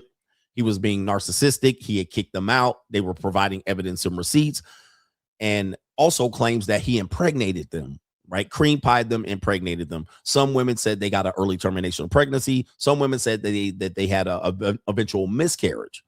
All right, eventual miscarriage. Now, people have given him a pass since then, and the pressure's been off. But now we have another woman, and it's a white woman. Where the white women at? Yesterday, releasing a video of the same thing, saying, Abba Atlas, my experience dating a narcissistic YouTuber with over 2 million followers, saying that he lied and his fans hate us. Now, if you know anything about his fan base, they're very, very, very crazy. All right. They're sicko fans. And so they have a cult following over there to where if you talk negative about them, they attack you like bitches behind the scenes, so they got that going on down pat. And so she has gone viral and said he cream pied her and impregnated her too. All right. Whole muskrat.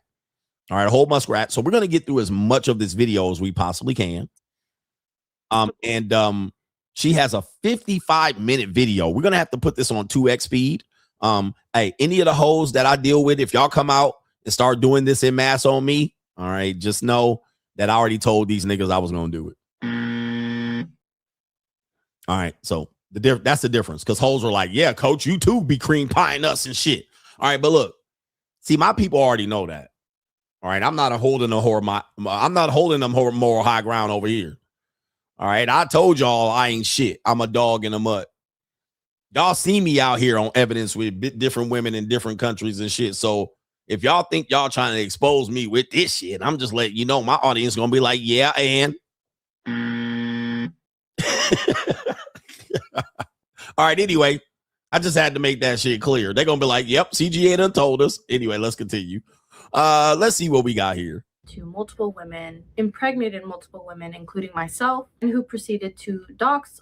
Hi, my name is Kiki, and you can find me on Instagram at RSLki. Today, I'm sharing my experience with a narcissistic YouTuber with 2 million subscribers who lied about his fertility to multiple women, impregnated multiple women, including myself. All right, so some of these women here, oh, damn, I tried to pause it, but that was Libby and the Stephanie woman, and now we have Kiki. All right, but there were 2 other women as well. Who proceeded to dox all of us. That's when I meet including my 5-year-old daughter. Everything that is shared here is all alleged, but in order for everything to be easily digestible, I will be including clear timelines and receipts for certain claims. And I request those who watch this video to please do not cyberstalk or harass any of the people mentioned in this video. This is purely to share my experience and to basically give a public warning to any future individuals that may come across this person. And before we get into things, I want to be clear that this is made with complete vulnerability on my end. And with that being said, there will be triggering videos and photos which involve miscarriage. So if you're uninterested in that subject, or you don't want to see the reality of that subject, or you feel like it might be triggering for you, please leave the video or skip ahead over the parts where I show those really graphic things. There will also be a warning prior to showing those photos. So I just wanted to let everyone know. And to be very clear, I'm putting my own thoughts, feelings, emotions, vulnerabilities in this video and opinions about my experience, which is my constitutional right to do. But anyways, enough of this introduction. Let's get right into it.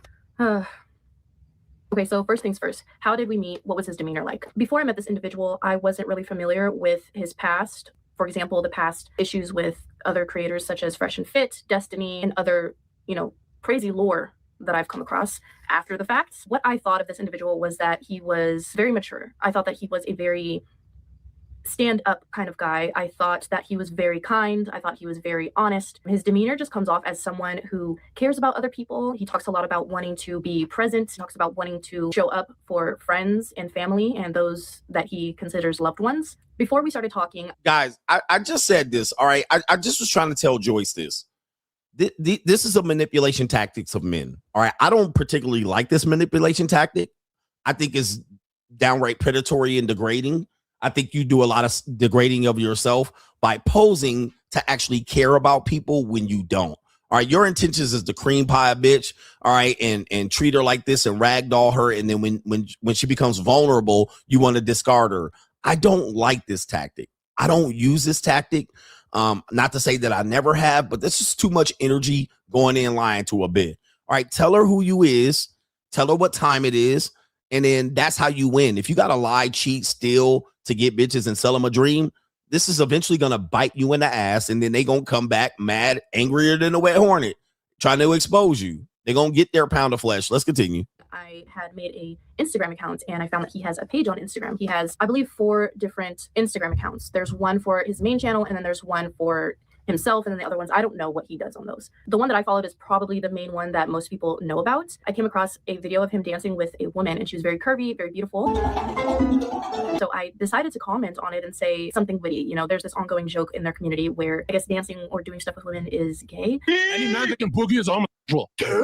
So I left a comment on that video saying the finger landing on the belly button is anything but gay. He liked it. Well, he hearted the comment. And then on my own page, I had posted a small compilation of photos where one of the clips was of one of their live streams. I think that caught his eye because that was one of the first things that he mentioned when he slid into my DMs. From there. Okay, so again, another manipulation tactic that men do is that if a woman shows interest on social media, he slides.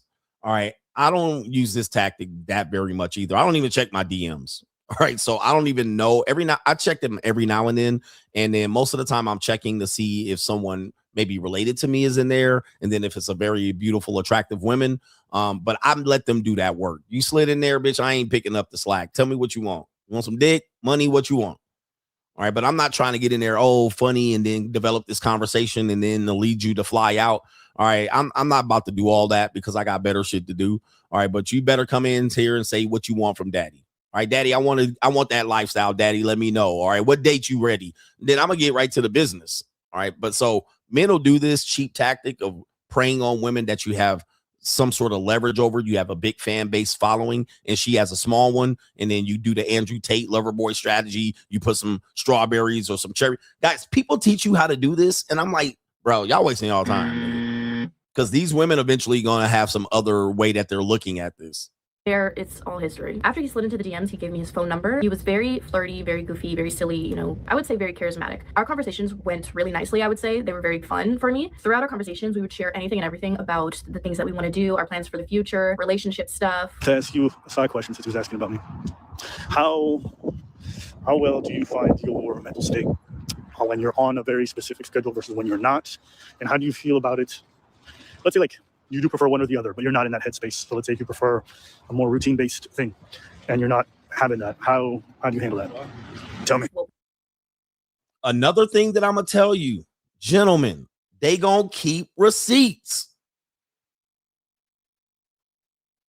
Again, we went down to choice, right? So you're saying women choose this. I'm telling you, women make choices and they regret it later. Women make choices and they feel like you force them into it. Women make choices, especially then when you sold them a dream and then they don't get the dream and they're the victim. So now she done put all these goddamn videos and receipts of this nigga trying to play the old lover boy.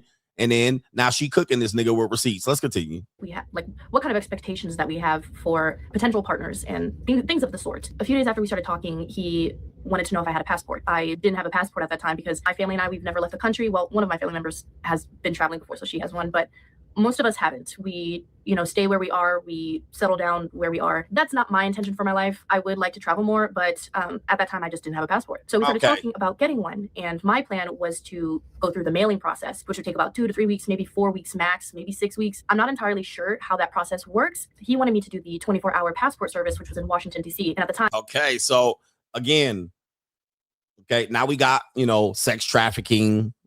Okay, like if you pay a woman for do this, barely she's gonna do this. But when you do it for free, then it's gonna look like sex trafficking.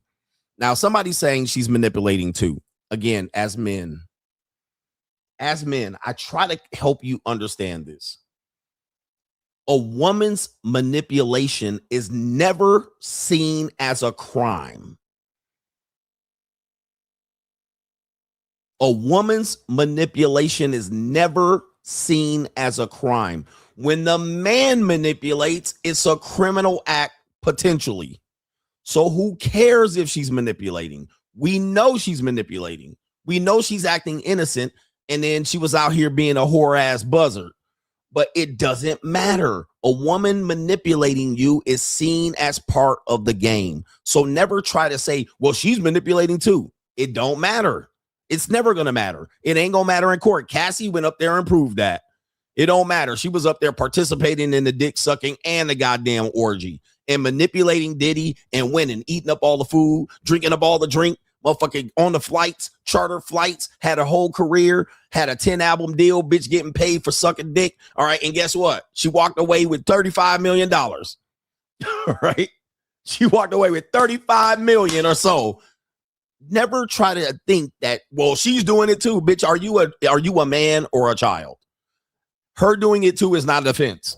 Right? Her doing it too is not a defense. Nigga, you got to just assume the woman's manipulating you and she gonna get away with it, nigga. All right, let's continue. And at the time, I was in North Carolina. And to me, it seemed like this person was very interested in me. He was very consistent. He talked, he communicated just very consistently. I was like, okay, this person is interested in me. I had my suspicions, but at the same time, I was like, I need to be more trusting of people. I need to be more open and willing, because prior to this situation, I've had horrible dating experiences. As you know, I'm a single mother. I've been physically assaulted. I've been abused. There's so much that I've experienced in my life that has pushed me to the point where I'm not entirely sure if I even want to pursue romantic relationships anymore. But okay, so we got the single mother effect. All right, so now she's abusive relationship, single mother. So she coming in with evidence that she out here making bad choices and decisions.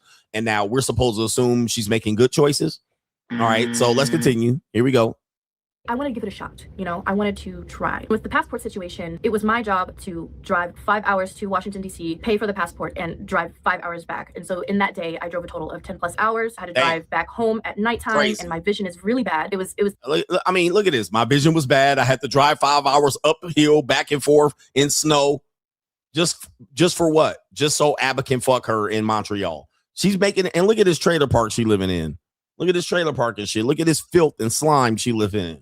All right, so we're assuming that this bitch can make good decisions in life. Let's continue. It's terrifying for me. It was raining. It was storming. He knew how scared I was and how, like, just how terrified I Now was. she was scared and terrified to drive 5 hours. Come on, bruh. Of doing this. But at the time, I felt like it was worth it because I feel like individuals need to put in effort when they are pursuing a romantic relationship. And doing these sort of actions for me is how I show someone that I care and that I'm interested. As I've mentioned before, he was very consistent with his communication. He would have multiple phone calls, FaceTime calls. Look, receipts. Look at this.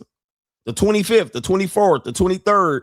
Meanwhile, he talking to several bitches all day long.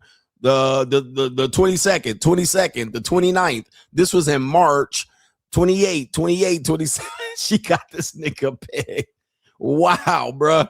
And if I'm not mistaken, the white calls are his calls or hers. I'm not sure. The white calls are his, the red calls are hers. So he blowing up her motherfucking phone. Let's continue. Court calls, and we would talk for hours on end, and he shared a lot of personal things with me that made me feel like he was genuinely interested, that he trusted me. My worries at the time were mainly, why me? Why are you interested in me? I'm a regular person. I have a kid. There's not a lot of people who, especially in his position, want to pursue something with someone in my shoes. This is an interesting take. Women will do this. They will manifest a rich nigga, and then when a rich nigga show up, why are you interested in me? Okay, I can't see why you would be high status and come all the way down to this fucking filthy ass no curtain as a curtain ass woman. I'm poor. I'm abusive. I'm abused. Single mom. I'm poor. I can't even afford braces. And here you are rich. Why you want me? But then they'll manifest dudes like this. And when he shows up, I don't deserve a guy like you. I want to know what your true intentions are. I mean, it's an honest question. Let's continue. That was just me being realistic and me trying to be practical because, yeah, why are you interested in me? There's plenty of other gorgeous, beautiful ladies that you could pursue. That was a big part of my worry when we were talking, and he knows about it because he would reassure me. He would tell me that it's okay to need reassurance in the beginning because, you know, you don't know the person. You don't exactly trust them so much. These type of conversations made me open up more. It made me pull down my walls a little bit more. I became more vulnerable with him, and I felt like he was becoming more vulnerable with me. We all know now that that was not the case. At the time, it was March 31st. It was time to go to Montreal, Canada to meet this individual. Everything prior to this meetup was great. The calls, the conversations, the consistency, the communication, it was all great. But after ladies, if you're in this situation, the reason why he's doing this, he wants to face fuck you. Let's be honest. He wants to face fuck you. And he hasn't face fucked you yet. He wants to feel like what it is to face fuck you. He's imagining pulling her hair back, exposing her big ass rat ears, and pulling her ponytail and having them DSL slide up and down his meat. All right. He actually trying to penetrate her raw and then wants to know what it's like to cream pie her. That's what he wants. That's what he's trying to get. All right. That's why he got this bitch rushing her to passport. I mean, once he gets this, his interest is going to rapidly decline. I tried to tell you that, but y'all ain't listening to me. Let's continue. All right. Here we go. this meetup, all of that went downhill. I've already explained his behavior prior to meeting up. So now I will go deeper in depth on his behavior afterwards. After meeting this individual in Montreal, his communication dipped significantly. It almost ceased to exist. As I said, hey man, y'all can believe it or not. Y'all can believe it or not. That's exactly what I said. That, guys, ladies, you can believe me or not. I'm here trying to put everybody else on the game. I'm the last of the honest content creators of men.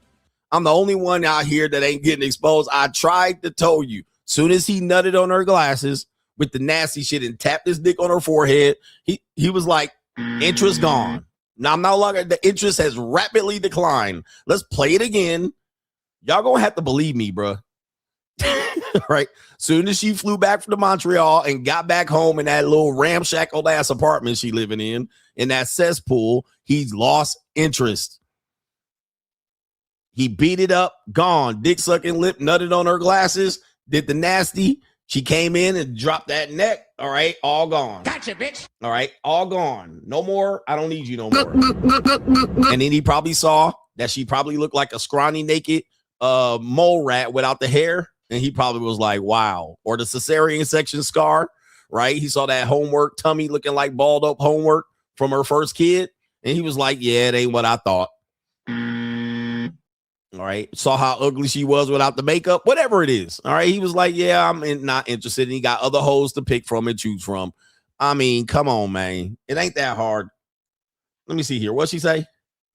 to meet this individual. Everything prior to this meetup was great. The calls, the conversations, the consistency, the communication, it was all great. But after this meetup, all of that went downhill. I've already explained his behavior prior to meeting up. So now I will go deeper in depth on his behavior afterwards. After meeting this individual in Montreal, his communication dipped significantly. It almost ceased to exist. Every time I would call this individual, it would go straight to voicemail. He would ignore them. He would have an excuse as to why he's not talking, why he can't conversate, why he can't communicate. This dip in communication made me very nervous. It made me anxious. When you are pursuing a romantic relationship with an individual and this person has these certain habits in the beginning and then you see those habits decline, you have a reaction, and that reaction is not going to be good. You're going to feel like they're not interested anymore. You're going to feel like, oh, maybe they found somebody else. Maybe they're talking to somebody else. These were the kind of thoughts that were going through my head. All right. So now what do I tell you, man, just go ahead and give her some aftercare, take care of her, give her a little bonus.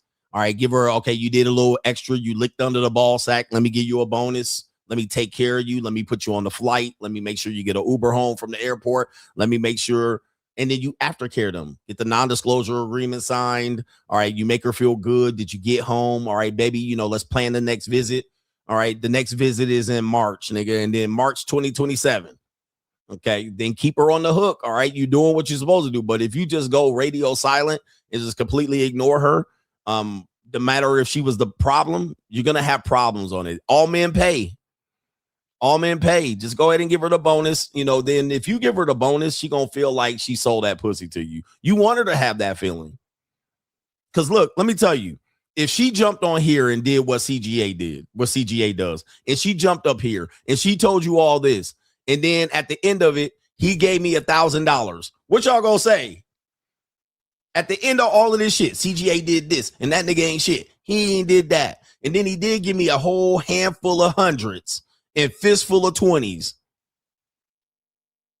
You're going to be like, oh, word? Oh, okay. So you went and sold some pussy to the... Okay, nah. You going her story lacks credibility soon as she said there was a money exchange. Now she can't talk. She can't talk that shit. All I got to do is, hey, man, I gave her $1,000 for the whole weekend. She used that money to pay off her goddamn bills. Or what's she up here complaining about? She loses her whole credibility. And then I'm going to show the text where she agreed to $1,000, where she thanked me for the $1,000. I'm not saying I would pay her $1,000, but I would show her the text. Oh, man. Right. And she barely going to admit that she did that or actually received that money. Let's continue. But I was also very vocal about this. I was very honest about this. He would just tell me that he's just busy with work. He's busy doing his salsa dancing. He's busy editing, or he's going to events. He's doing things with family. He would tell me that he's having several health issues that later I find were just excuses. We still don't know the entire truth to that, honestly, because when we were speaking about these alleged health issues, we already... Somebody said I paid her for pussy. I didn't pay her. That's what you're going to assume. I just paid her for her time and presence. It was a gift. Now you're gonna assume she sold some pussy, not me. I didn't buy no pussy from her. Niggas like, be careful. I never buy pussy. I do reward women for acting good here. All right. If you act like a good woman, you cook and clean for me, you crackle bacon in the morning. You know what I mean? I reward good behavior, and sometimes I reward financially. Sometimes I reward by blowing the back out. All right, but I didn't buy a vagina, but you're going to assume she sold some. Don't make me the bad guy, nigga.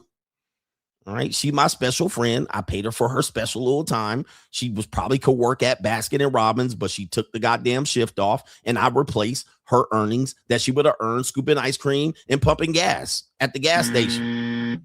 All right, let's continue.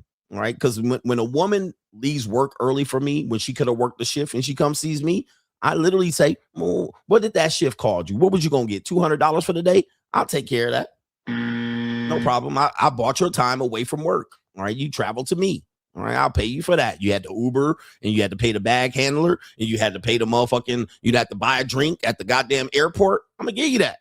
Give you that wear and tear, getting from the airport all the way back home, getting the Uber all the way back. I'm going to cover all them expenses. I'm going to cover all them expenses to get you here and get you happy and get you on your knees, bound down before the notorious one. I don't pay for sex. All right. I don't pay for sex. I just recoup those expenses. Let's continue. We know that there's contradictions with his story of him having an issue with his fertility. This issue with his fertility may possibly be true. We don't know because he's never showed proof of that. He's never shared actual documentation to prove him telling the truth. Unlike all three of us women who have a whole Dropbox, a whole plethora of receipts, and still yet people are treating us like we are liars, scorned women, whatever. This individual, he has claimed a lot of health issues and uses it for his own benefit. It may be true that he has health problems, but he's an individual who uses it for his own benefit to get his way or to push a narrative that may or may not be true or maybe half true. We don't entirely know. During our meetup, we had consensual intercourse. I know there's individuals online who are claiming that me or the other women are claiming that he had stealthed them. That is not true. None of us have claimed that he stealthed us. It was an anonymous individual who came forward. She is not public. So I don't think I have any business putting her face out there. Unless she wants to come out, that will be her choice. Back to what I was saying. During our trip, we had consensual intercourse. I did ask about condoms. He said he doesn't like them. They don't feel right, or they're not for him. Audio cut here, but I was just saying that this was a point of a lot of criticism of people online that were saying that why would you trust someone who you just met and not wear condoms? I do agree with that. Okay, I do. The only thing that I can say to this is that I trusted him. I trusted that he wasn't sleeping around, that he was being honest, and that he was a safe person. And it turned out to be false. Hey, look, she's trying to take accountability, but she's not. All right, look, ma'am. Let me just get this straight. And I don't know how much I can listen to this shit, but you already been impregnated by another man. Let's be honest. Let's be real. You already been impregnated and had another man's baby. You probably know how this works. You chose to let that nigga slide in there without a condom. Don't tell me he did this and he said that. Okay. And now if he gets you pregnant, he's responsible. But you behave in this particular manner all the time, or at least you don't let niggas wear condoms all the time. You probably make no niggas wear condoms. Don't make Abba the bad guy here. Now, Abba out here running raw dick. All right, that is what it is. All right, but let's continue. Is wrong, and that's all I can say. I've already spoken in the past about my issues with condom use. It's not something I'm proud of or whatever it is, but that's just the truth. It ain't pretty, but I mean, maybe not. After the consensual intercourse, he suggested that I take the Ella pill, which is basically like another Plan B pill. He took me to the pharmacy down the street from his place. He paid for it, and I immediately took it. But as we all know, the Plan B pill does not work if you've already ovulated. So after my trip, after I left, a couple weeks later, I find out that I'm pregnant. I think I told him a couple days after I found out, because at that time he was telling me how much he's having, difficulty sleeping, he's having health issues, and I was like, this is probably not the time. This is probably not a good time to tell you this information because you might have an aneurysm. I eventually tell him, I show him the pregnancy test. I send him pictures of it because I feel like if you meet someone one time, right, and they tell you they're pregnant, you're going to want to have proof.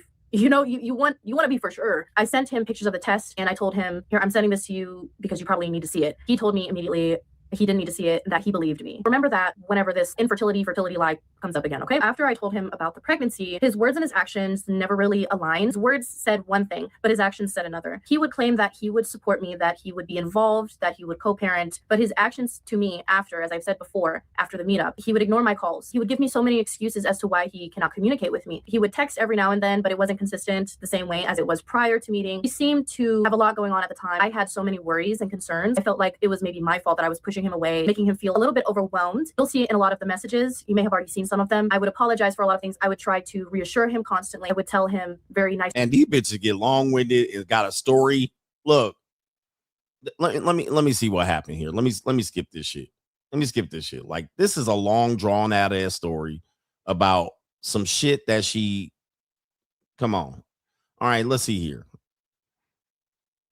Did she have a baby? It was just crazy. That's why I clarified a lot in those original videos that I'm a single working mother. For the last 6 years, I've been doing it by myself. There's no child support involved. I'm aware that, these people in these like red pill communities, they're kind of disengaged from reality. Like, I think there's a lot of mental illness online. These people that claim to be in these communities, they're not really, you didn't like that I was posting you. I don't know. I feel like it's a probability that he wanted. Notice she calls his community red pill, which is funny because they're supposedly anti-red pill. Let me see what this bitch talking about. Here we go. Okay, here we go right here. This is what we want. The end of April. Started to. These bitches will go to the hospital on your motherfucking ass. I swear to God. Here we go. Of the stalking harassment, the inconsistencies with ABBA and everything. Started to affect me internally, and I started to miscarry sometime at the end of April, early May. These are text exchanges during the time that I was miscarrying and going to urgent care and the ER. My daughter was with me, and he knew about it, and he knew how much it was affecting both of us. These were the type of exchanges that made me think that he cared, but again, his actions showed something else. He was even comforting me when I told him that my daughter blamed herself for the miscarriage, but then he would do things like this. He would post these photos on Instagram, on YouTube, value, feeling brand new, and this is all during the time that I was miscarrying. I kept him updated on my health and the doctor's appointments. Okay. All right, bro. As you can see where she's going with this, that she's blaming Abba for causing the miscarriage based on stress, even invoking her daughter, her child, and getting the child to believe that the mom was bad for having this miscarriage. What I'm showing you clearly how they work. All right, they're going to eventually not take the blame and cast the blame onto you. This is why manipulation is not good. This is why eventually you keep manipulating these women. They're going to use evidence. And what did she use? Evidence, screenshot. While I was having a miscarriage, he's posting on Instagram.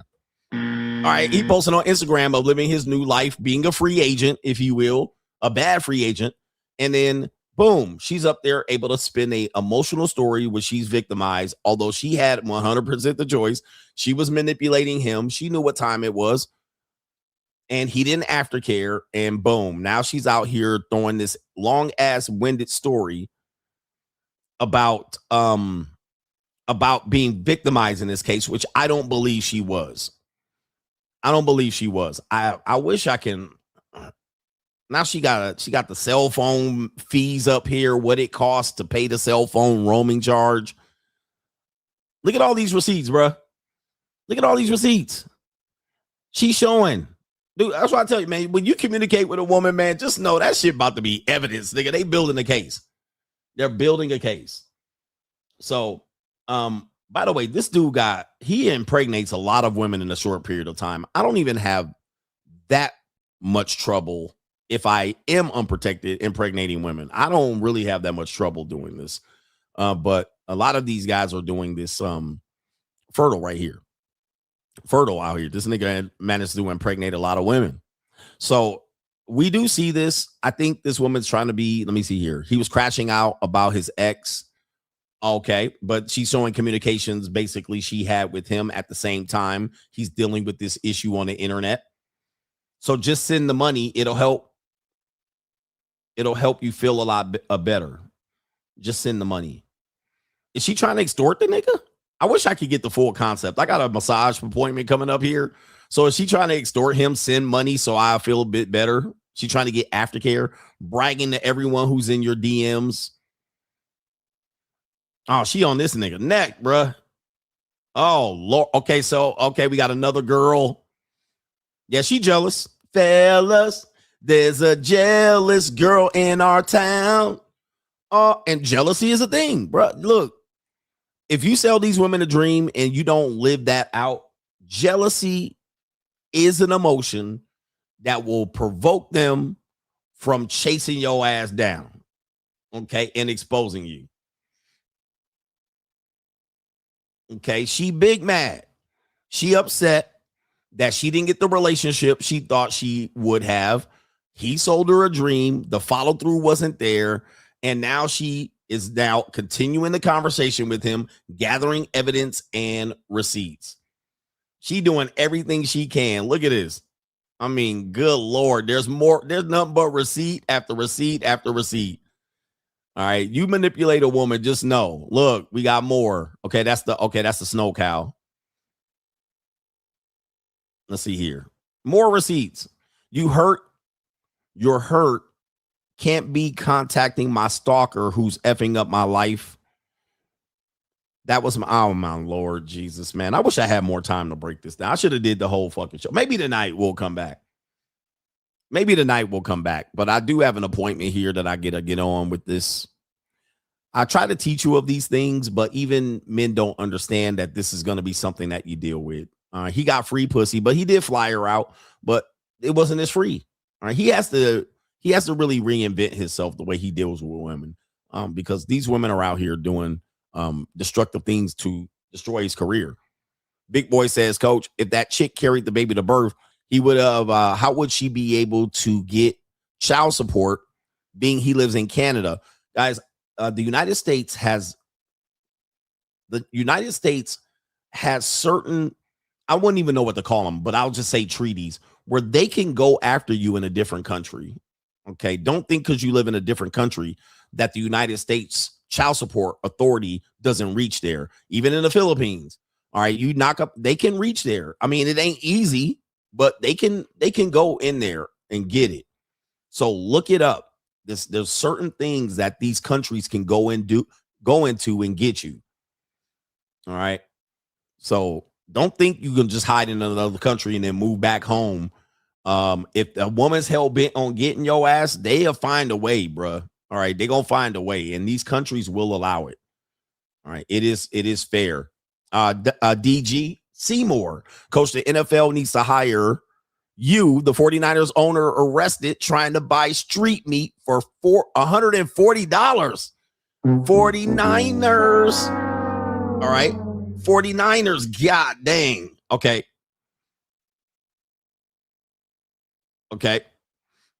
Damn. $140 piece leave, bro. What, bro? Y'all niggas be lowballing these hoes.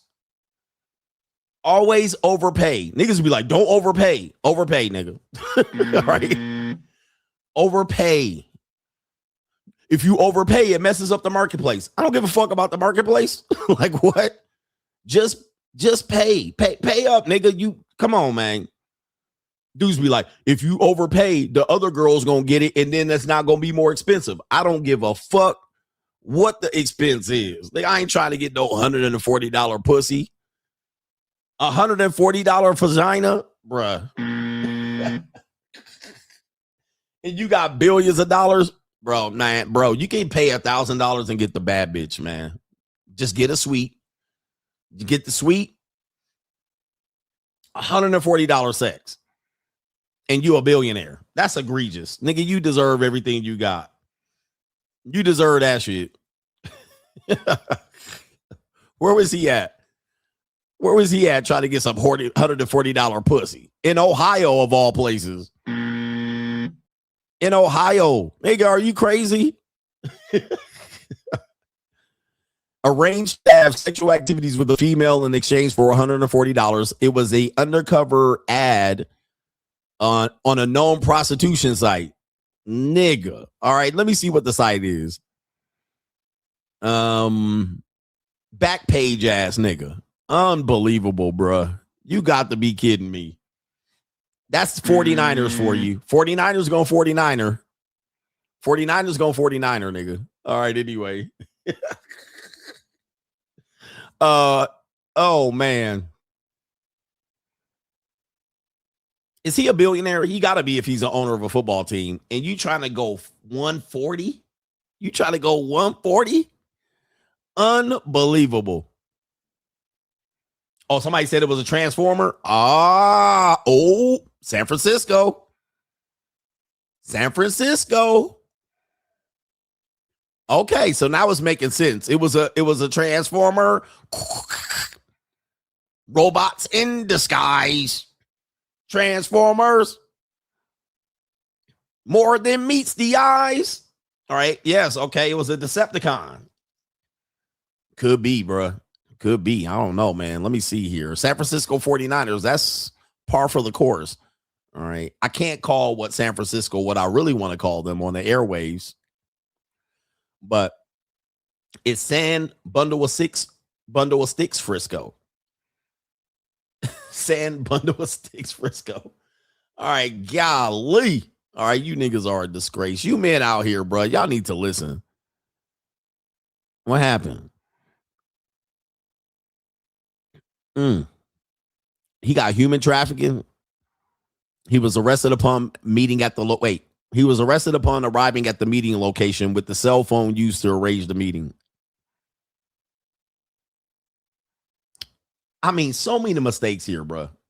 That's so many mistakes. Okay, look. Oh, man, that's too many mistakes here, bro. There's too many mistakes. I mean, Coach Ray got him blocklocals.com. If you're going to solicit, you never go to the person's place. I mean, I can't even go if I'm gonna have intimacy with a woman at let's say if a woman I met and she throw me some free vagina, I would never go to her place. Let me just say it like that so you don't say I'm trying to break the law. But if a woman said she wanted to hook up, come over to my spot, no. No, you can come over to the spot I got. You can come over to my Momo. But I'm never going to a woman's spot. I don't give a shit how I'm dealing with her. I'm never going to a woman's spot. Ever, ever, ever, ever, ever. She can come to my spot. You can come to my Momo.